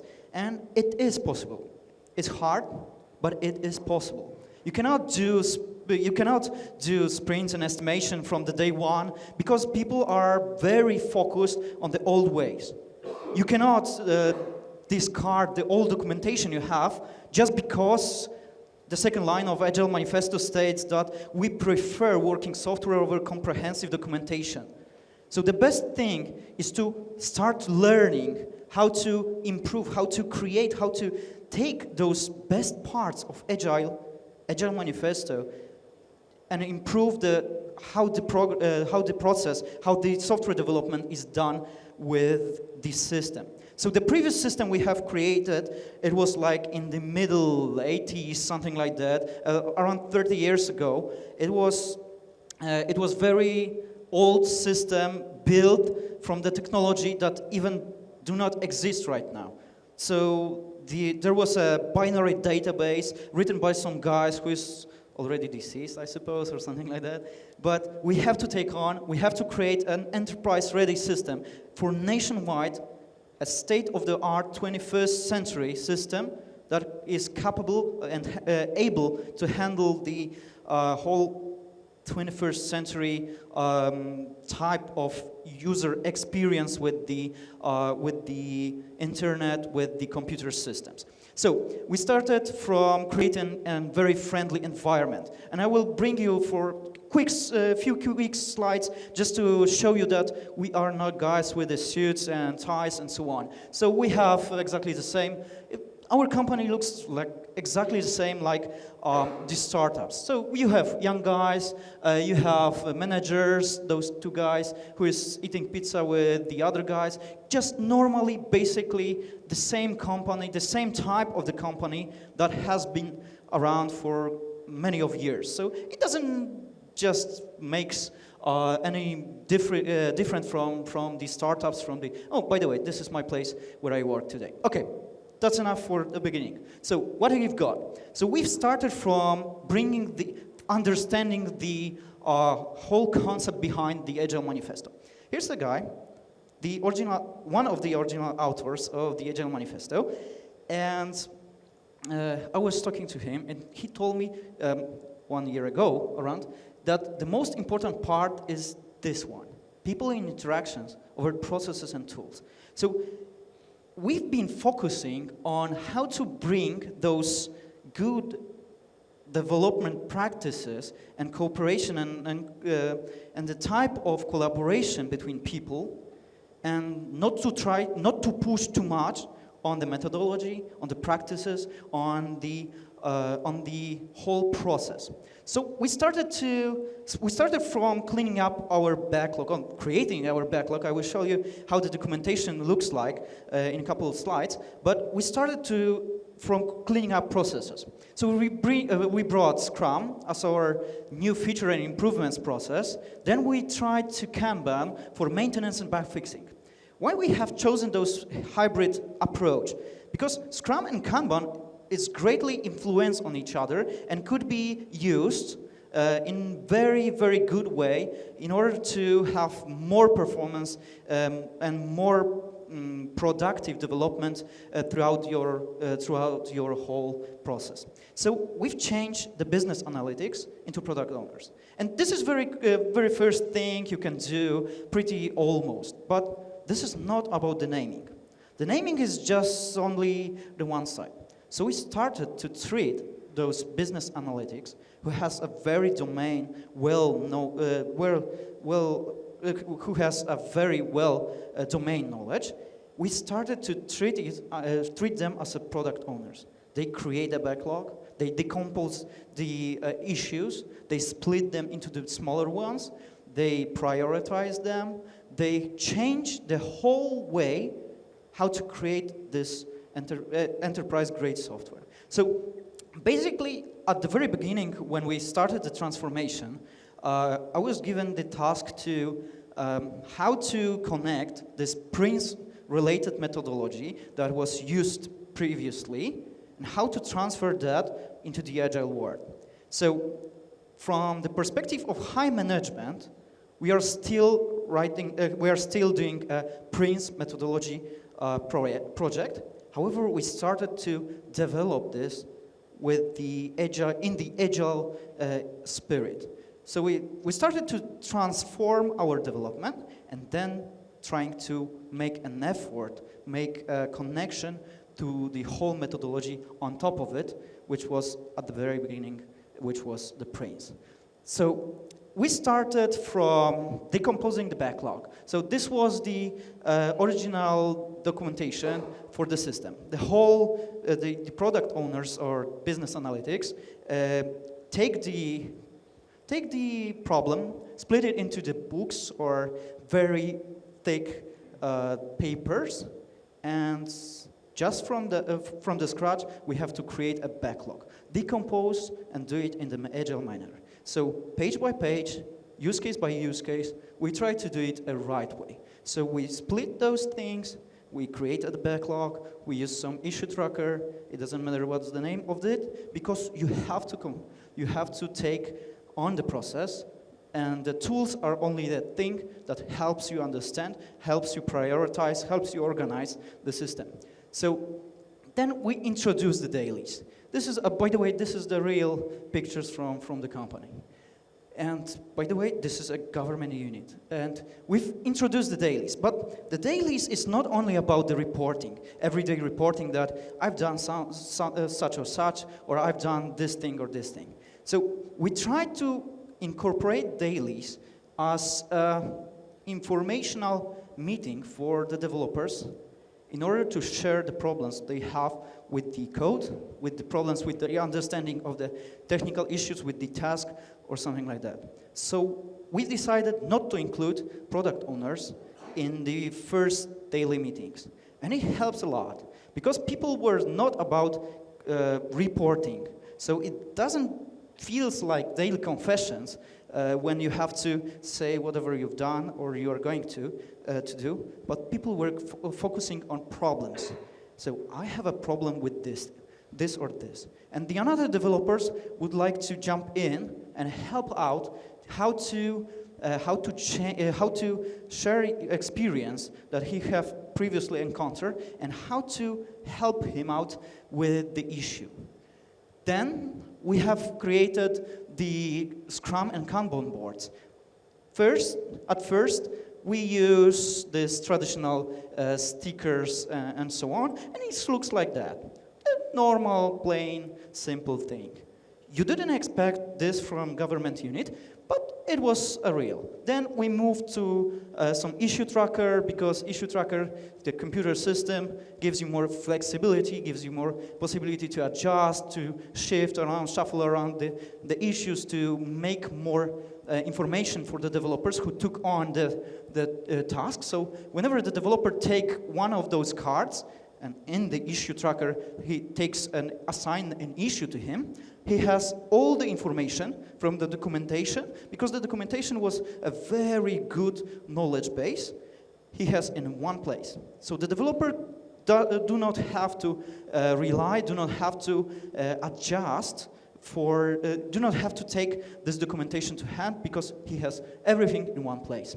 So then we brought 1 week iteration, and that was very oblivion to us, that because people, like, whenever you try to incorporate Scrum practices or Agile practices, and it states that the sprints could be 4 weeks or less.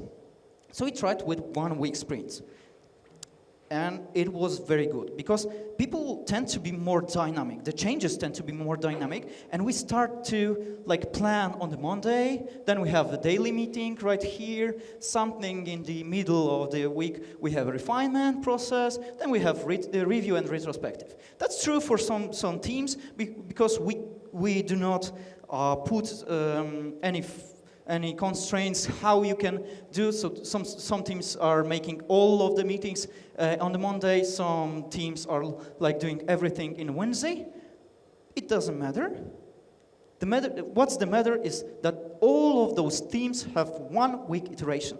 After 1 whole week, we expect to integrate our process, integrate our code, integrate our tasks, and have this feedback loop closed and receive the information whether the process has been, whether the features has been successfully applied to the project.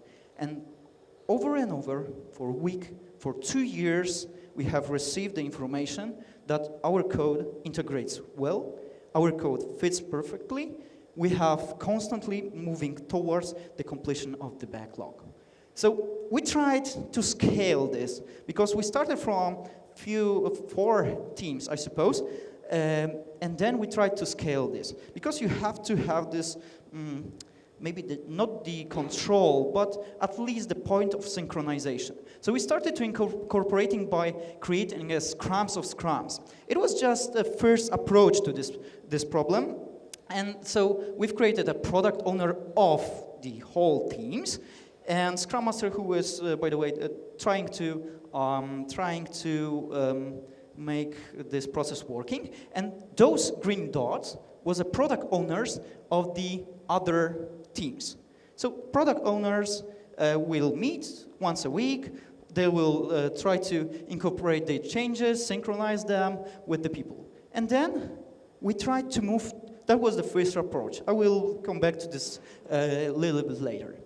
So we struck the wall. So every time when I started working with a company which is more conservative, old tradition companies, old tradition corporations, I always see that kind of picture. So you have projects, we all have a project, but there you have lines, like business line, quality assurance, development, user experience, infrastructure, whatever. You have always have these lines. And the first thing was to create a project teams.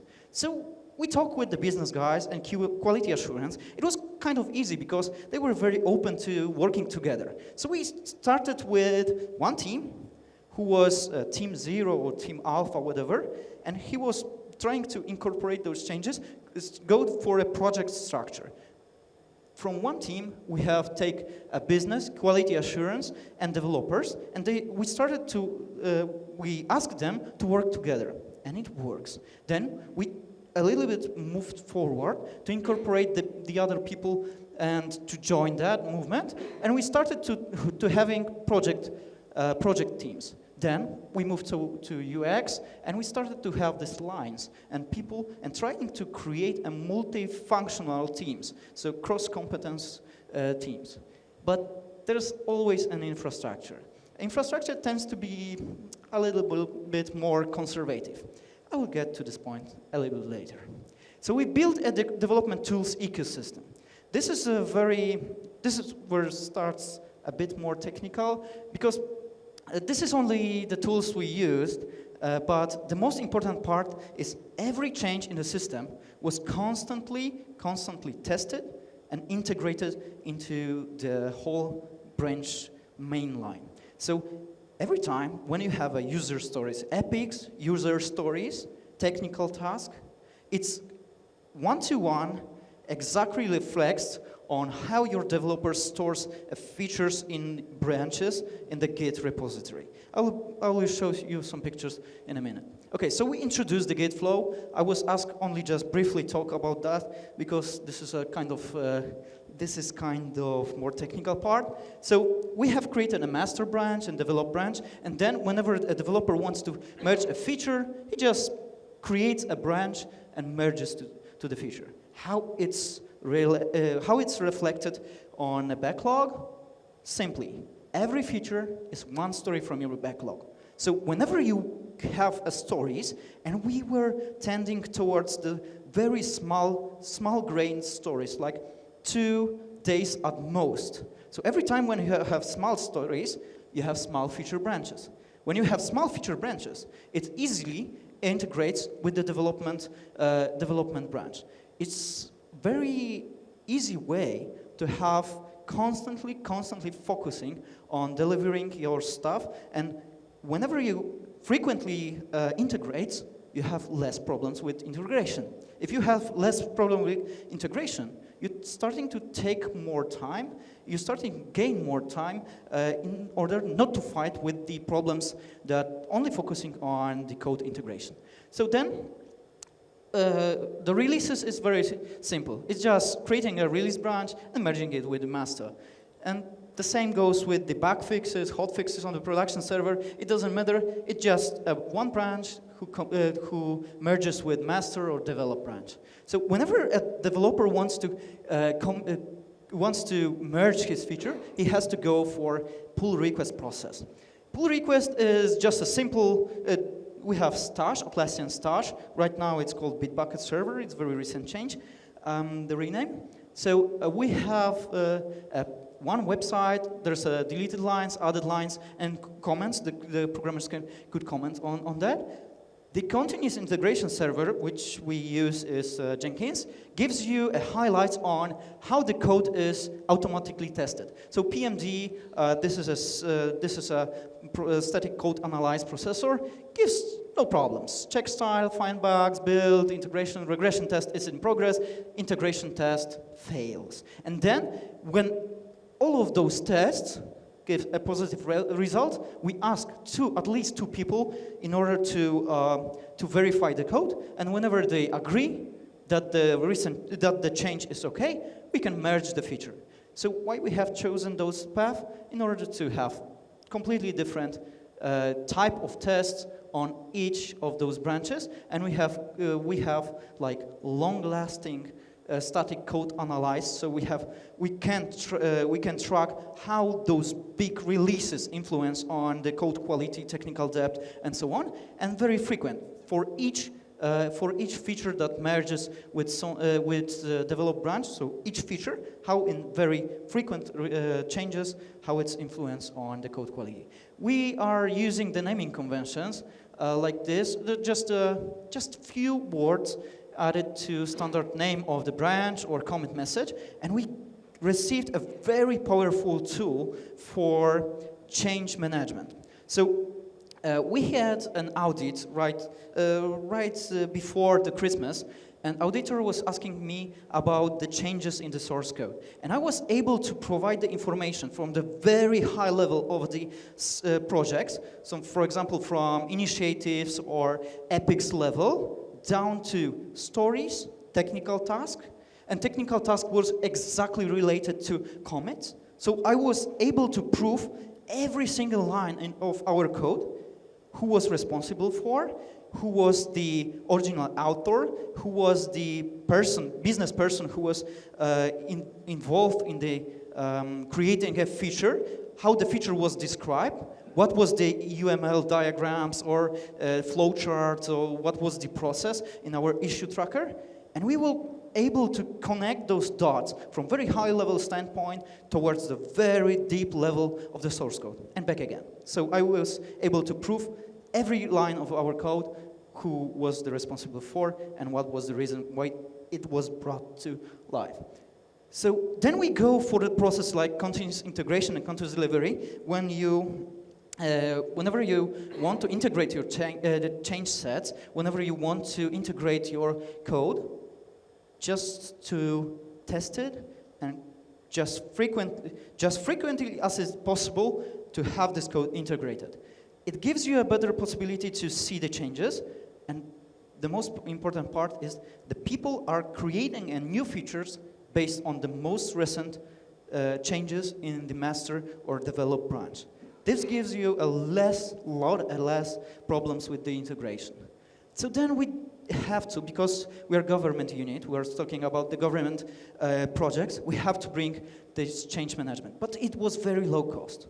We had this very well documented code because every line was connected with some issues in the Jira. So we could create a documentation from our backlog. So very well written stories with comprehensive description, with diagrams, with comments, with the information from product owner, with responsibilities, with people who are standing and discussing the feature, how it's supposed to look like, and so on.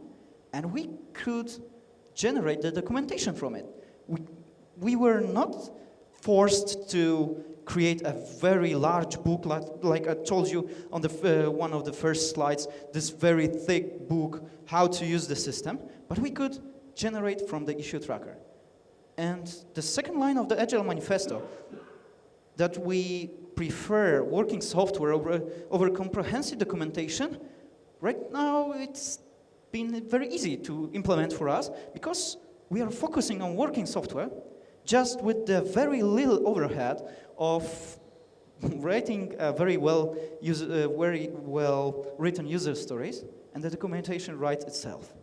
Okay, then we go for the automation. You have to go for the automation when you have a large-scale project, and we are talking about hundreds of thousands of Java code line and even more in other languages. Then we incorporated this into a very hard system of Jenkins, which was constantly building every commit, every pull request, every change set, every change in our repository. Then we go for automation, for test automation like Selenium, for front-end testing, JUnit for the unit testing, SonarQube for displaying the static code analyze artifacts, and JMeter for performance testing, and Archillion for integration testing. We have to build an ecosystem for internal and external use. So basically, we had a problem because the system that I was referring to, the national ID system, is not the only thing we are creating right now. We are creating also a so-called joint operation program for the Polish nationwide information system about the services that Polish government provides to the people. So with this joint operation program, we had to cooperate with 13, I suppose 13 was the exact number of other ministries. So it was a lot of people, and we have to create two ecosystems. One for internal use, only for our company, only for creating software for our use, and the another one just for collaborating within the other organizations. And that was the thing that struck me most. So we started to train those people how to work in 1 week iterations. So we had a meeting once over the week. We started to thinking about what has to be done. We had a product backlog. We had a very exact and precise agenda for every meeting we have.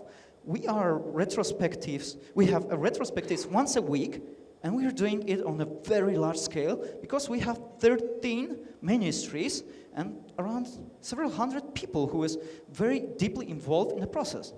We created a Confluence data knowledge base, and those people were collaborating on site without sending any Word documents, without sending any emails. They were just collaborating, working together on one product, on very different aspects of one product. And it strikes me that this is a thing, the first line of Agile Manifesto. Those people are interacting with each other. They're using the processes and tools because it supports how they trying to work. However, the most important part, they started to learn how to collaborate, and that was the way how the Agile process was improved and how it was introduced to the Polish government. And then we created a knowledge base, as I mentioned, and then we tried to go for evolutionary design. That was a very unconscious decision Because there's in extreme programming, there's a practice, it's called evolutionary design. You start with the barely scratch of your whole system, and then you try over the iteration and iteration, you create the architecture of your system. The architectures of your system just pops up from the code and the system itself.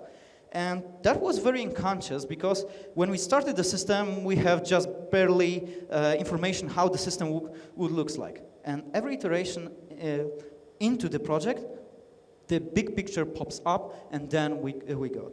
And I had a meeting with one of the most important Agile coaches in Poland, and he told me, Matt, you've been working for 2 years with the Center of Information Technology, and what do you do? What have you done?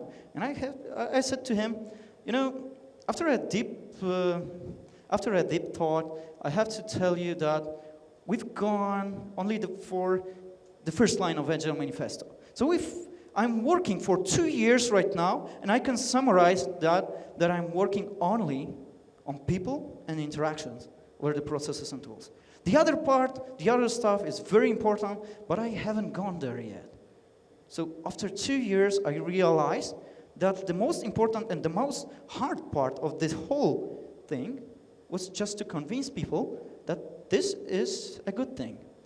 Because most of the people, I showed the pictures of the young people, and they were very open to these agile practices because they have RSS links, they read on the web that agile is a big thing, and you have to go agile whenever you deliver the system, whenever you want to deliver a system, and this is the way how the systems are done right now in the 21st century.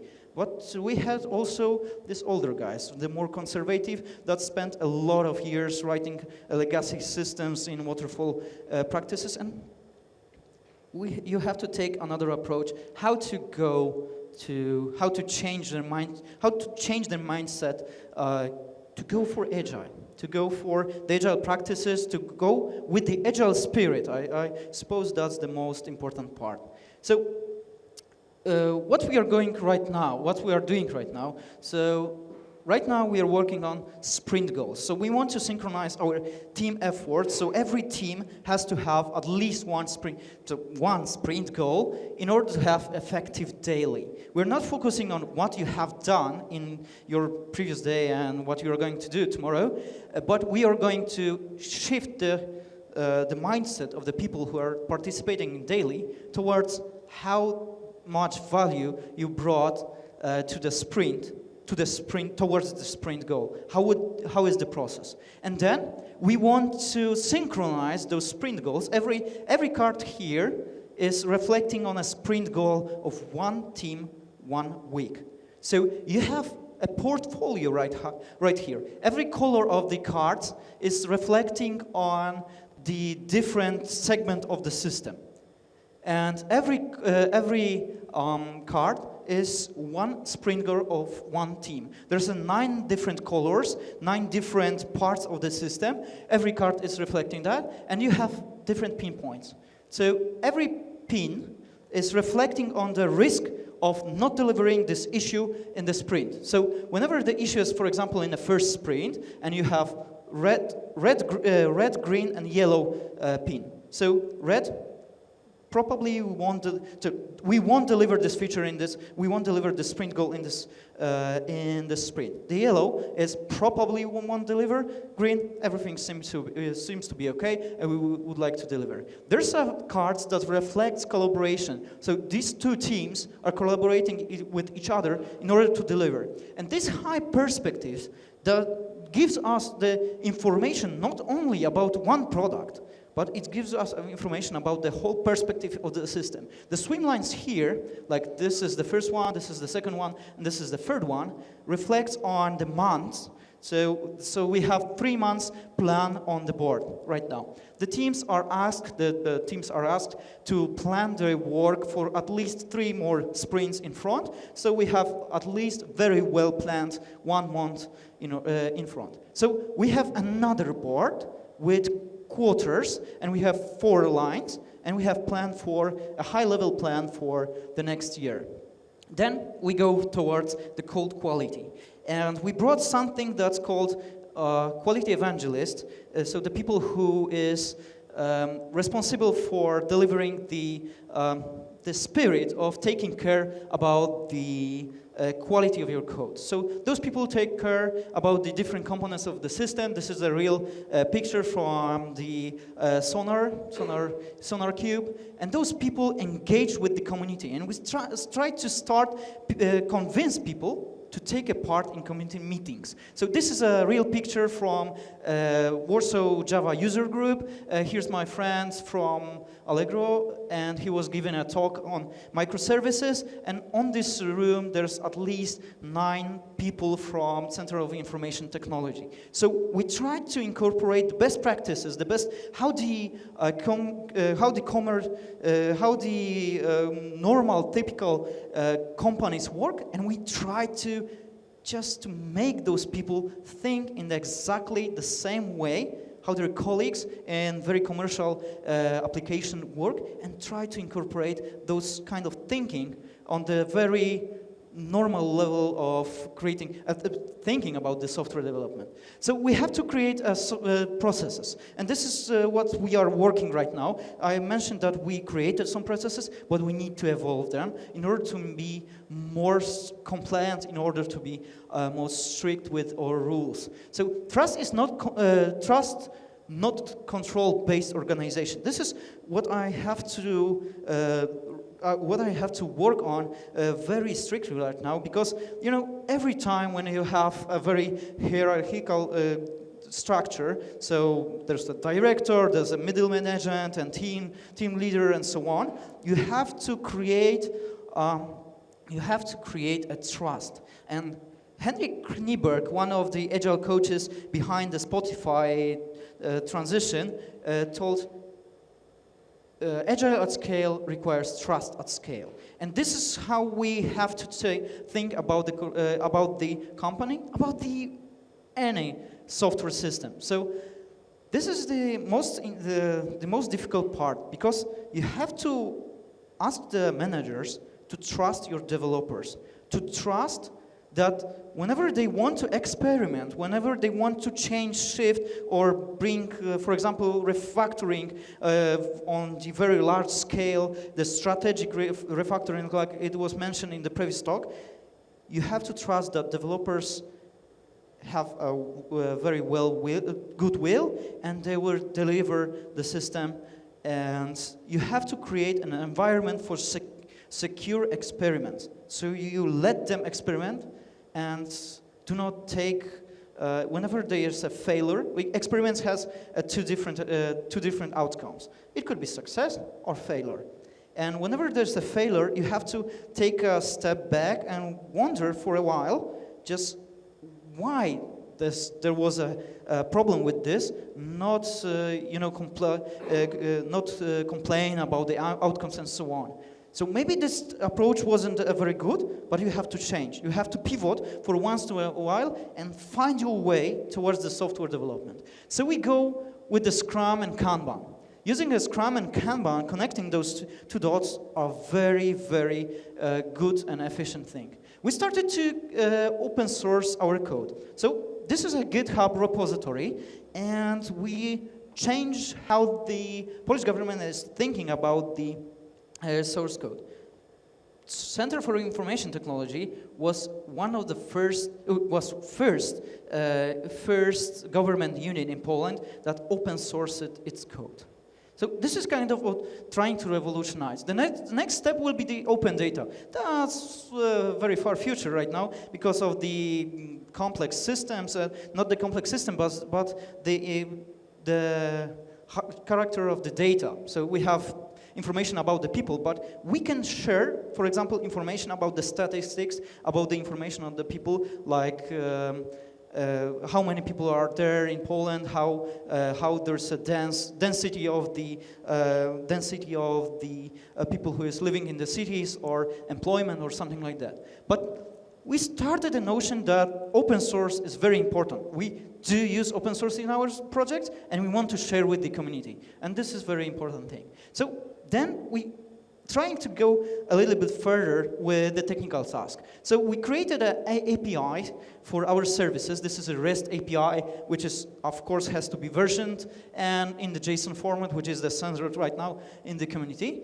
We try to decouple front-end and back-end and release on more frequent continuous delivery style. So the most important part would be the joint operation. I told you about the joint operation for the 13 ministries in Poland, and we are willing to go for another projects in made in exactly the same manner. So we go for another large-scale project that tends to collaborate within a very different kind of ministries. So for example, the guys from the Ministry of Finances are working together with the guys from the Ministry of Interior, from the guys from Ministry of Transportation, Infrastructure, and so on. And they're creating and collaborating with creating e-services for the Polish people in order to gain more information and more easy of use for them.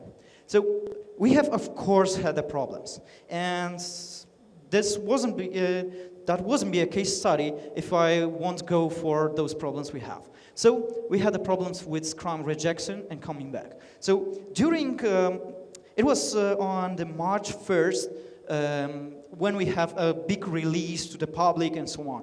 So just before that timeline, we had some problems with people that told us, we cannot do Scrum right now, it's too, we have too much load on our, just before the release, and they rejected the Scrum. Rejected the practices that tends to defend themselves, defend themselves for the problems that was, because the government was pushing us and pushing more and more features. Just the release deadline was coming back, and the government was trying to push and push more features. And we said stop in one point, and when we moved those features for the next releases, however, people was very afraid of losing the control over product backlog and so on. And it happened. So few weeks before the final release, everything was chaotic, everything was disordered and so on. But they're trying to come back. There was a comeback to those changes. However, that was my fault. The slow changes before initial production release. I was pushing too weak for those changes with the Scrum practices, with the Kanban practices, and that was the result when the Scrum, why the Scrum was rejected in the first place. The people were not convinced that the Scrum is the best approach that will defend them for the problems that we'll encounter during the initial release. When the pressure was building up just before the release, they thought that the Scrum is an overhead with the development process.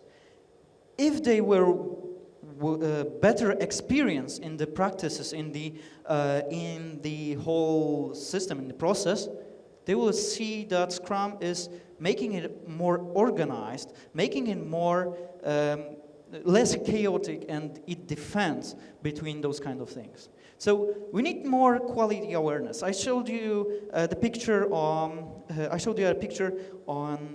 quality, but we need more quality awareness. Right now, technical debt is around, I suppose, 600 days for man days for a very large project and so on. But we need even more and more people who is trying to defend the code, trying to put more pressure, more focus on quality of our job. So the next problem was procurement process. You want Jira? Great. You have to create a procurement process, and you have to go and wait, for example, for 3 or 4 months in order to get a Jira. So you have to find yourself how to manage those things. And we had the problems with retrospectives, with the transparent retrospectives. So every team was like trying to collaborate with the other teams about their problems, but it fails just because the managers took in and tried to force and push the information on themselves. So what we have to do, we have to take another part on the retrospective. Do it right this time and do it in less transparent way. We have to work on this one, and we have to create a team constitution. That was a great oblivion when I was working in a previous company. After a retrospective, we produce those kind of documents with the lesson learned and so on. So after a while, like after a year or so, we have a pretty large set of lesson learned. And then we tried to categorize those information. And then we started to see the trend of those kind of information, and then we create our team constitution. And that was a very nice thing, because whenever other people would like to for example, interact with our team, they have a strict rules, they have a rules how we work, how our team is working. And when I was having this document, it's not document, just it follows few simple rules how to interact with your people, how to interact with your team. And this gives you an ability to, to have a API for people. Yeah, something like that. So the next thing would be creating a feedback culture. So another step, another try for going to the transparent retrospective, but this time make it right. This time make it done right, and go for learning organization, which is very hard thing to do because your whole organization has to learn on their problems. Go for autonomous teams, agenda on each meeting, definition of done on the organization level. That's very, very high level stuff. Here's some technical stuff I won't go into. Minimum viable product, in my opinion, that's one of the best thing. Just release, see how the people are interacting with your system, and then build your system on how this thing is going. Okay, go for some other tools, techniques, and so on. I won't go into how I see the future. So, for the first thing is system for nationwide registers is one of our biggest things out there. The next one is Polish DMV, so Department of Mechanical Vehicles and Motor Vehicles, and then we want to go for joint operations, and we want to incorporate those lean startup ideas, which is, by the way, have you read the book from Eric Rice? It's called Lean Startup. It's a very good book on how to create minimum viable product and then build your product based on those things. So I will leave you with one last slide, and I will take some questions if you have. Okay? Just a minute, and the one last slide is this one. Yep. Okay.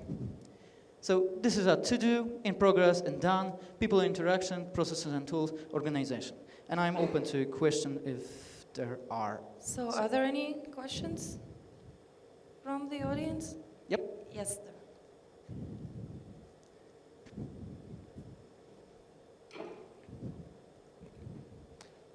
Thank you for an interesting presentation. It definitely looks like more commercial organization, the way you were running things, because I would say you had the freedom of choice to run, the projects that you like to run in that way. Did the fact that you are a governmental organization pose any constraints, and what were the major blockers from the governmental side for implementing this way of working? So the question is about the middle manager. Am I thinking correct?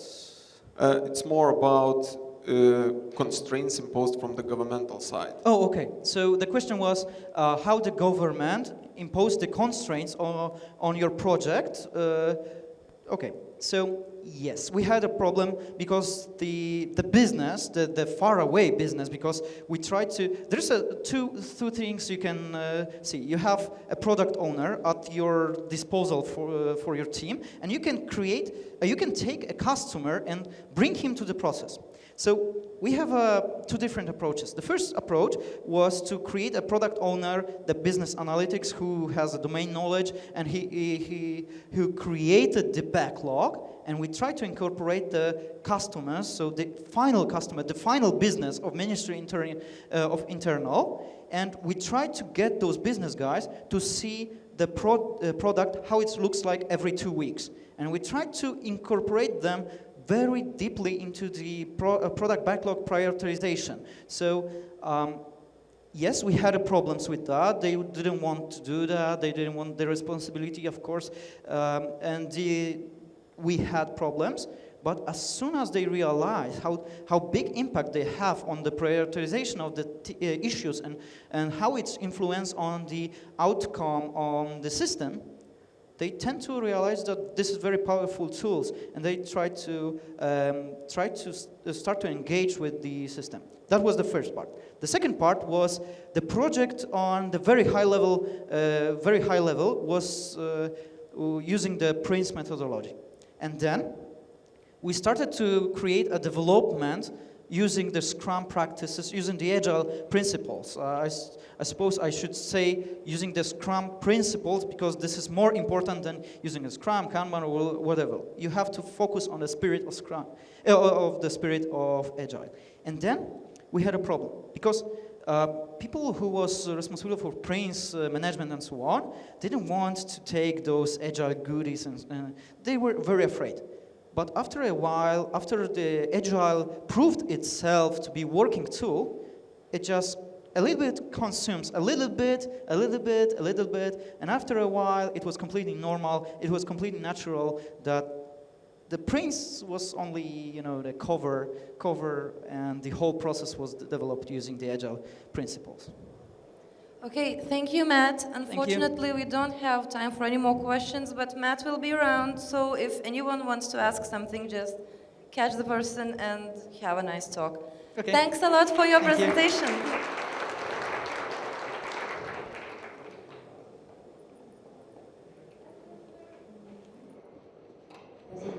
And since we're getting to the end of the conference, don't forget feedback forms. We're about to hand out the prize.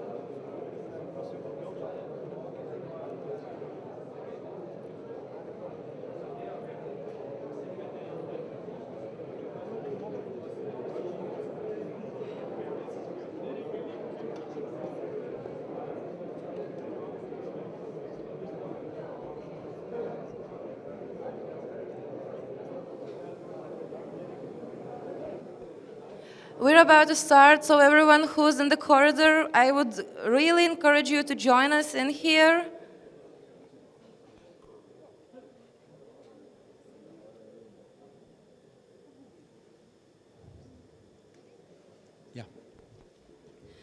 So, the conference is approaching the ending. We already have the prizes for the feedback ready, but of course we have a very special person to close the conference. This is the 6th Agile Tour Lithuania, and in the feedback once we had a question, why don't you bring at least one of the authors of Agile Manifesto? So here he is, Ari Ivan Benekum. Thank you.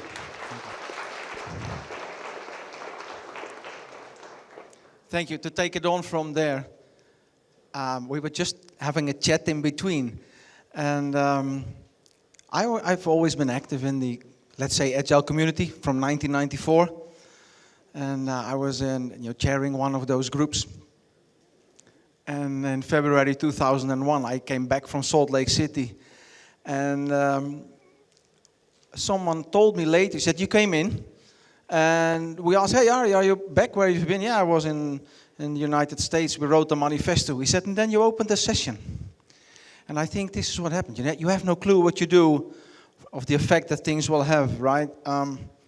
But it's amazing that this one word, it's not just a word anymore. It's a professional domain. It's an expertise. It's a concept. People do it all over the world, literally.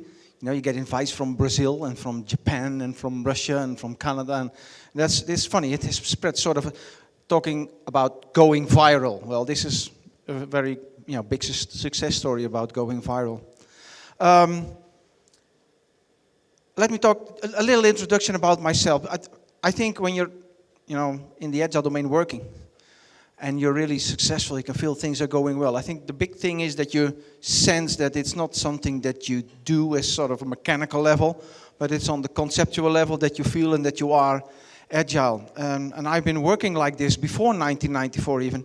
But in 1994, I started giving it form and shape and working and improving all the time.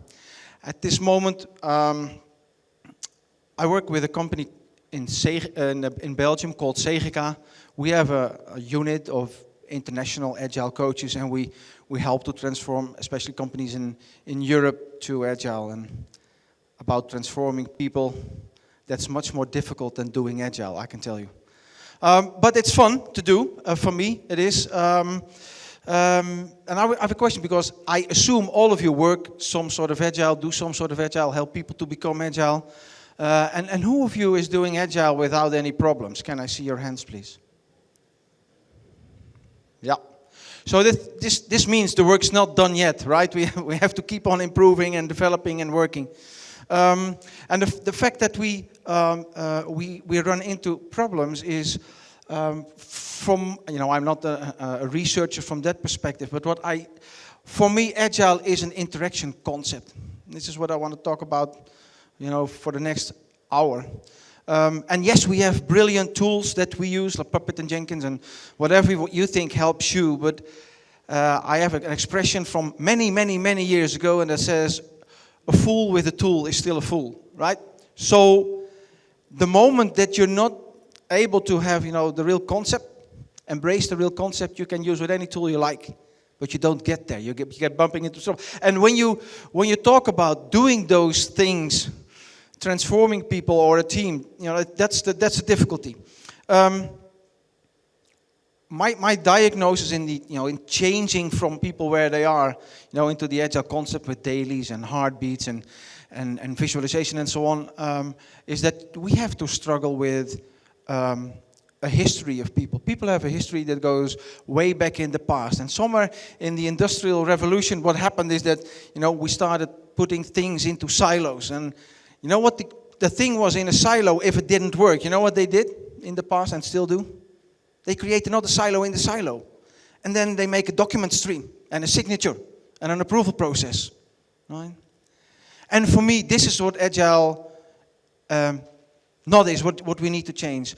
What I find myself is that the moment that you're in the traditional ways of working, you are working in a sequence all the time. So let's say you start first contact with an analyst, And then it gets, from to the functional designer, and it gets to the technical designer, and it gets to development, and then it gets to user acceptance, and then it gets to quality assurance, and then stage is too short, but we have some more coming on, right? And we know that when we cross those silos, we have documents, processes, and committees and entities in the organization. And we know that every time we cross the silo, it takes time, often weeks, right? Really large weeks. So this is what you don't want. So I always say when you do Agile, what you do is with the people you work with, instead of having the sequence, you turn the communication process 90 degrees. And you're with everyone there. And I saw, Matt, your previous, one of your slides in your presentation that said, on a weekly basis, we sit and we have review and we do a little estimation and feedback and that, yeah. So you have them all together there. I saw your graph. So yeah, that's cool. So for me, I'm not so much into the methods, right? I know some of you love Scrum and others love Crystal or Dead or Safe or whatever you like. I think it's the concept that brings the success. If you stick to one method, you leave a whole lot of learnings and best practices from the other communities to the side, which is something that's a missed opportunity. So I would like to bring it back to, I think, where the concept is. It's an interaction concept. If it gets boring, don't start to snore, just let me know, okay? Just tell me. And I can sing for you. And then I can tell you won't snore anymore. So, but hey, I want to go back to the why of Agile, because I noticed that a lot of people do Agile because the next door neighbor is doing Agile as well. So, we have to be there. Just briefly, and then we'll check the manifesto, and I'm not going to talk to you. Who of you has read the Agile manifesto itself? Cool. And it's not so many, so I think it's worthwhile being here to look at it briefly, not all the principles, but the values. And then the how of Agile. This is for me where the moment that you use tools, great, then it gets better. And you were talking about this very big project. We have a software factory in Leuven where I work.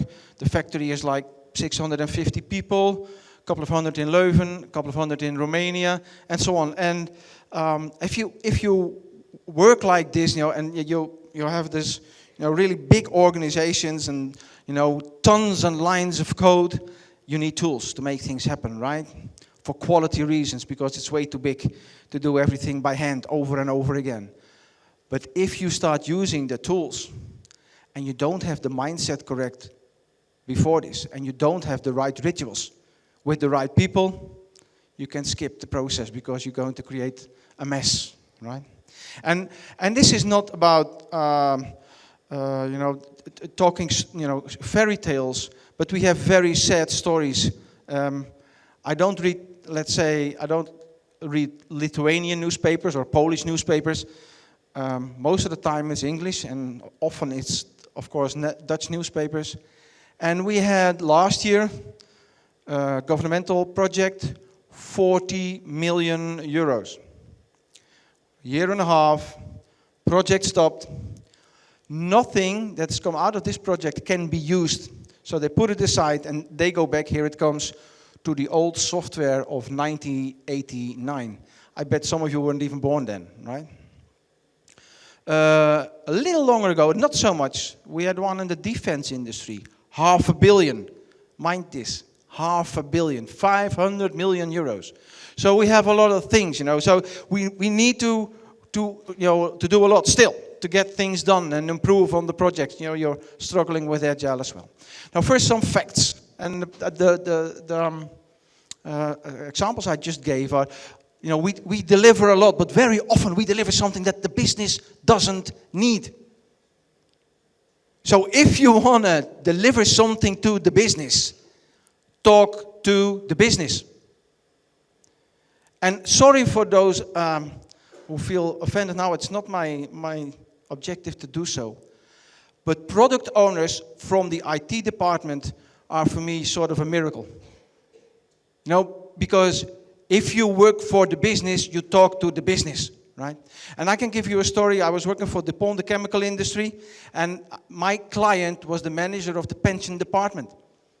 And she was looking at 2 big piles of paper on a Friday morning. We were having a coffee, and she said, Monday morning, I have to say whether this design is correct or not. She said, first of all, it's way too much to read before it's Monday morning, so I will, mess up my weekend. But second of all, I don't understand what's in there. You know, all those beautiful drawings that we can make, FIPS and FUPS and DFDs and ERDs, and they're wonderful. Isaac, and you can... She's someone who doesn't understand that kind of language. Right? And she said, and this was also why she said, I can ask my IT department if the design is correct. But the only thing they can say, if the grammar of the models is correct, but not of the content of the requirements, because they don't know. And then I heard today talk about business and IT.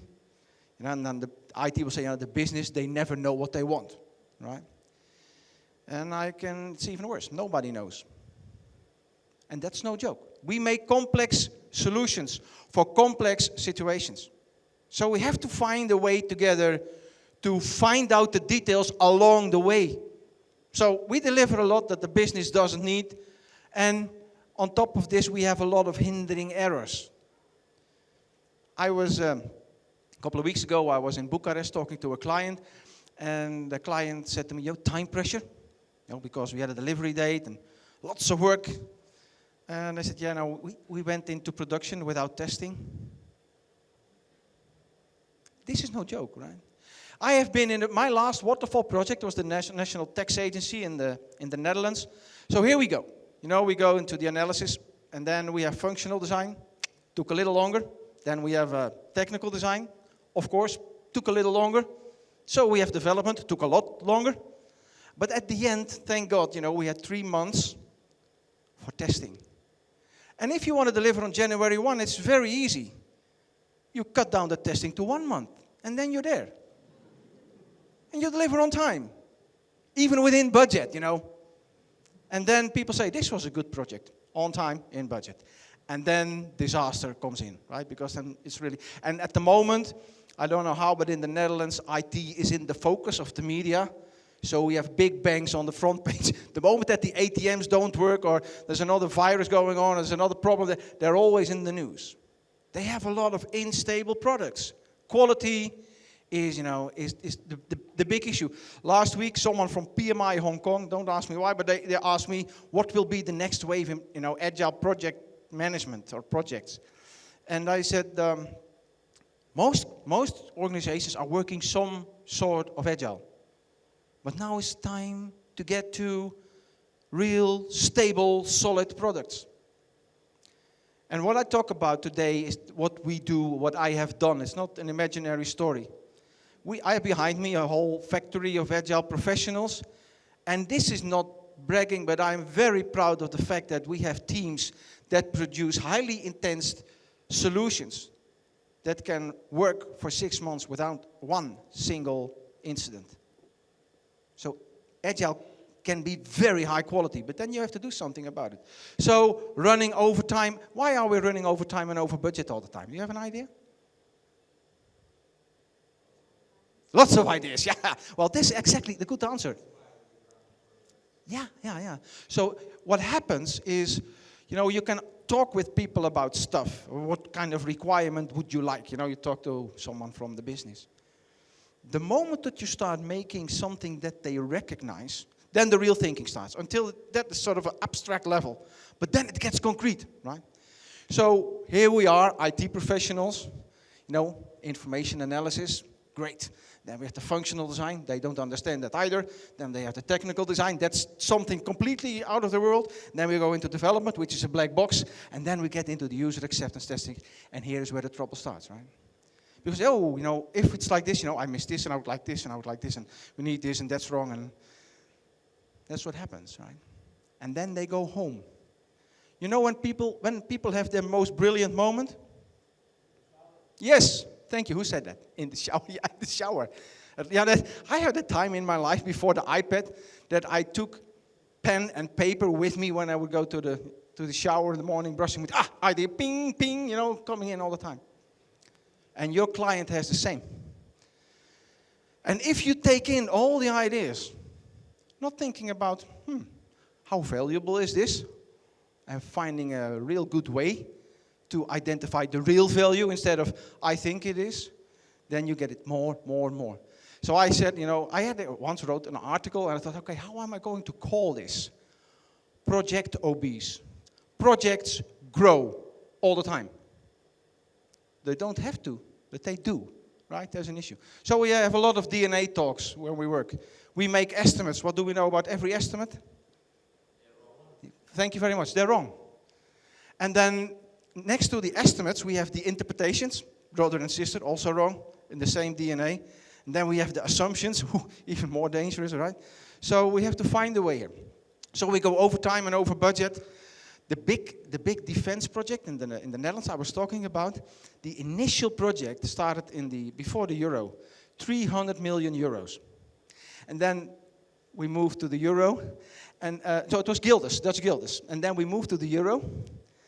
2 years later, they calculated in the same project all the Prince2 project initiation documents. And in euros, they came up to 1.3 billion, which is like 6 times more, right? Something's happening here. So, and there's something else happening. And I was, the day before yesterday, I was in London, and there was a professor from university, and he had brilliant ideas. And I was very happy that I saw a lot of the things I'm going to tell you now were on his slides as well. It always feels good, when things are confirmed by the true professionals. But first of all, do you recognize those on top, those phones? When we wrote the Agile Manifesto, that time I was working with a company, about 700 people. Everyone had a Nokia. And you know why? You could throw them in the toilet, get them out, disassemble them, wash them a little, put them on the heating, wait for 2 hours, assemble them again, and the battery would still work for 3 days. Right? Was state of the art. It was really amazing. And then the smartphones came in. 2 years, Nokia gone. They are fighting their way back. BlackBerry came in. So, 2008. I was working at my own company. We were about 120 people, all in all. Everyone was using a BlackBerry. And 2 years later, BlackBerry was almost gone. Why? Sorry? Yeah, one of the versions is the iPhone. Touchscreens. So, the BlackBerry had the little, wheel in the middle. And then touchscreen came in, 2 years gone. We all know that Nokia and BlackBerry are big companies, high-tech companies. They have research departments. They have trend watchers. They can see it coming, and I can guarantee they saw it coming, but not being able to respond. Now, when you have this in mind, oh yeah, another sad story. I have it here. I started with some notes. My iPad, right? Who of you has an iPad? Quite a few, right? I've lectured for many years at Rotterdam University, always using my iPad from day one. So in March 2012, there was the iPad 3, new on the Dutch market. And I got one of the first to use. A year and a half later, at the same Rotterdam University, ending a class at 9:30 in the evening, I went to the toilet, came back, you can guess, iPad, gone. So the next morning you go to the shops, they give me an iPad 3. You know what they said to me? They don't make them anymore. This is a year and a half from the first one coming into the country, so a year and a half or less, and they were not even made anymore. Now, this means, when you look at this here, the last one is about the product life cycle. And this one is about, the other one is time to market. That's with the smartphones and with the touchscreens. My mother died a couple of years ago, when I was let's say high school time, and I was in the house, and you must recognize this was this gray phone where you watch the word, where you could dial a number, right? And my mother dialed. She liked to be on the phone with friends. She dialed the numbers so often you couldn't see the numbers anymore. That was the same phone used, I think, in my parents' house for like 15 years, maybe? 15 years. When you now buy your phone, you know you're buying old, obsolete stuff. because there's already something else going on, right? That's what we know. So when you perceive things as, okay, we have a shorter product life cycle. And also, we have a shorter time to market because, there's so much technology, so much innovation, with the touch screens and whatever they think about, it's going on. And you have to be able to respond soon. So when people talk to me about projects, and I say, okay, you have this set of requirements, and now you want to change the set of requirements.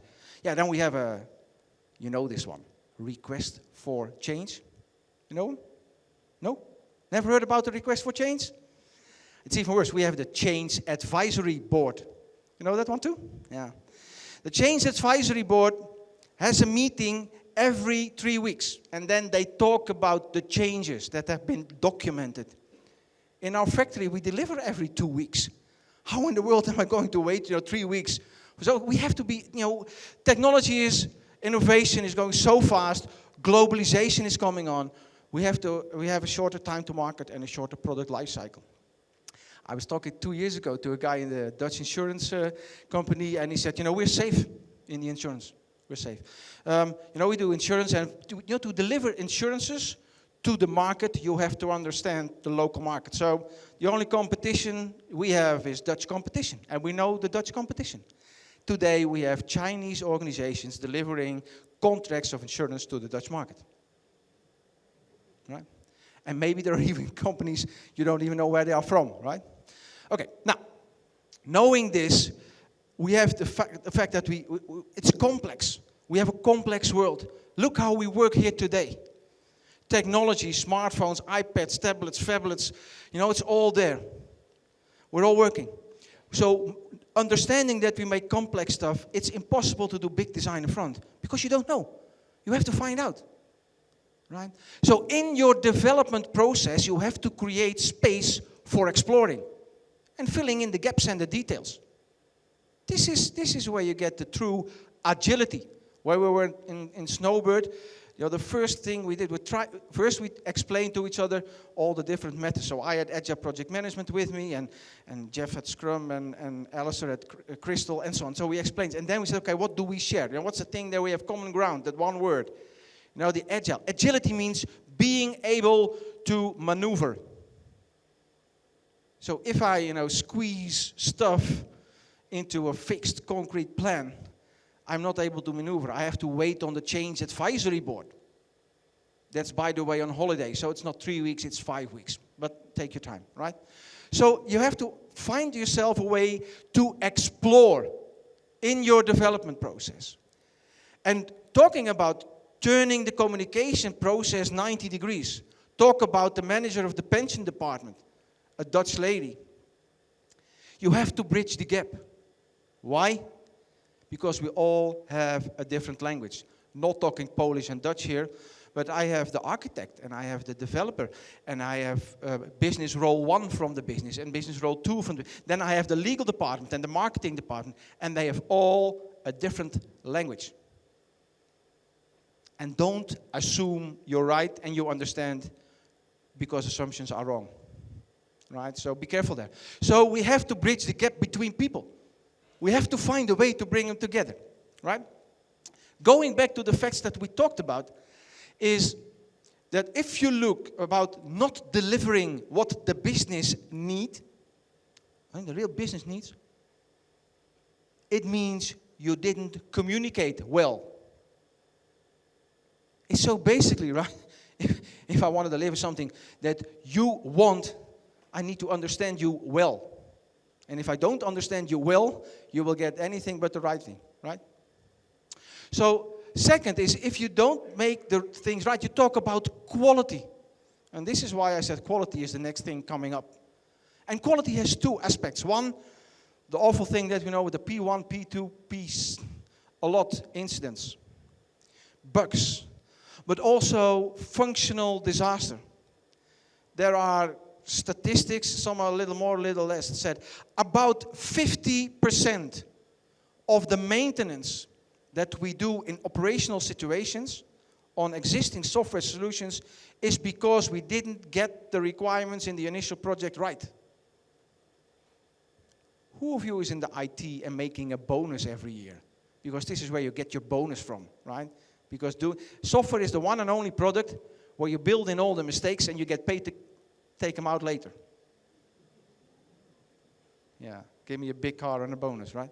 Okay, now if you're not being able to respond, to deliver on time, think about Nokia, think about BlackBerry. It's talking, this is real business value. And when you talk about, going over budget, it's efficiency. And to be very honest, if you're able to deliver in a short pace the business needs and it costs a little more, your client is not, that's fine. But I like to stay in budget. I like to be predictable. So we talk about, value, being able. There's one other story about not being able to deliver on time. Dutch telco, the biggest one in the Netherlands. 4 years ago, about this time of the year, in 3 months, they almost went bankrupt. In 3 months. Any idea why? Because you're all part of it. Almost all of you are part of it. WhatsApp. And what we didn't know is that they were not making their money anymore with phone calls. They were making the money with text messages. And then WhatsApp came in. And they tried to block WhatsApp from the internet. Of course, that didn't work. You can deny it's there, but it's still there, right? And KPN is a big organization. And they have trend watchers. And they have resources. They saw it coming. But not being able to develop and deliver a solution that helps to overcome the issue, right? Okay. Now, this is the waterfall, most of you know, in some sort of way. And there are two major issues. I'm still talking rituals here. This is where we're heading. The big issue is, first of all, when you talk to people, you sit down and we have a talk. And you work in the waterfall way, you get the problem from the lady from the pension department of DuPont. Because you and I talk and we understand. And then I'm going to do my magic, right? I'm going into the functional design and the technical design.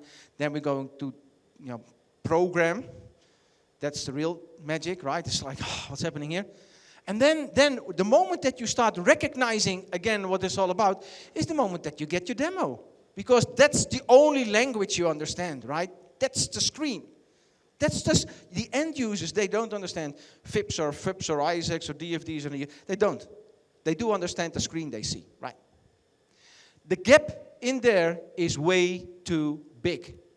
Even if this gap is a sprint of 4 weeks, if you start with a couple of requirements and after 4 weeks you deliver them, I can guarantee you have a problem.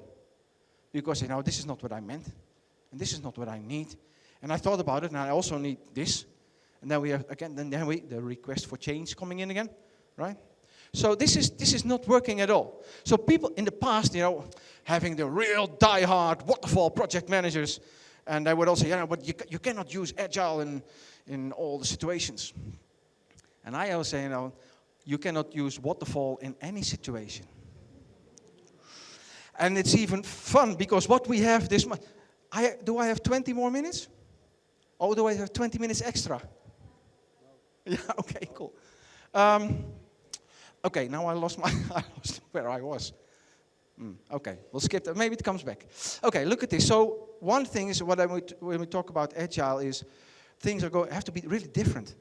Exploring, defining requirements on the way with an easy pace, with very easy change processes, not talking about budget, but talking about delivering the business needs. It's different. And if you want to do something different, you have to do something, if you want to achieve something you never achieved, you have to do something you never done.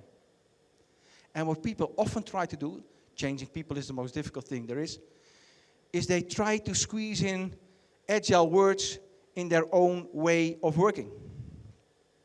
And that doesn't work. So I meet people say, we do Agile. We work in sprints. We have a sprint for information analysis, and then we have a sprint for functional design. We have a sprint for technical design, and we have this is no joke, right? They were actually on the phone with me this morning. So, we do Agile, we don't document. That's another one. So you have to do it in a different way. Now, when we wrote the Agile Manifesto, we said, okay, this is just the beginning.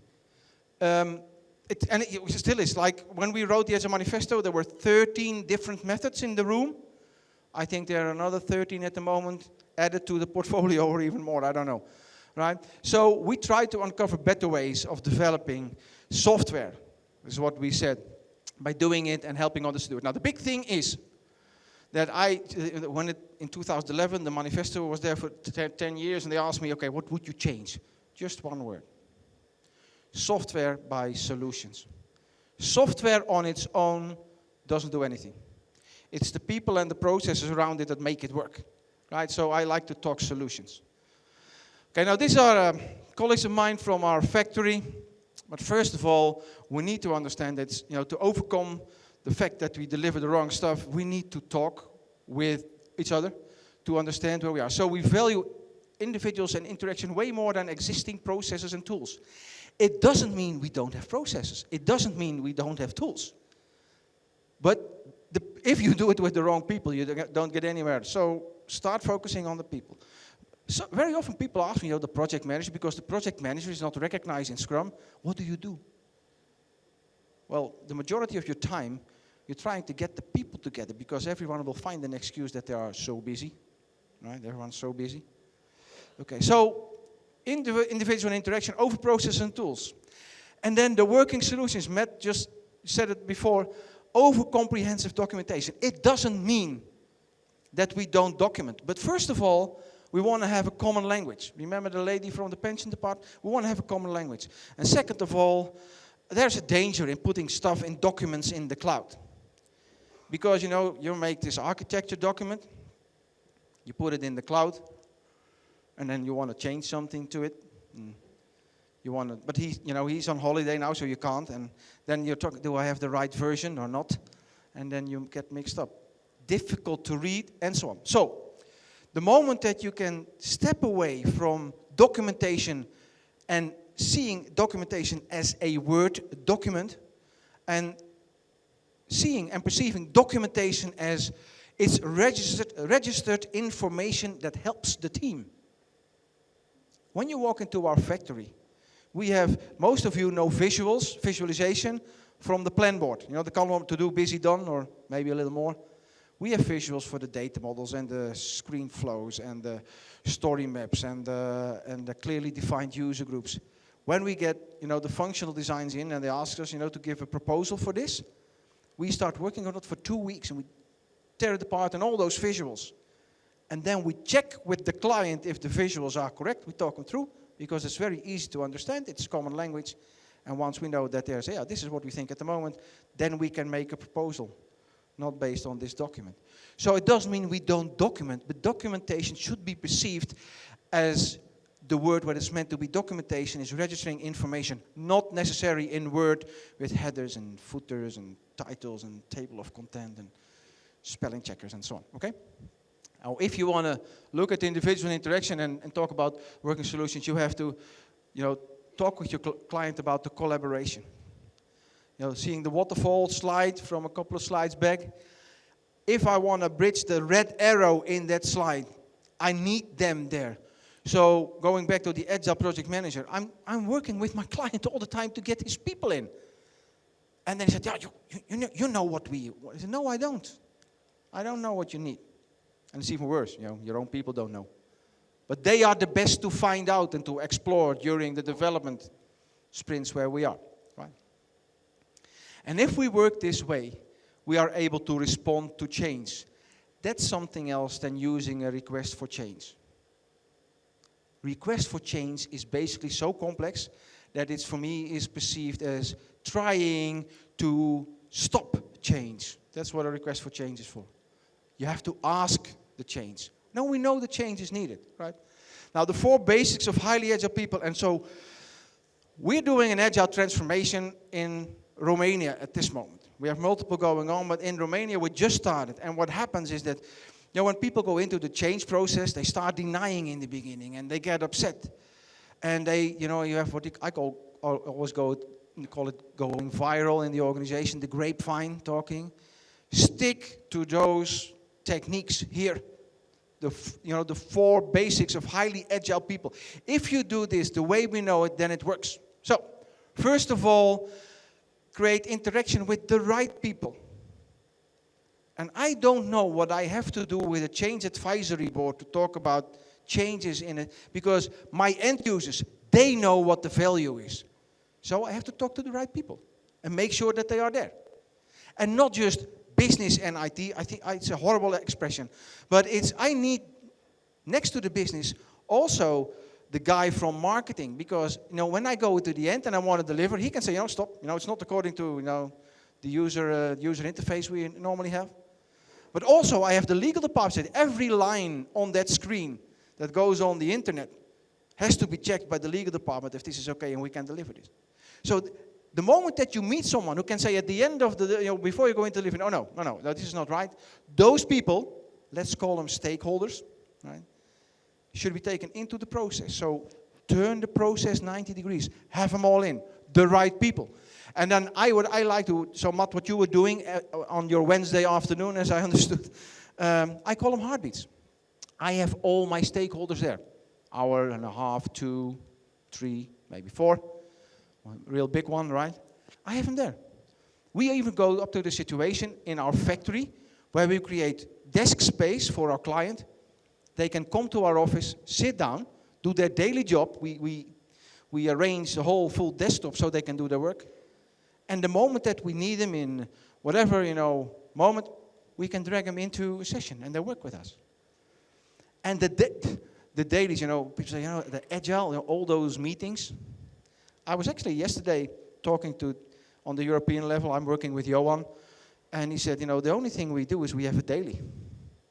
As a management team, every day we have a daily. We don't have meetings. We have a daily, every day, 8 o'clock in the morning. And then the need of meetings is gone. Because if in between I need him or he needs me, or we make a call. But we know today where you are, where you're working on, where your emphasis are, where your priors are. The daily in the development team, I have seen dailies of an hour and a half. Who of you has problems, trying to keep the daily below 15 minutes? I see one person, very modest, yeah, I have a little problem here. The rest is doing fine, right? That's cool. So there's some dogma, they should be 15 minutes or something. No, you're there, and it's just, okay, what did you achieve since the last daily? What are you going to achieve until the next daily? Is there anything hindering you? No? Move on. Yes, you might say, okay, I have a solution. Okay, we'll talk together after the daily. So our daily, couple of minutes, 10 minutes, gone, right? I have seen meetings, there were dailies, but there were sort of punishment meetings, for an hour and a half, that people got slapped, so hey, in this wonderful agile no blame culture, right? Yeah. Okay, the other one is very important, quality by discipline. Discipline, there's some story in agile that, hey, I can do whatever I like. I don't know where it comes from, not from me. Ron Jeffrey said it's all common sense, one of the authors of the Agile Manifesto. It's all common sense, but it's uncommon discipline. And there are some things, the rituals, the daily. I had someone say, the dailies, twice a week. And then she put a meeting in my agenda because we do projects as well. And on the Monday morning at 9:30 to 10 o'clock, we're going to talk about the resources. And I said, okay, can you, because maybe on Monday I don't have any resourcing to talk about. And if we have something to talk about, I can guarantee you that Monday morning at 11:30 there will be something from resourcing, and then I have to wait until the next Monday to. So if we have a daily, we're going to do them. And resourcing is today important. We talk resourcing after the daily, right? So the rituals, and one of the most important ones, and I give you a little technique. Maybe you know it, maybe you don't, about selecting and deselecting. In the Agile Manifesto, we say that we welcome changing requirements, even late in development. So I don't have a problem with having new requirements coming into my sprint, in my 2-week sprint, as long as you handle them properly. And we sit down in the heartbeat and we calculate the value. We quantify the value. And if it's important, it comes in. And if something comes in, most likely something else will drop out. Because a bucket of 10 liters is a bucket of 10 liters. And when you throw something in, something else will go out. Don't squeeze your people. Right? Testing. Testing is for us, Matt, you were talking about automated testing and the environment. If you have big, complex projects, at the first sprint and the second sprint, you can test by hand. But after 10 sprints, it's impossible. Right? And automated testing, we do automated testing. It's a fact of life. test-driven development effect of life. And then we have the test, your way of application of thousands of tests running every couple of hours. And if you 2-week sprint, on the average, every requirement has been tested up to 20 to 30 times before it goes into production. Then you get solid and stable things, including integration. We pair program. Who of you has ever been pair programming? It's cool. It's wonderful. But take it as a concept. So when we do an agile transformation, we do pair coaching. Same thing. Because, 2 eyes, 2 sets of eyes, 2 sets of ears, they observe more. And we work with each other's teams. Refactoring. I was today here talking, it was so great to see someone on stage talking about refactoring. So those are for us, test-driven development, pairing and refactoring. And it's all about communication. Pair programming is communication. It's all the same. So, okay. I got this slide from someone. So when it's like, here you are, end user in the organization, and you have every 6 months a release. And what do you do when you have an opportunity once every 6 months? It's like, ha, I want it all. It's like little children in front of a candy shop. If you ask them, what would you like? It's like, 3-year-olds, I want it all. I want it all. So that's what the business does as well. The moment that you can go into a stable delivery of every 2 weeks, they will work with you and they will select, okay, now I would like this one and this one. And then we quantify, and it's not a like, but it's becoming a need. Because, they are in the team responsible for spending the time and therefore spending the budget. You focus by selecting and deselecting. We're focusing on, I never work on a list of requirements. I always work on an objective. You had your sprint objective, what is it? Sprint goal, sprint teams, sprint objectives, smart objectives. So my client will say, okay, Ari, we have an efficiency level of 84% of the cases handled within the legal time frame, and we need to go up to 96%. That's my objective. And the moment that his people come in and say, hey, I have a new requirement, okay, sit down, heartbeat. We quantify together, how much does it help to get from 84 to 96? And what happens if we don't do this one? And then we can identify, is it absolutely needed? Maybe we have an alternative. Or is it helping, but no, not essential. Right? So, very disciplined on focusing. Prioritize, I use Moscow and quantification. And select and deselect. It's really helpful. And maximizing the work not done. I felt like an idiot when I was doing my last waterfall project. Being here. They said to me, you're part of the technical design team. And it were the 3 of us. Peter, Ria, and myself. And 2 desks like this and 1 on top. In a room, the 3 of us. Technical designing. Then we had a wall. And there were 3, you can guess, the functional design team. 3 desks.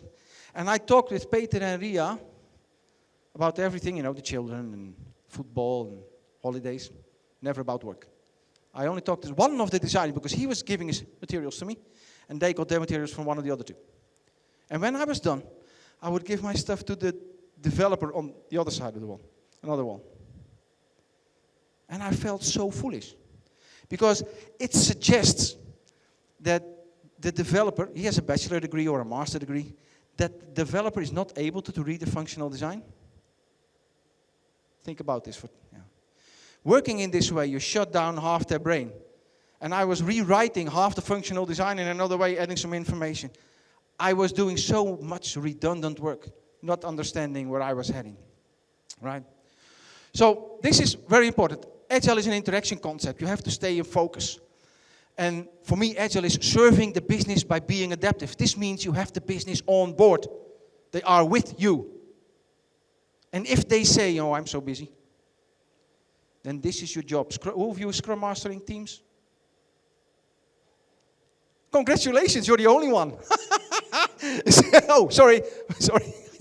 Oh, yeah, some more. Okay, so, but serving the business by being adaptive, have the business with you. And your biggest impediment is, the attendance of people. Because, the daily, I'm late, and dentist, and time, and pressure, and work, and, yeah. One of my colleagues said once, if the client, the sponsor of the project, if the client is not making space and time for his people to work on the project is not important enough, and I leave. Okay, that's cool. Okay, now this is how I like to Maybe, who of you have ever seen this picture? 1, 2, 3, yeah, okay. This is a very basic model. So let me describe how it works. We have one team. I'm seeing a team now in our factory. They deliver on the average 25 story points per 2 weeks. They have on the average 5 to 7 stories.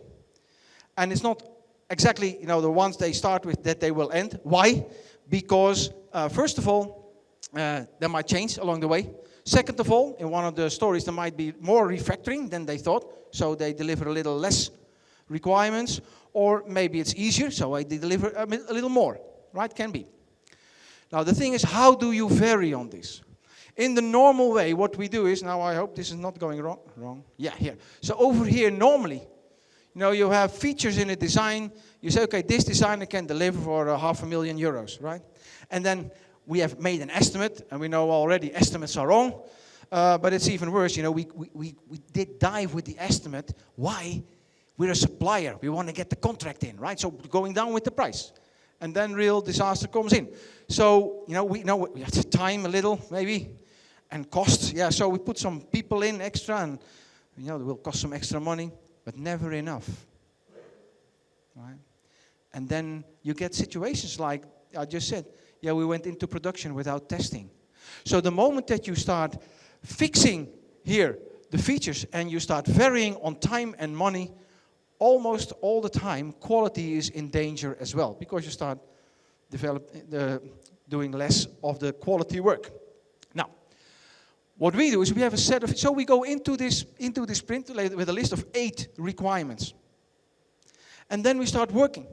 And we have a user story, or whatever you call it, and every user story has a set of things to do, let's say tasks. And a story only goes into production the moment that all the tasks are done. If one of the tasks is not done, the story is not going into production. This means that we vary on the features, but never on time and cost. We have 2 weeks, the same amount of money, and also we don't vary on the quality. This is why we are able to deliver such stable products. Yes, you have to agree with your client up front. Okay, it's not exactly, it can change, but it's also for your benefit that you can change if you like. And we have highly disciplined processes where we go through together, thank you, to get this done, right? So, and then one slide, is that all the time, or also, then we have questions, right? Okay, cool. This is, what I like to say, and Vladimir is here. We were last year or 2 years ago. This was the first time I wrote it like this on a slide. But this is how we do it in our factory. This is why I put this on here, because I wanted to get away from the dogmatic method discussions. I don't care. Stay within the values and the principles, and you get the benefits from working Agile. If you don't stay within the values and the principles, you get a little less benefits of Agile. Up to you. But if you only work XP, or if you only work Scrum, you leave out so many wise best practices and lessons learned from other communities. That's a waste. I think today, if you're really working smart, you assemble your way of working. And you nitpick from everyone. So we have in our factory, for example, Scrum for the team dynamics, so you might recognize the plan board and the fast lanes and the lean concepts and so on. And here you have extreme programming practices, as I said, for the quality of code. When we have large solutions, and we do have large solutions that are there for 11 years, and they have, 30, 40, 50, 60,000 man days in there, yeah, then we have multiple teams working. You need something to let the teams work together. And you can talk Scrum or Scrums or whatever. I used still Agile PM, it's there, and it's covering that since 1995. So I like to use it, developing, and it's going through an evolutionary process, but it's working. So bring them together. And they all, one way or another, have those rituals. But for example, DSDM is not talking about pair programming. Right? And for example, on the extreme programming practices, they're not talking about the highest client, or what do you do? So you have to assemble what's helping you the most. But stick to those processes, the 4 basics of highly agile people. Right? That's very, very careful. Now, I think I'm under a lot of time pressure, but this is the one, what helps me all the time when I'm doing a transformation or when my people are doing a project? What I like is to put this on the wall, and I said, start filling in the dots, if you can find everyone. And then if they have gaps in this model, we know we have an issue in the process, in the way we work. And not going into details here, orange, people from the business, green, people who make it, and then the blue, people who facilitate the process. And we know if we have people focusing on facilitating the rest of the team to do their work, the improvement of the team goes up significantly. We know this, right? So you have the blue, and then we have, let me look at this. Here we have animations, right? Oh, one of the things about the analyst. So you go into your first project, with your team at the client side. And you have someone doing analysis, making together with the business user stories. Within the same client, you go to the next process, right? Next project, you keep the analyst because he knows the business. And the next, so this guy is working in the company, in the same client company for 6 months, 9 months, and he talks to all the different people. He starts understanding their business because the business representatives from my client in the team, they have the latest knowledge, in their own personal situation. But my analyst, he gets inside information on all the different roles. So he becomes what we call the customer proxy. And it's for us in our factory a very specific role. People get trained to do this, right? Okay, I will skip all the animations, but you can see that, you can guess that this one here is the product owner if you talk Scrum, right? Okay. My God, what an animations. What I would like to give to you is, don't go into agile development just like that. Let's use a Scrum example. We start working with the product backlog, right? Where does it come from? If you can show me a vineyard where backlogs grow on trees, tell me, because I will go there, it's good for the factory. You have to create them. So when my client says I have to go up from 84 to 96%, I spend time with my client on, okay, once we are going into development, how are we going to work? And I check architecture and technology. And also, I work on the requirements of we think that are most helpful with what we know at the moment. They will change bit by bit, we'll see, that's fine. But I have to agree on how we work, technology I use, requirements that we think we need. We call it, this is foundations, right? We call it foundations. It takes us 2 weeks to get this. Also in the factory with the client. When it's really big, it takes us 4 weeks. So it's very efficient, done very agile, by the way. Heartbeats and dailies and so on. And then we focus on creating. If you do the rituals well, you will create value. Focus on the process, and the quality will come out of this. If you focus on documents and stuff, you don't get there. Delivering on time is for me essential. We talked about business needs, and we talked about being there, market share, and so on. And you can do this. But the thing is, on the client side, you have to spend time before you go into the development cycles, because your client has to understand that you need his people, and that his people need to be empowered to make decisions on the requirement level, and that his people need to be there in this process with us. So vertical commitment. And changing requirements, we know this is a fact. And if you know the changing requirement is a fact, we need the business to be there because we have to find out and to refine and to prove. And if you need to be, they need to be empowered. It's all logical there, right? So the thing is, it's not so complex itself, the concept. But it's about that things are really changing. So a client that says, okay, what will it cost? $500,000. What do I get? And I said, I don't know exactly yet. That's the answer. But the client should step away from focusing on requirements lists and focusing more on objectives. What do I want to get out of this? Right? It's a journey, so you have to stick to the rituals. So when we do transformations and my teams are struggling, I always check in instantly. What about your dailies? What about your retro? What are you doing them? Is the client there? And focus on that. Get them there. Be transparent. Transparency, maybe this is the one to close, Agnes, yeah? Transparency is the carrier of Agile. The moment that people start talking in their little rooms and bilaterals and all together, sharing information at the source, okay? If you want to know some more, you can download the white paper if you like. It's one of the things that you can find on the web, but it's a nice one to read. It's about how we work and what we have done. So, transparency, rituals, interaction. Questions? Thank you, Ari. I'm sure there will be lots of questions, right?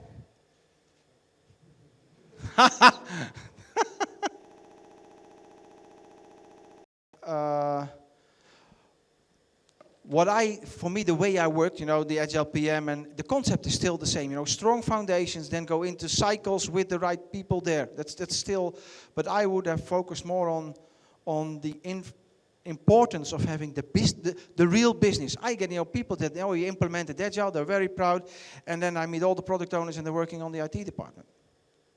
And then the complaints are still there. We don't get what we need, and it's too late, and they have to struggle and back and forth. It's the us and them. And if you really work on business there, it's we. And that's the true thing about Agile. It's about the team responsibility. Getting out of your silo, team responsibility, but then with the right people all there. Yeah. And I would emphasize it more. But that's in hindsight, right? So that's an easy one. Yeah, thank you. Other questions? Any more questions? We still have some time for them. There's one in the back over there. Totally in the back.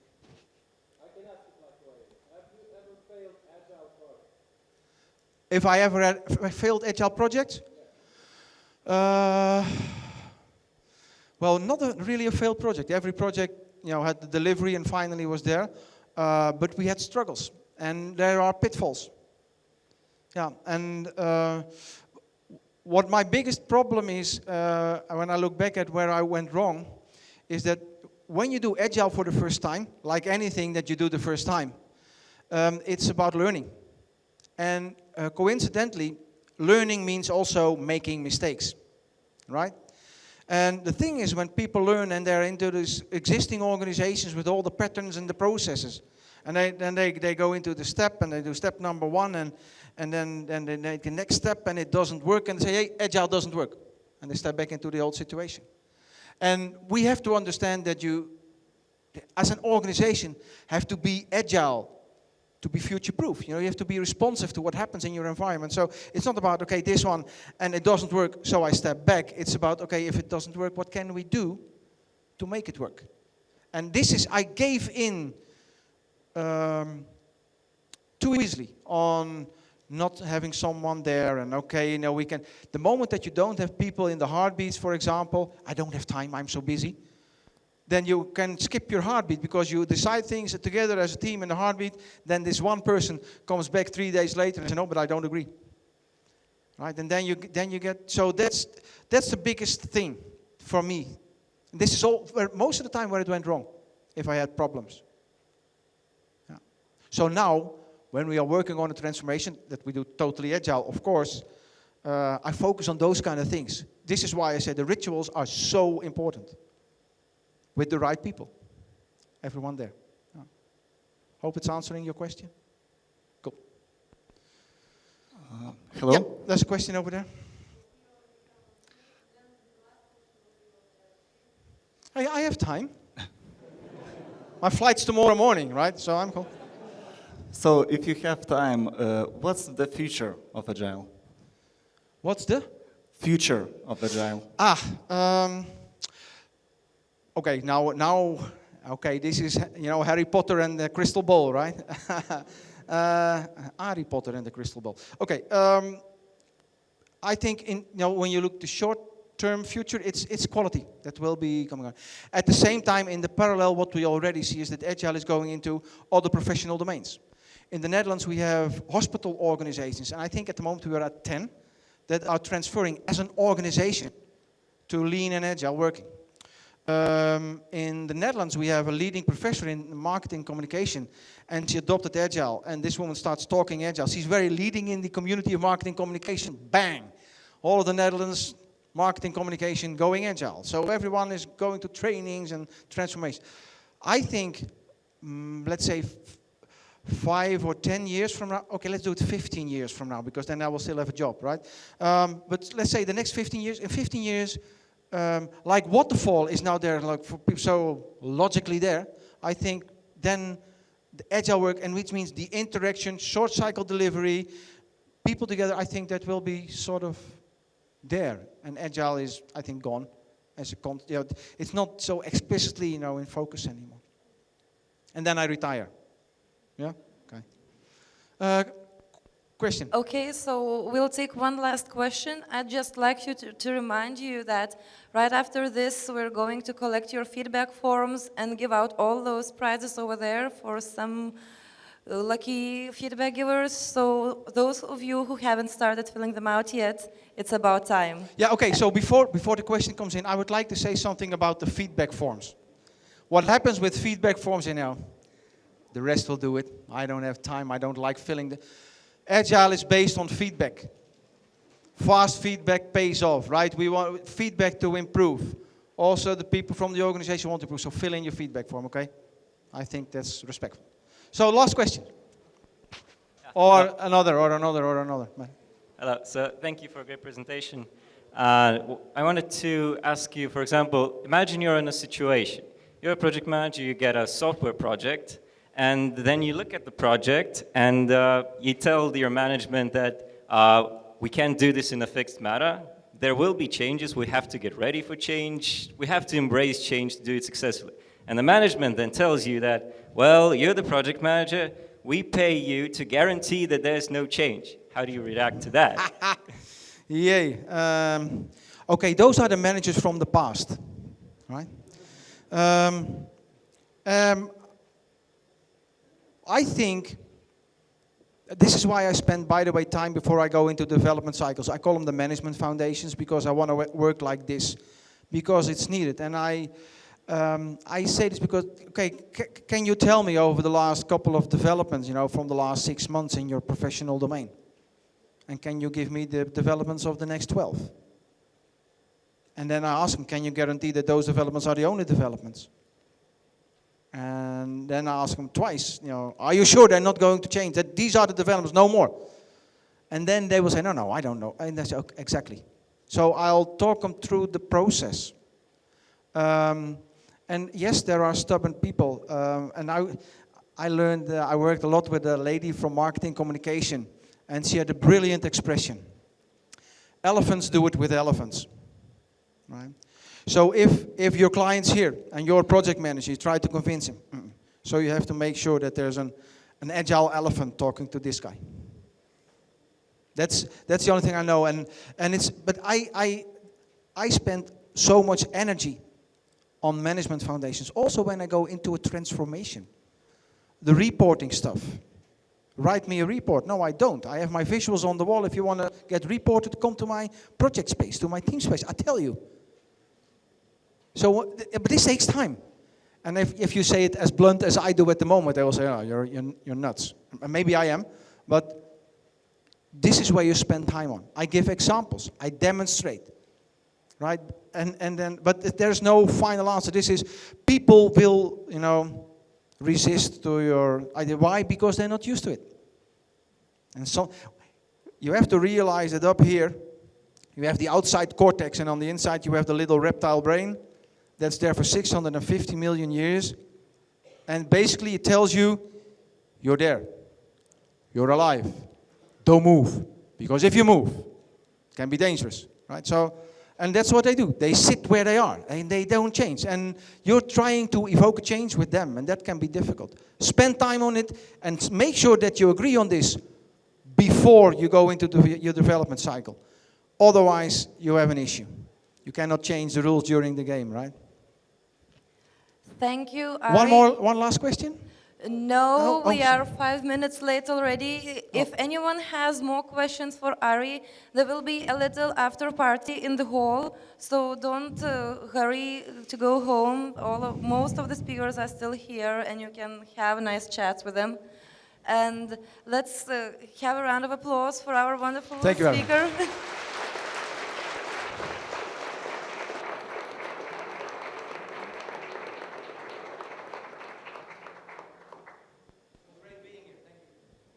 We'll have a couple of more minutes for you to finish your feedback forms, and then we'll start the magic of giving out prizes.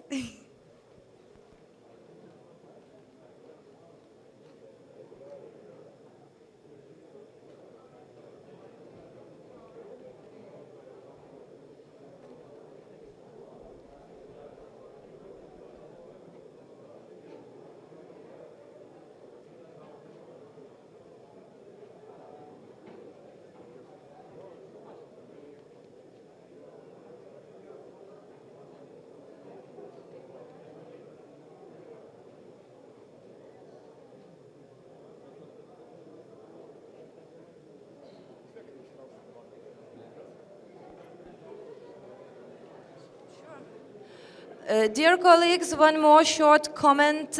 People who filled out the electronic version of the feedback form will also get prizes. And let's save the trees, you know, scan the QR code, and we encourage you to use the smart way of filling out the feedback forms. Thanks.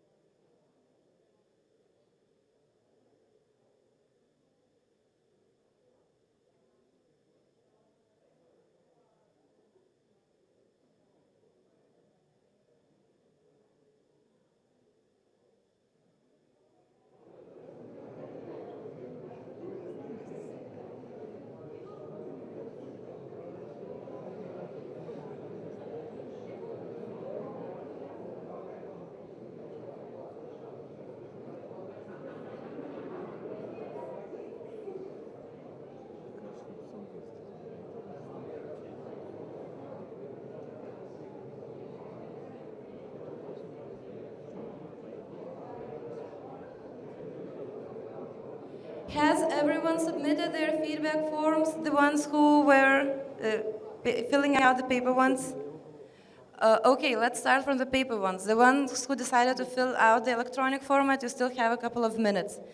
Okay, before we start this nice part of the conference, I would like to have a special thank you for those people without whom the conference wouldn't be here. So first of all, it's our sponsors, our general sponsor Visma, our major sponsors Seb and Store Brand, our partners NFQ, Carolina Hotel, and of course all the huge group of volunteers who actually received just the joy of gathering you all here today.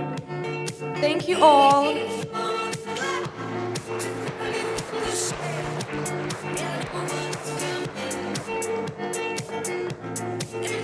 Okay, now listen attentively because Ari will be drawing the winners.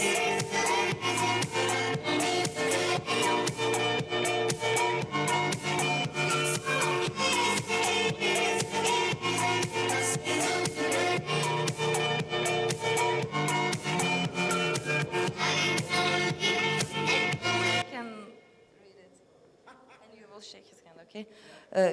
Gediminas Muizis. I'm sorry, this handwriting is complicated.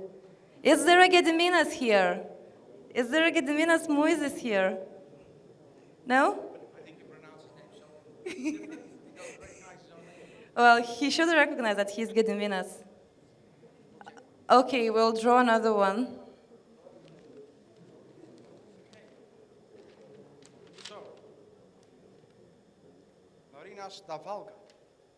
Laurinas Davalga? Yes. No Laurinas? No?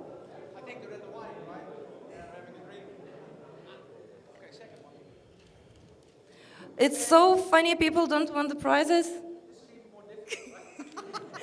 Let me help you. Egidijus Nedzinskas? Woo!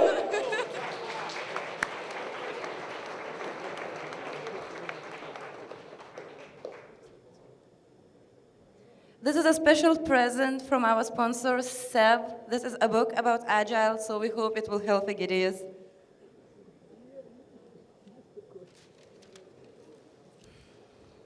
Justina?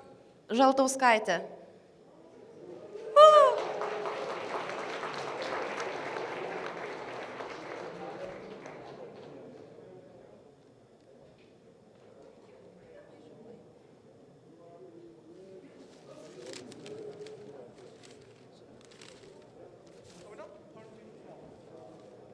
Okay, one more.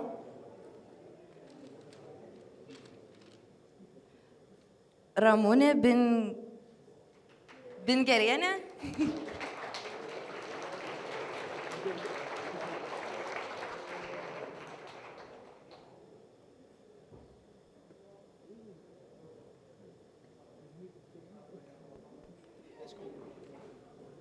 One more. You see, we still have prizes over here. Yeah, this one is for the 2 weeks vacation to... No, this is for a book. Vilma. Vilma Vitkienė.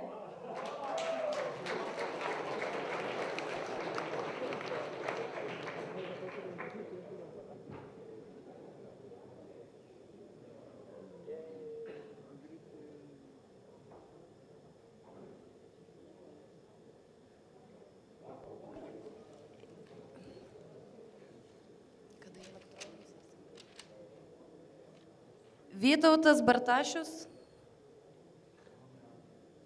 Any Vytautasis around? Any Vytautasis in the hall? No? Okay, we'll draw another one.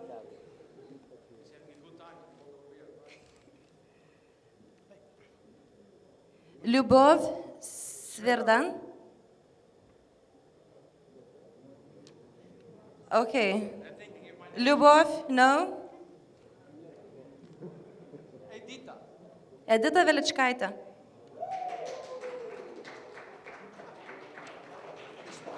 Somehow the ladies are more present than the guys. This is a special brand towel from Agile Lithuania. There is only a finite number of those, so you have something unique.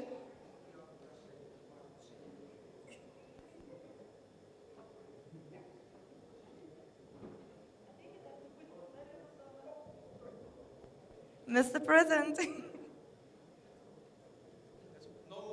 And now we will just turn on our randomizer and give some gifts to those who actually decided to choose the other way of filling out the feedback forms.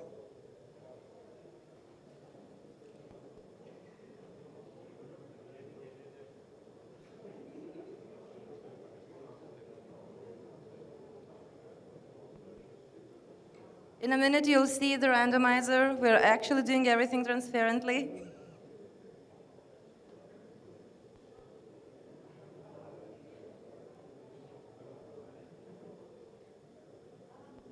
Almantas Gedminas.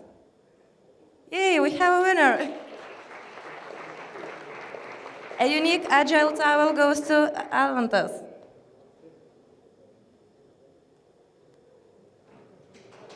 Okay, Vaidas Pilkauskas.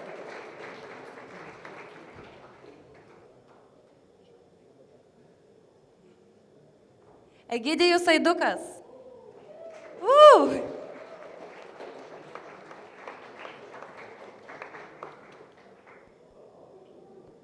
Paulius Nomgaudas.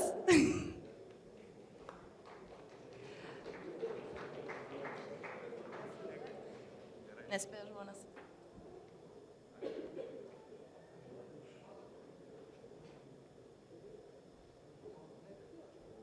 Domas Pūras.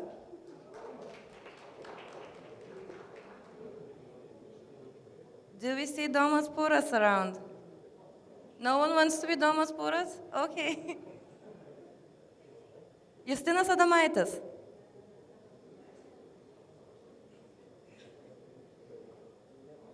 Žilvinas Jučius. We have a winner.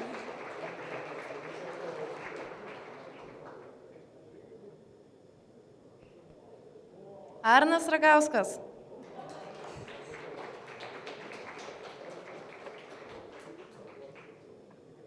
Arnas will write some very clean code after this. Ramūnas Norvišas. Woo! And that was the last prize. Thanks everyone for the feedback. Those who didn't get the prizes, your prize will be an improved Agile Tour next year. We promise we will appreciate your feedback very, very much. And our speaker wants to have a couple of more words. Yeah, I would like to give you an idea, because I'm looking at the book that says clean code. Look at the sheer size. So if you want to have fun this winter, in front of the fireplace and a glass of wine, I myself find these books difficult to read. What we do in the factory, we have what we call reading groups, and they work very efficiently. What we do is we have, let's say it's a project team or a product team, or it's a guild, a group of analysts, a group of developers.